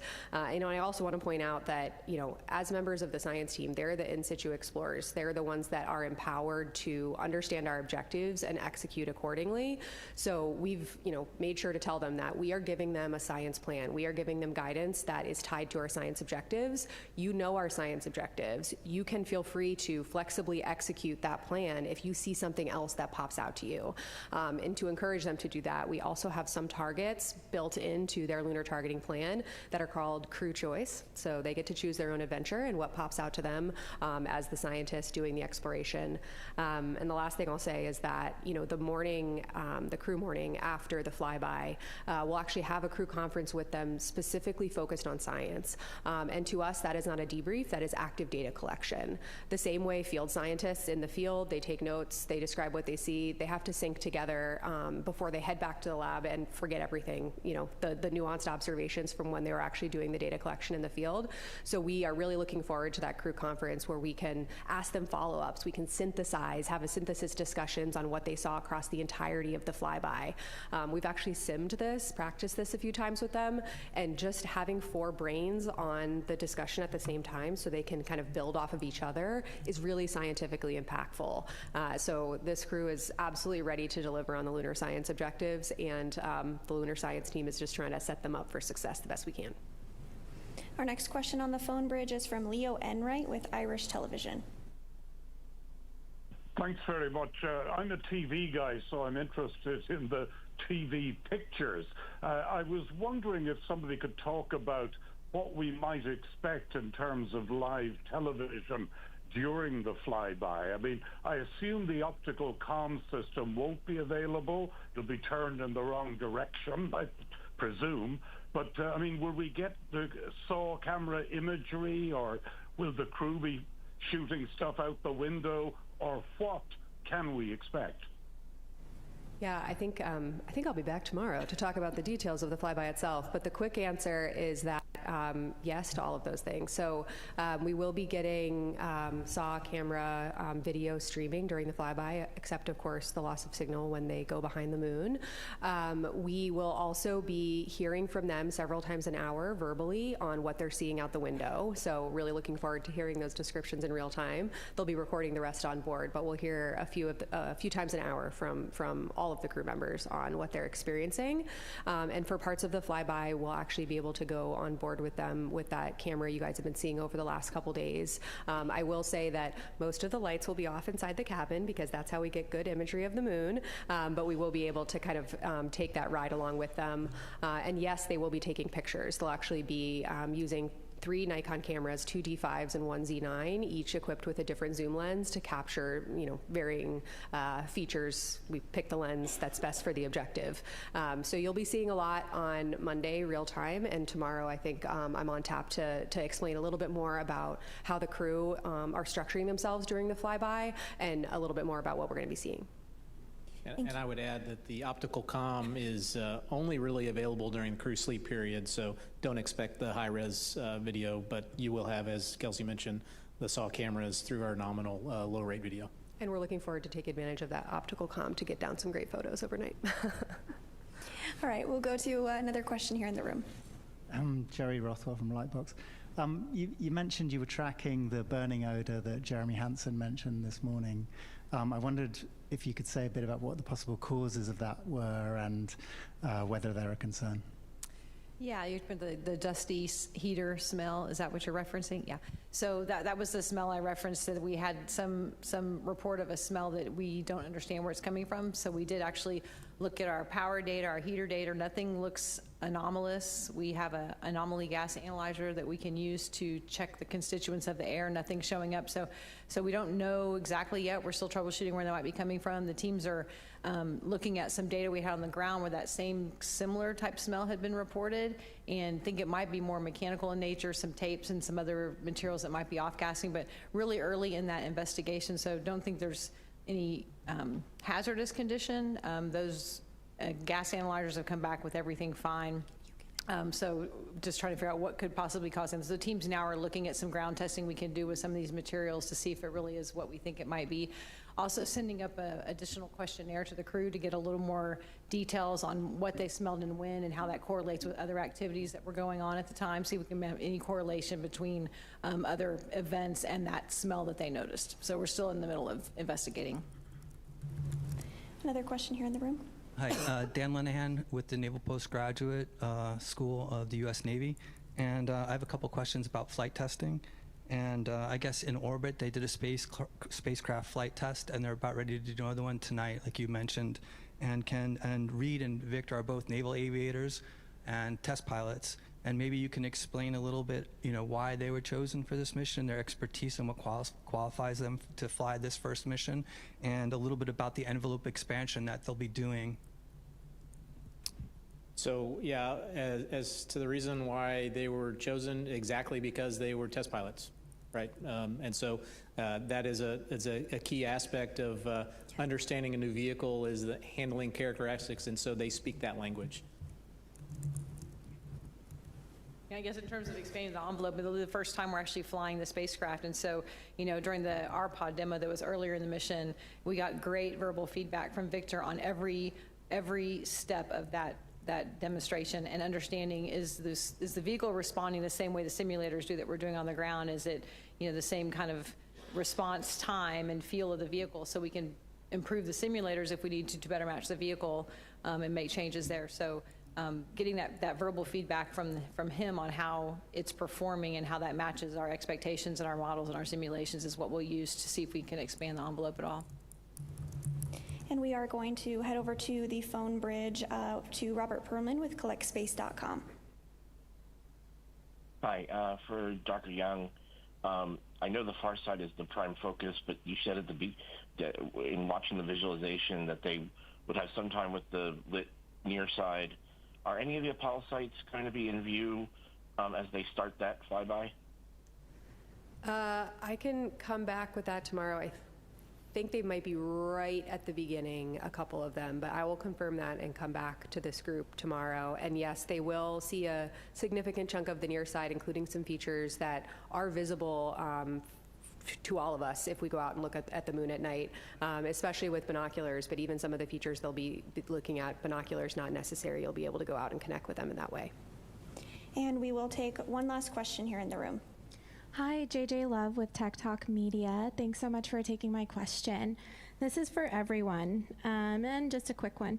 50 years from now, what do you hope people will say this mission made possible? I would hope that people would say that this made possible a continued presence on the moon, that we are now living and working on a regular basis on the moon in 50 years. Yeah, I guess Judd stole my answer. So, absolutely. I mean, this is the first step, and that's all of our hope and dream. I think everyone that's sitting at this table is that this is really going to lead to having that permanent presence and get people living and working on the moon. And it won't be such an anomaly that we'll have people, flying around there doing the great science. Yeah, I have to dive into the science for a second. I think I'm glad you picked the time horizon that you did of 50 years, right? Because think about, where Apollo was 50 years ago, and scientifically how far we've come in that period of time, understanding not just the moon and the solar system, but our own planet. We didn't really understand plate tectonics at the time when these missions flew 50 years ago, right? And so Apollo played such a big role in helping us understand not just the moon, but our own planet as well. One thing that Christina says a lot that I just get, happy feelings every time she says it, because it's one of my favorite fun facts about the moon, is that the moon is a witness plate for the whole solar system and for our own planet. What the moon has experienced, we have experienced. They're basically in our backyard. But here on Earth, we have plate tectonics and oceans and vegetation that has obscured big chunks of the history of our planet. It is preserved on the moon. It is waiting for us on the moon. That period of our planet's history that we can no longer get here, even if we go to the deepest parts of the ocean, is there on the moon. And Apollo samples really helped us unlock that discovery, especially in the near side equatorial regions where they landed. The South Pole, the far side, very different geologically, geographically, and chronologically from where we visited with Apollo. And just thinking about the scientific discovery that those missions unlocked over 50 years ago, my hope is that we are sitting here 50 years from now, and not only have we made those scientific advancements, but just like in Apollo, this next generation of explorers and scientists are inspired to contribute. I'm sure people across NASA would say that the Apollo missions got them here to this agency working on this mission today, and I am just so optimistic for what this is going to do for the next generation and for the kids watching at home and the kids 50 years from now who are looking up at that sustained presence. This mission's just the first step. Yeah, so I'm sitting there, I've had the pleasure of listening to these answers and thinking a little bit, but we've seen a lot of things throughout our history, especially here in the United States and probably even more, even across the world, but I'm focusing on what we've done, space flight in the U.S., right? And there's been a lot of technology development that's kind of spawned off of the things that NASA did when we've taken on these hard missions. And so, 50 years from now, I would hope they would say, boy, are we glad that they went back to the moon and they stayed. Thank you, and thank you all for joining us for today's briefing. We have set up a frequently asked questions page if you do have a question that perhaps wasn't answered today, but we will be joining you again tomorrow for another mission status briefing beginning at 5:30 p.m. Central, and we do hope we'll see you there. But for now, that'll do it for us here. Thanks so much.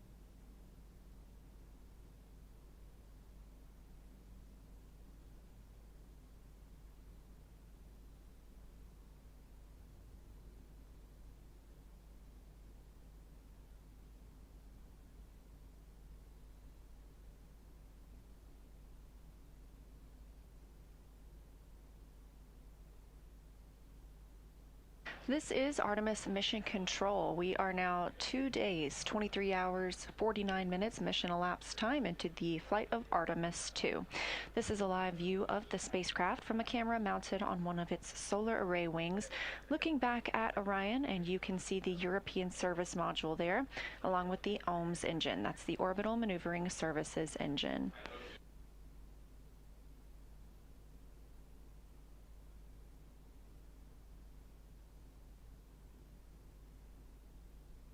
Now, you're not hearing Orion to Earth at the moment. The Orion crew is discussing the crew contingency urinals that they've been using in lieu of the waste management system with the team here on the ground.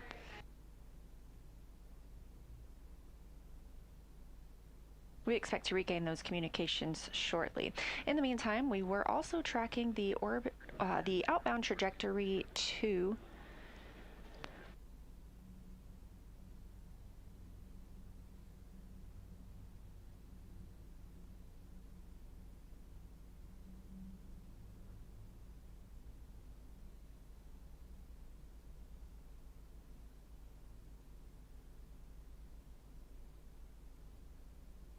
We were tracking the outbound trajectory correction burn today. That was canceled, as well as the outbound trajectory correction burn yesterday.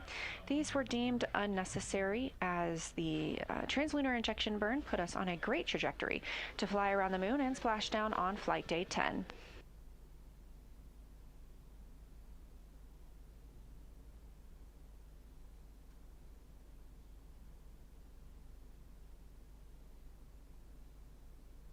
Orion and her crew are currently 181,886 miles away from Earth, and now under 100,000 miles away from the moon. To be exact, it's 99,293 miles away. You can track Artemis at any time on nasa.gov/trackartemis.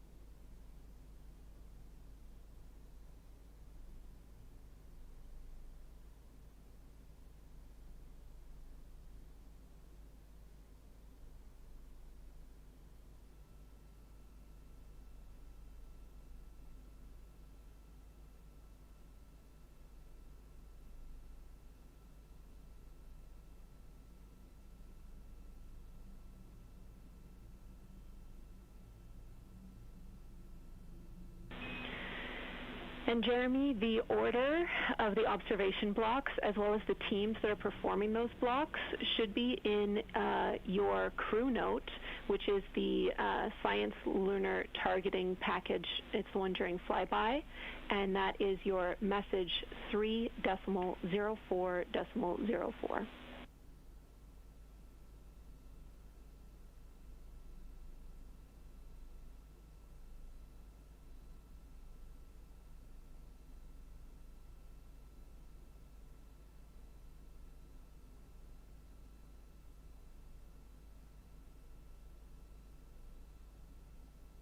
While we were in our daily briefing. Okay, yeah, we see that there. Let us have a look at it. That should answer it all. Thank you. You're always a step ahead. Thanks, Jeremy.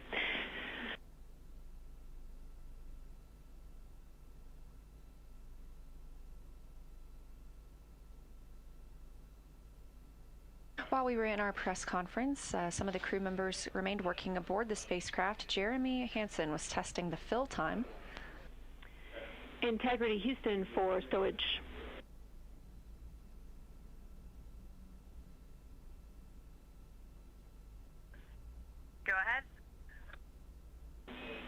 Okay, Christina, we know the location of the contingency syringe. It is in locker Delta, JSB, and there should be a Ziploc containing that syringe.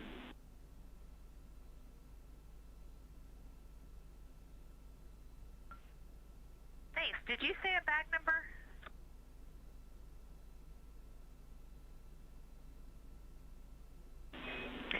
Negative. It is in one of the blue JSBs.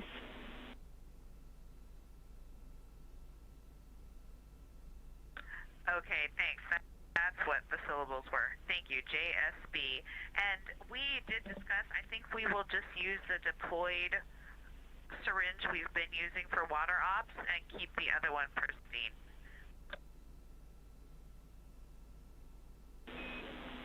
Okay, we like that plan, Christina. Thanks.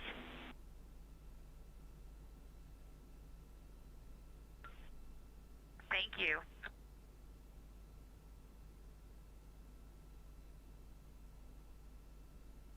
Again, while in our briefing today, Jeremy Hansen was testing the fill time with the potable water dispenser, filling some food and drink bags. Victor Glover got the chance to exercise using the flywheel device, conducting some resistive exercise workouts.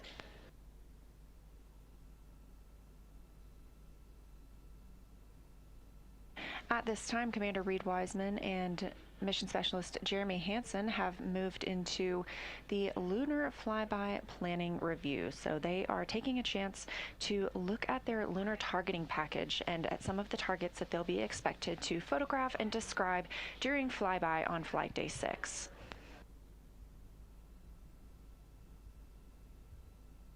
They've been studying and training for this flyby for an extended period of time now. However, the visibility of the features on the moon is dependent on the launch day and lunar illumination. So the science team here on the ground has been working on determining which targets they should look to see and describe, as well as capture.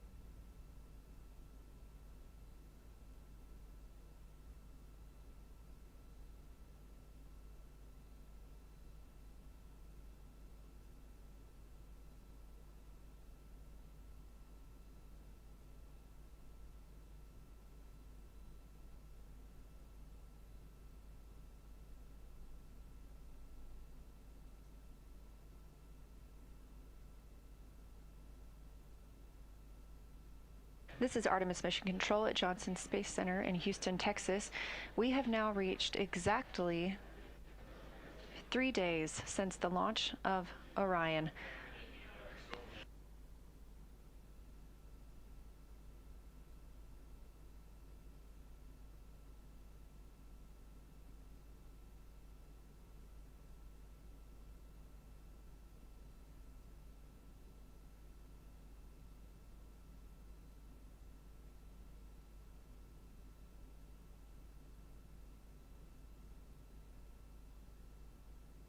Being that we're now 3 days since the launch of the Artemis II mission, the spacecraft has traveled quite a distance. We are 182,238 miles from Earth, that distance continuing to grow as we get closer and closer to the moon. Our intended destination now just 98,970 miles away. Orion and its crew passed the halfway point between the Earth and the moon yesterday evening.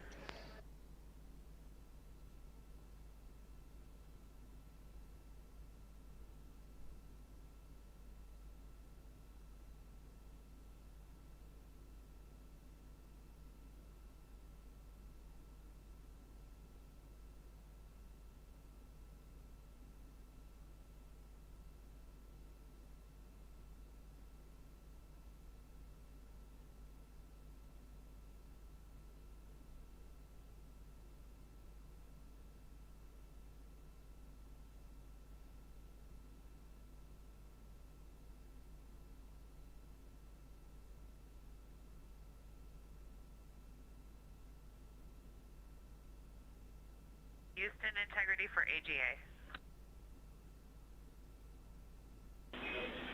Go ahead for AGA.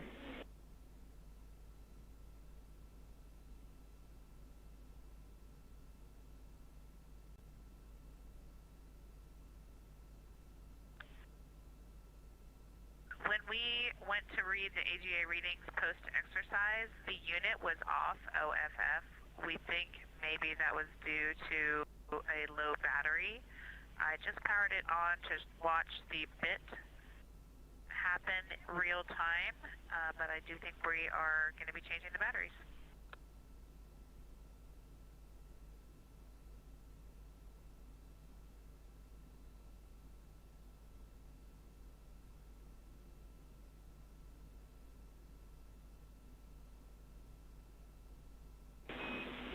Copy, Christina. We were expecting that to come along today, so you can find the new batteries in the F2 small with a purple label. There should be batteries inside some bubble wrap in there.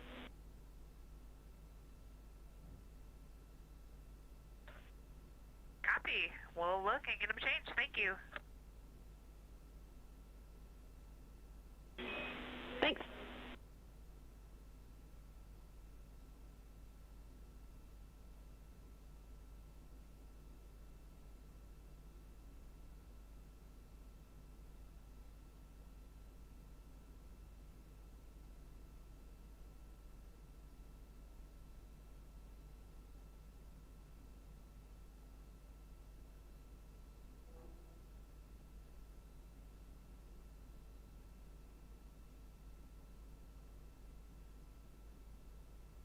That call coming to the Artemis Mission Control Team here in Houston from Christina Koch, NASA astronaut and mission specialist for the Artemis II mission.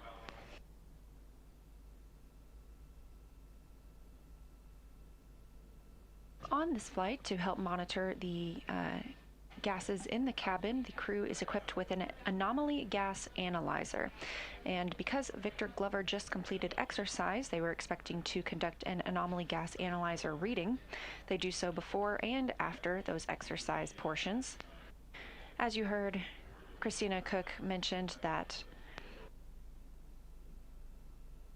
the reader was off. It needs new batteries, as was confirmed by the flight team here on the ground. Those anomaly gas analyzer readings help the teams understand how the ECLIS system is working, the Environmental Control and Life Support System.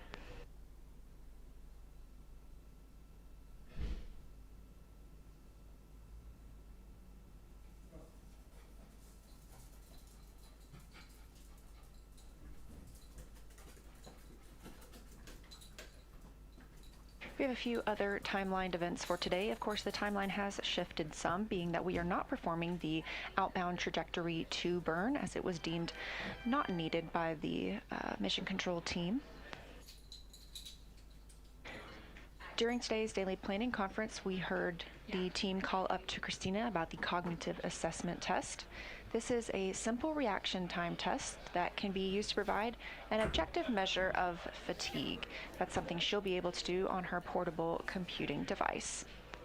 We are also looking forward to having the crew framed in the windows of Orion while one of the solar arrays is pointed toward the cabin and gets a picture of the crew and their spacecraft.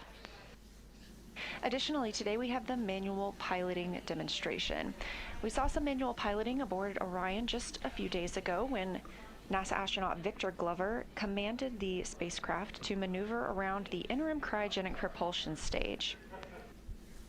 This is the first time anyone has manually flown Orion, and he was testing its capabilities ahead of future missions to help us understand how the spacecraft flies ahead of missions in which we'll need to dock to a lunar lander. Other crew members will get that chance today, performing attitude maneuvers to compare 6 degrees of freedom and 3 degrees of freedom attitude control.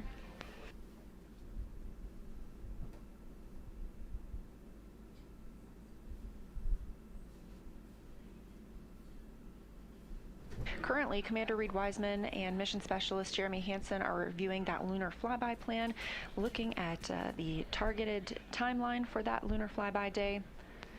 This afternoon, Victor Glover and Christina Koch will get the same opportunity to review that flyby plan. Yesterday afternoon, the crew was able to configure the cabin for how they expect to fly on lunar flyby day. They were able to find their positioning at the windows and stow things as needed to make sure they can move about the cabin freely during the time which they'll be observing the moon.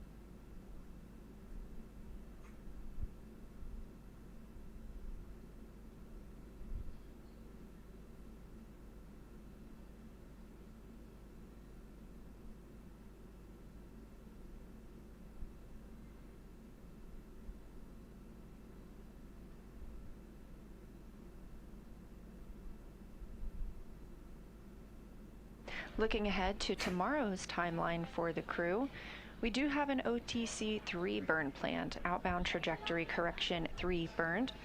Of course, we have waived off the first 2 of these. We do anticipate using that OTC 3 burn tomorrow just to further refine the trajectory of the spacecraft around the moon.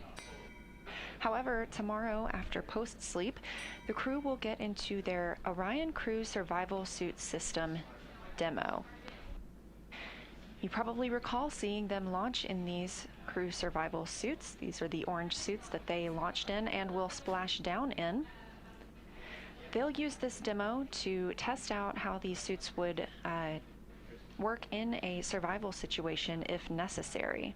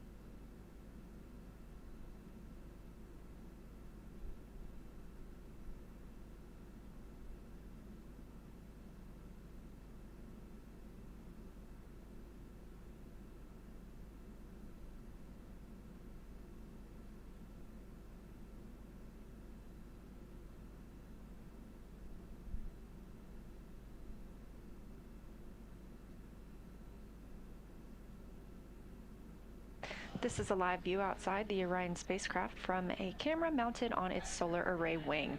Each of the solar arrays has a camera on its tip and give us views of the spacecraft, allowing teams to take a look at the exterior of the spacecraft as well as give us amazing views here on Earth. Now, I mentioned tomorrow we're expecting the Orion Crew Survival System suit demo. We also call those OCS suits, OCSS. During that demo, which will last several hours, the crew will configure the cabin, put on their suits, and perform suit leak checks. They'll also pressurize those suits for demonstrations of the suited nutrition and hydration contingency operations. They will still wear their suits while they install their seats and ingress those seats. These suits are designed to protect Orion in the event of a depressurization of the spacecraft. Being that this is a test flight, teams on the ground are taking every opportunity possible to test out all of their systems on Orion.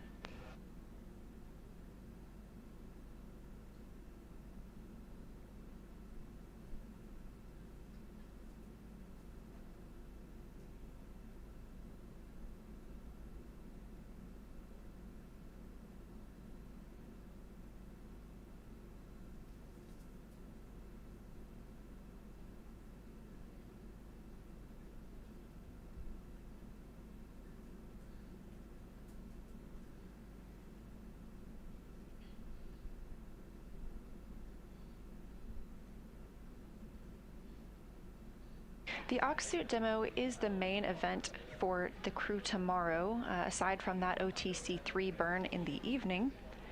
The Oxsuit demo is scheduled to start just after 1 p.m. Central Time. All 4 crew members will be conducting that simultaneously.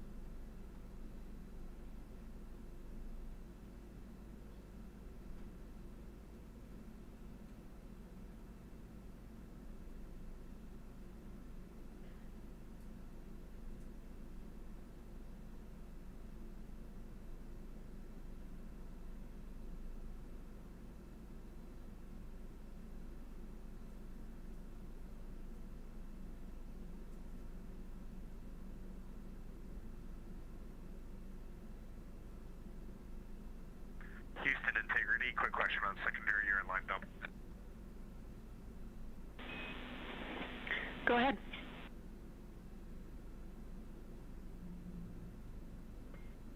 Hey Jenny, we just want to make sure that unless we hear from you, we are always go to do a secondary line dump, correct?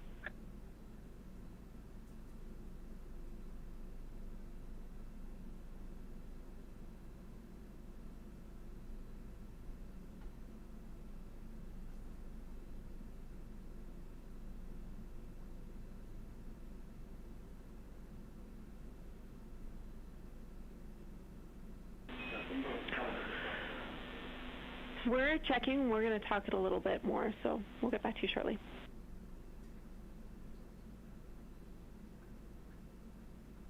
Okay, then the near-term question is, are we go right now for a secondary airline dump?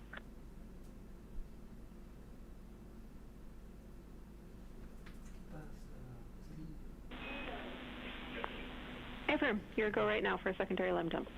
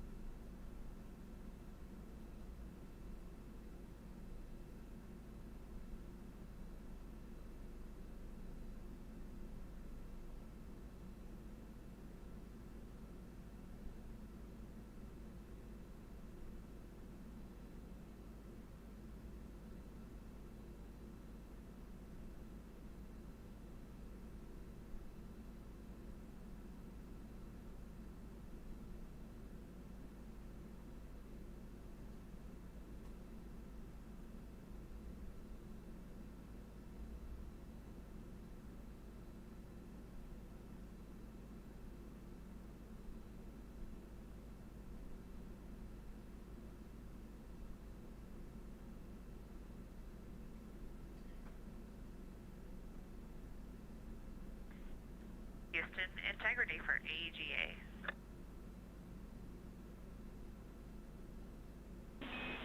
Go ahead.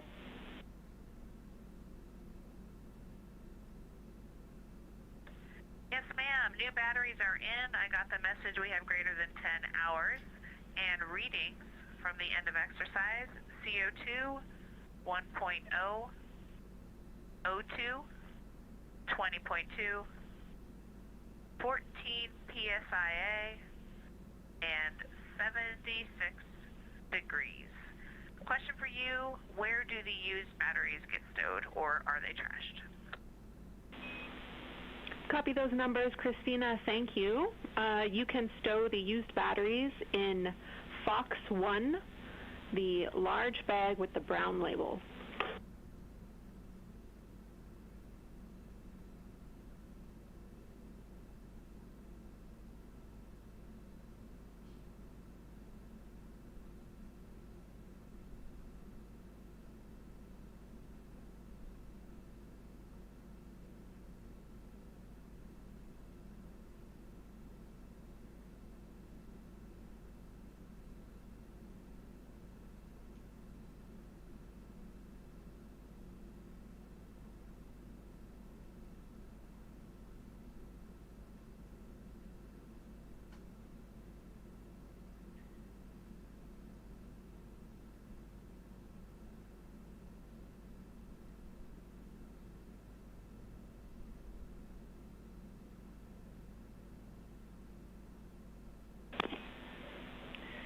Integrity Houston, we would like to confirm that exercise is finished.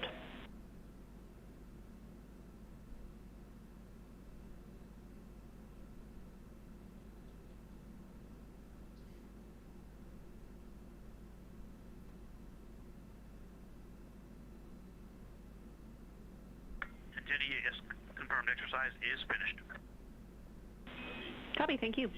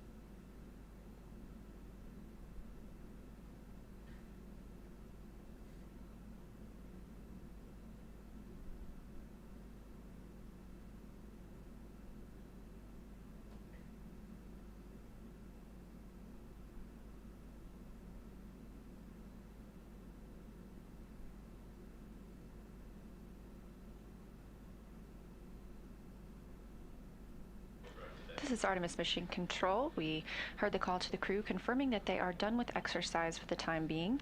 We need to track when they are exercising so the teams here on the ground can put the solar arrays in a safe position. Any exercise happening inside the cabin does impart some movement onto the rest of Orion. We've been able to see that a few times throughout the mission when we have exterior views. And so confirming that they are done with exercise means that the team can maneuver those solar arrays back into their sun track position.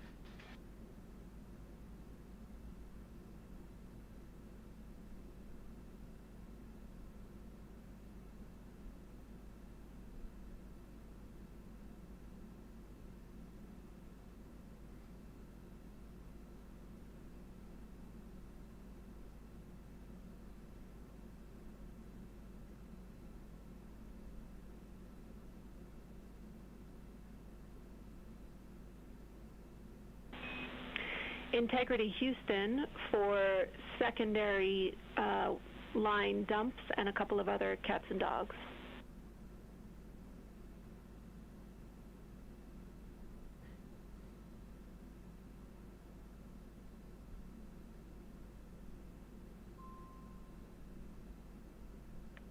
Go ahead, Jenny. right, Reid, we talked about it down here, and we are going to give you a go for the rest of the day for secondary line dumps and look at what we can do to extending that further.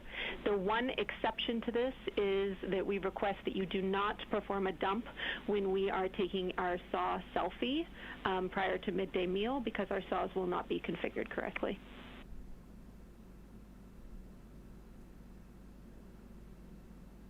Okay, sounds good. Just tell us when we need to hold on secondary line dumps. Thanks. Affirm. We will remind you. In addition, I wanted to let you know that we have a burn plan update for you. So in slots 7 and 8, we have one new abort option. You should see titles abort flight day 5-2, and then the same name plus RTC last.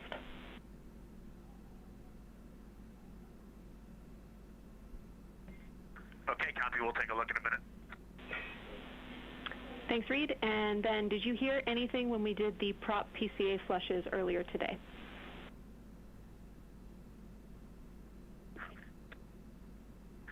Negative. We did not hear anything in the vehicle.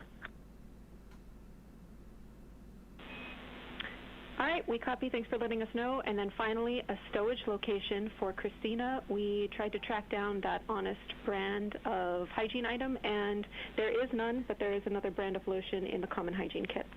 You probably already have it out.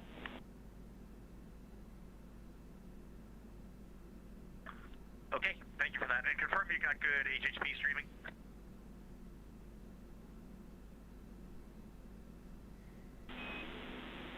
We do not at this time.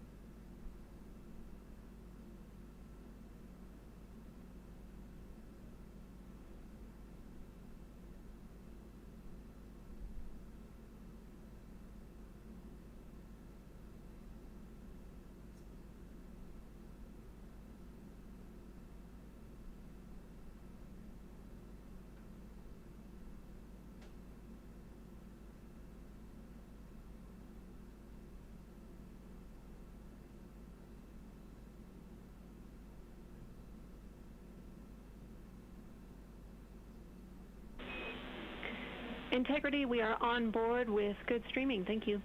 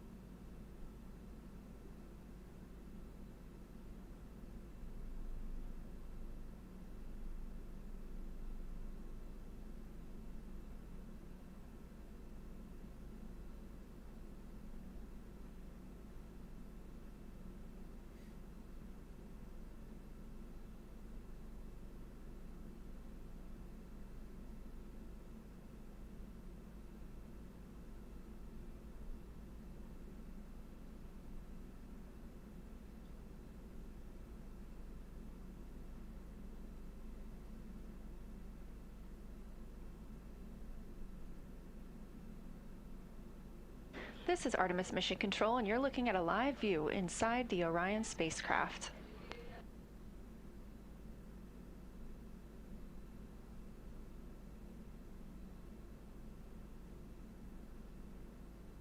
You heard some communications between the crew aboard Orion and the ground teams here in Mission Control. You probably heard Capcom Ginny Gibbons call out the new burn plans. There are always burns uploaded to the crew aboard Orion. These are just in case, essentially. She mentioned a couple of abort burn options. We are not targeting any abort at this time, but if we were to get into that situation, they have already uplinked those plans to the crew. This is done throughout the mission as Orion's status and distance from Earth changes.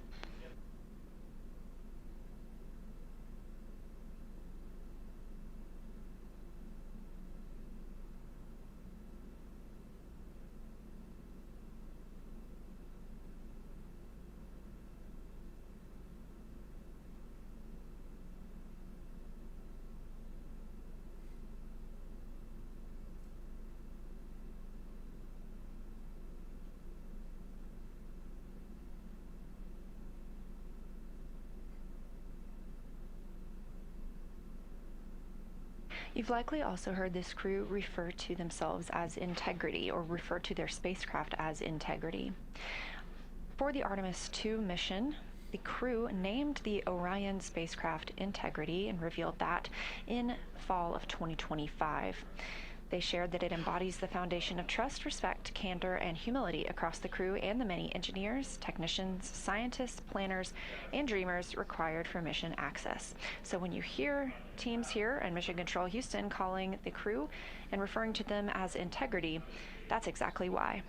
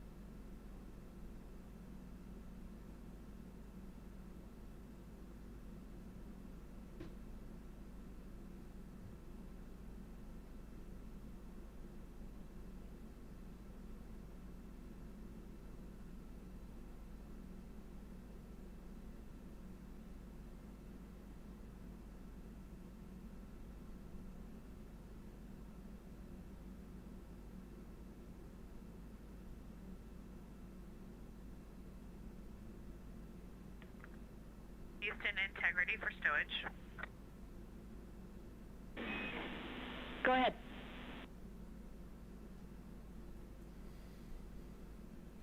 Yes, ma'am. Both of the JSBs from lockers D and E are temp stowed in the, or deployed rather, in the egress net.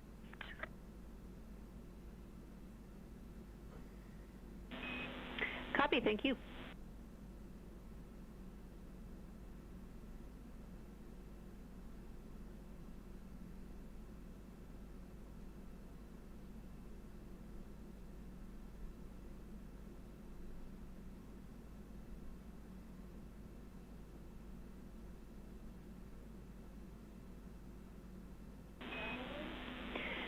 Integrity Houston, we are moving the solar arrays for the SAW picture activity. We'll let you know when they're in position.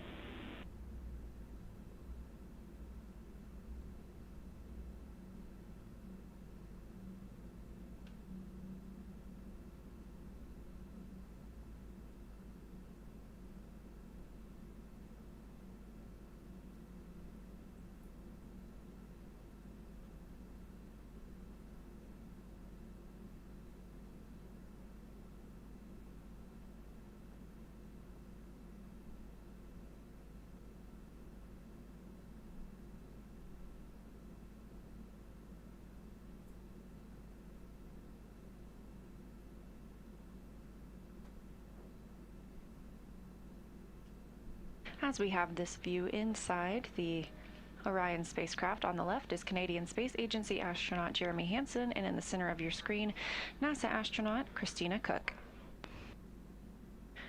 You just heard the call to the crew that the solar arrays are in motion. Ahead of taking a photo, we're looking to get a picture of the crew in the windows of Orion. Photos are the priority of this event, so we'll stand by to see if we still have streaming, but regardless, we will be very excited to share those photos with you as soon as we possibly can. Make sure you follow NASA and NASA Artemis on all social media. That would be at NASA and at NASA Artemis.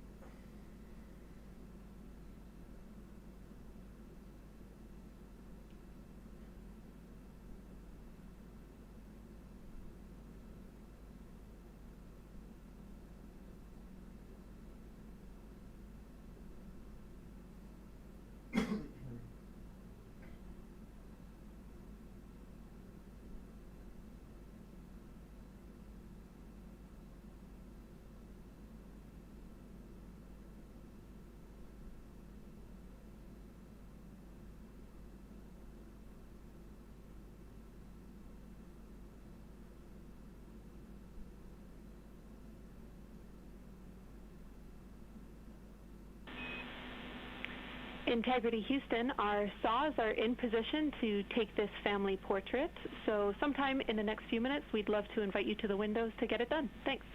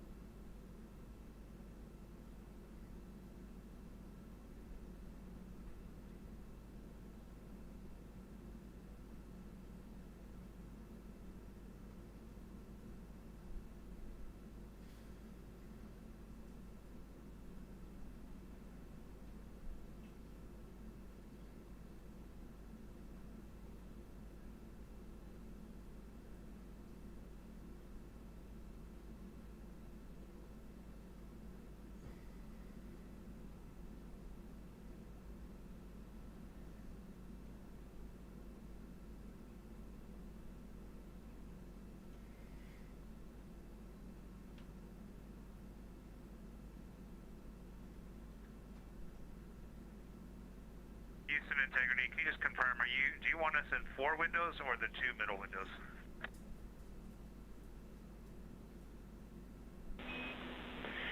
We want you to start in 4 windows, so 1 face per window, and we'll see how that looks and go from there.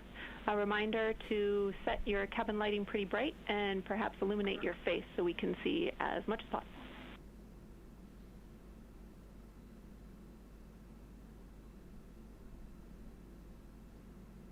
Okay, we understand that. Before we take our makeshift t-shirt off of there, let's just make sure you can see Christina in window 4 right now.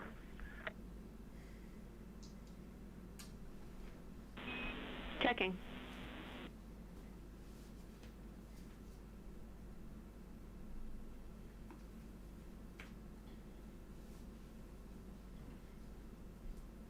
If you look closely right now, you can see NASA astronaut Christina Koch. That's right, we can see Christina in window 4. Christina was taking a quick picture of that solar array wing camera as it looks back on her in Orion. Okay, and you can see Reid in 3, and you want us to remove window 1 cover then, it sounds like.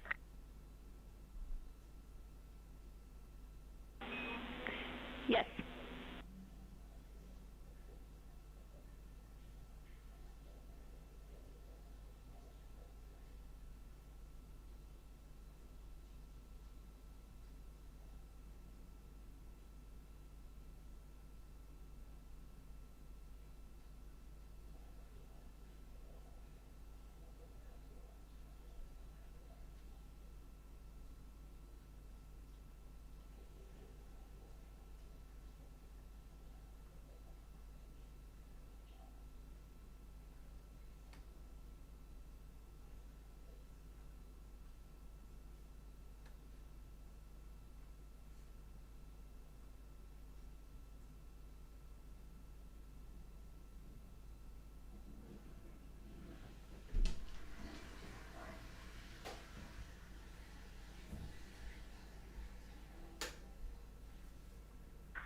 All right, without illuminating our faces, all 4 of us are in the picture. So, Jenny, we're going to hand it over to you to let us know what we need to do.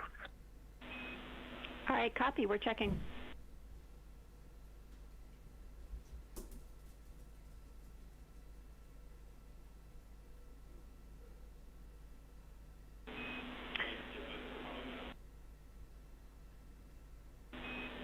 All right, everybody, we're taking the picture, so say cheese and stay still for about 30 seconds while we perform this photography bracket from the saws.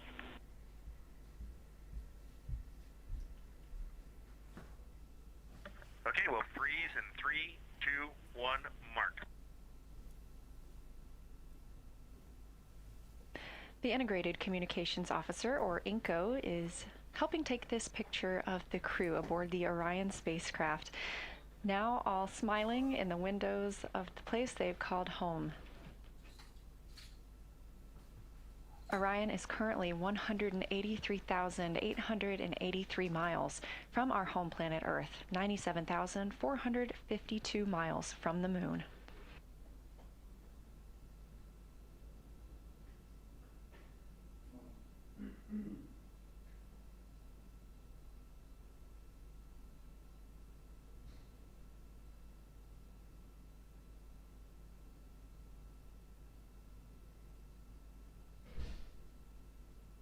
We've had some great views both inside the spacecraft as well as outside, but this is the first time that we're getting to see the crew and the spacecraft in the same photo. As mentioned previously, we are taking pictures right now, so the streaming quality isn't as great. We look forward to sharing these pictures as soon as we possibly can, and make sure you follow NASA and NASA Artemis on social media. It's taken a little longer than we thought. Thanks for holding.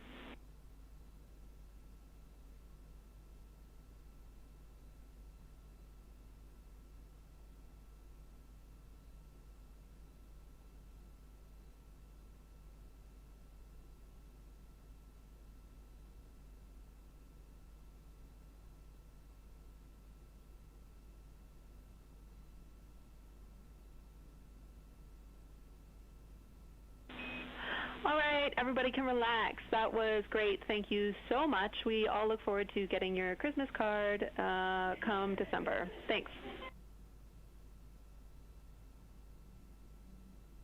All right, sounds good, Jenny. Thanks.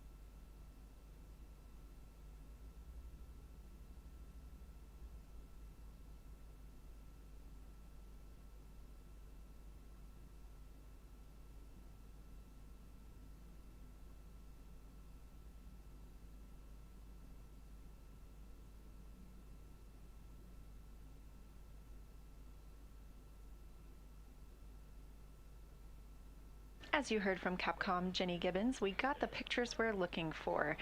We are now maneuvering the solar arrays back into their sun track position. Integrity Houston, we are doing a data rate change, so we'd like you to cut the HHP stream when you're ready. Thanks.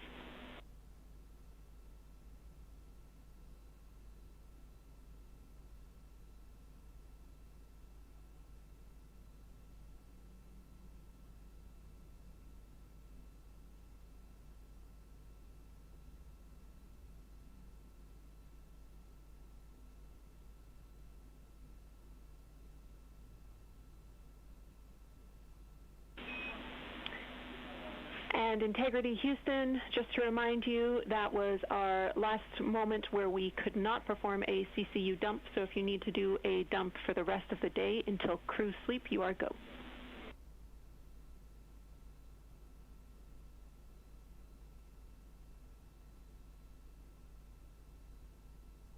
We copy. Thanks, Jenny.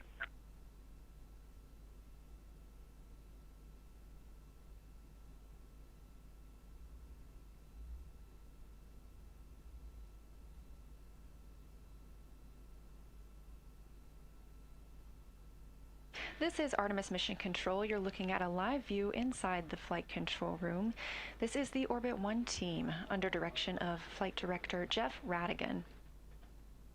He's at the top of your screen in the white shirt, joined by Capcom Jenny Gibbons, Canadian Space Agency astronaut, and backup for the Artemis II crew mission.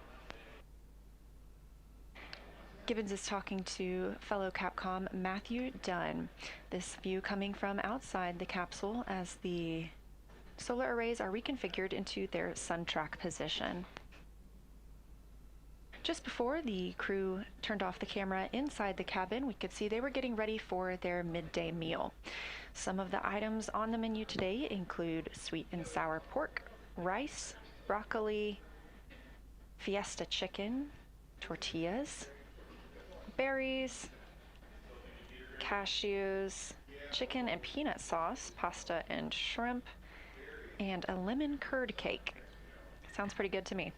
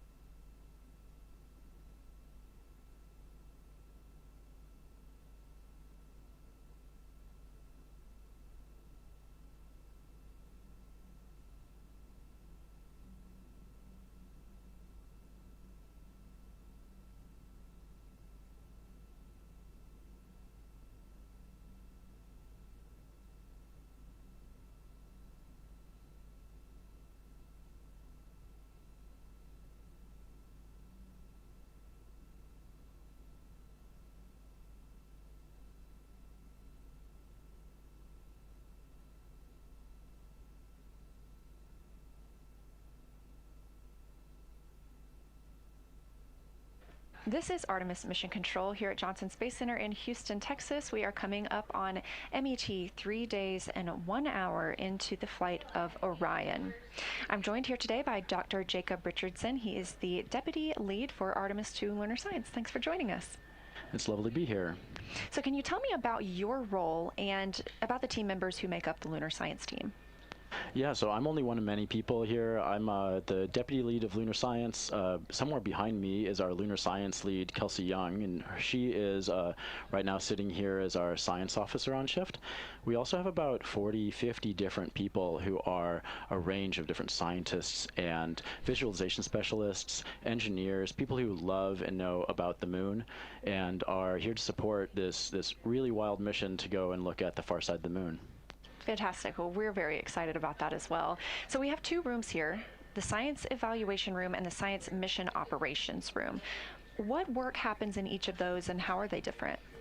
Yeah, that's a good read back. So the Science Evaluation Room, we call it the SIR, and that's where we support our science officer in real time during the mission.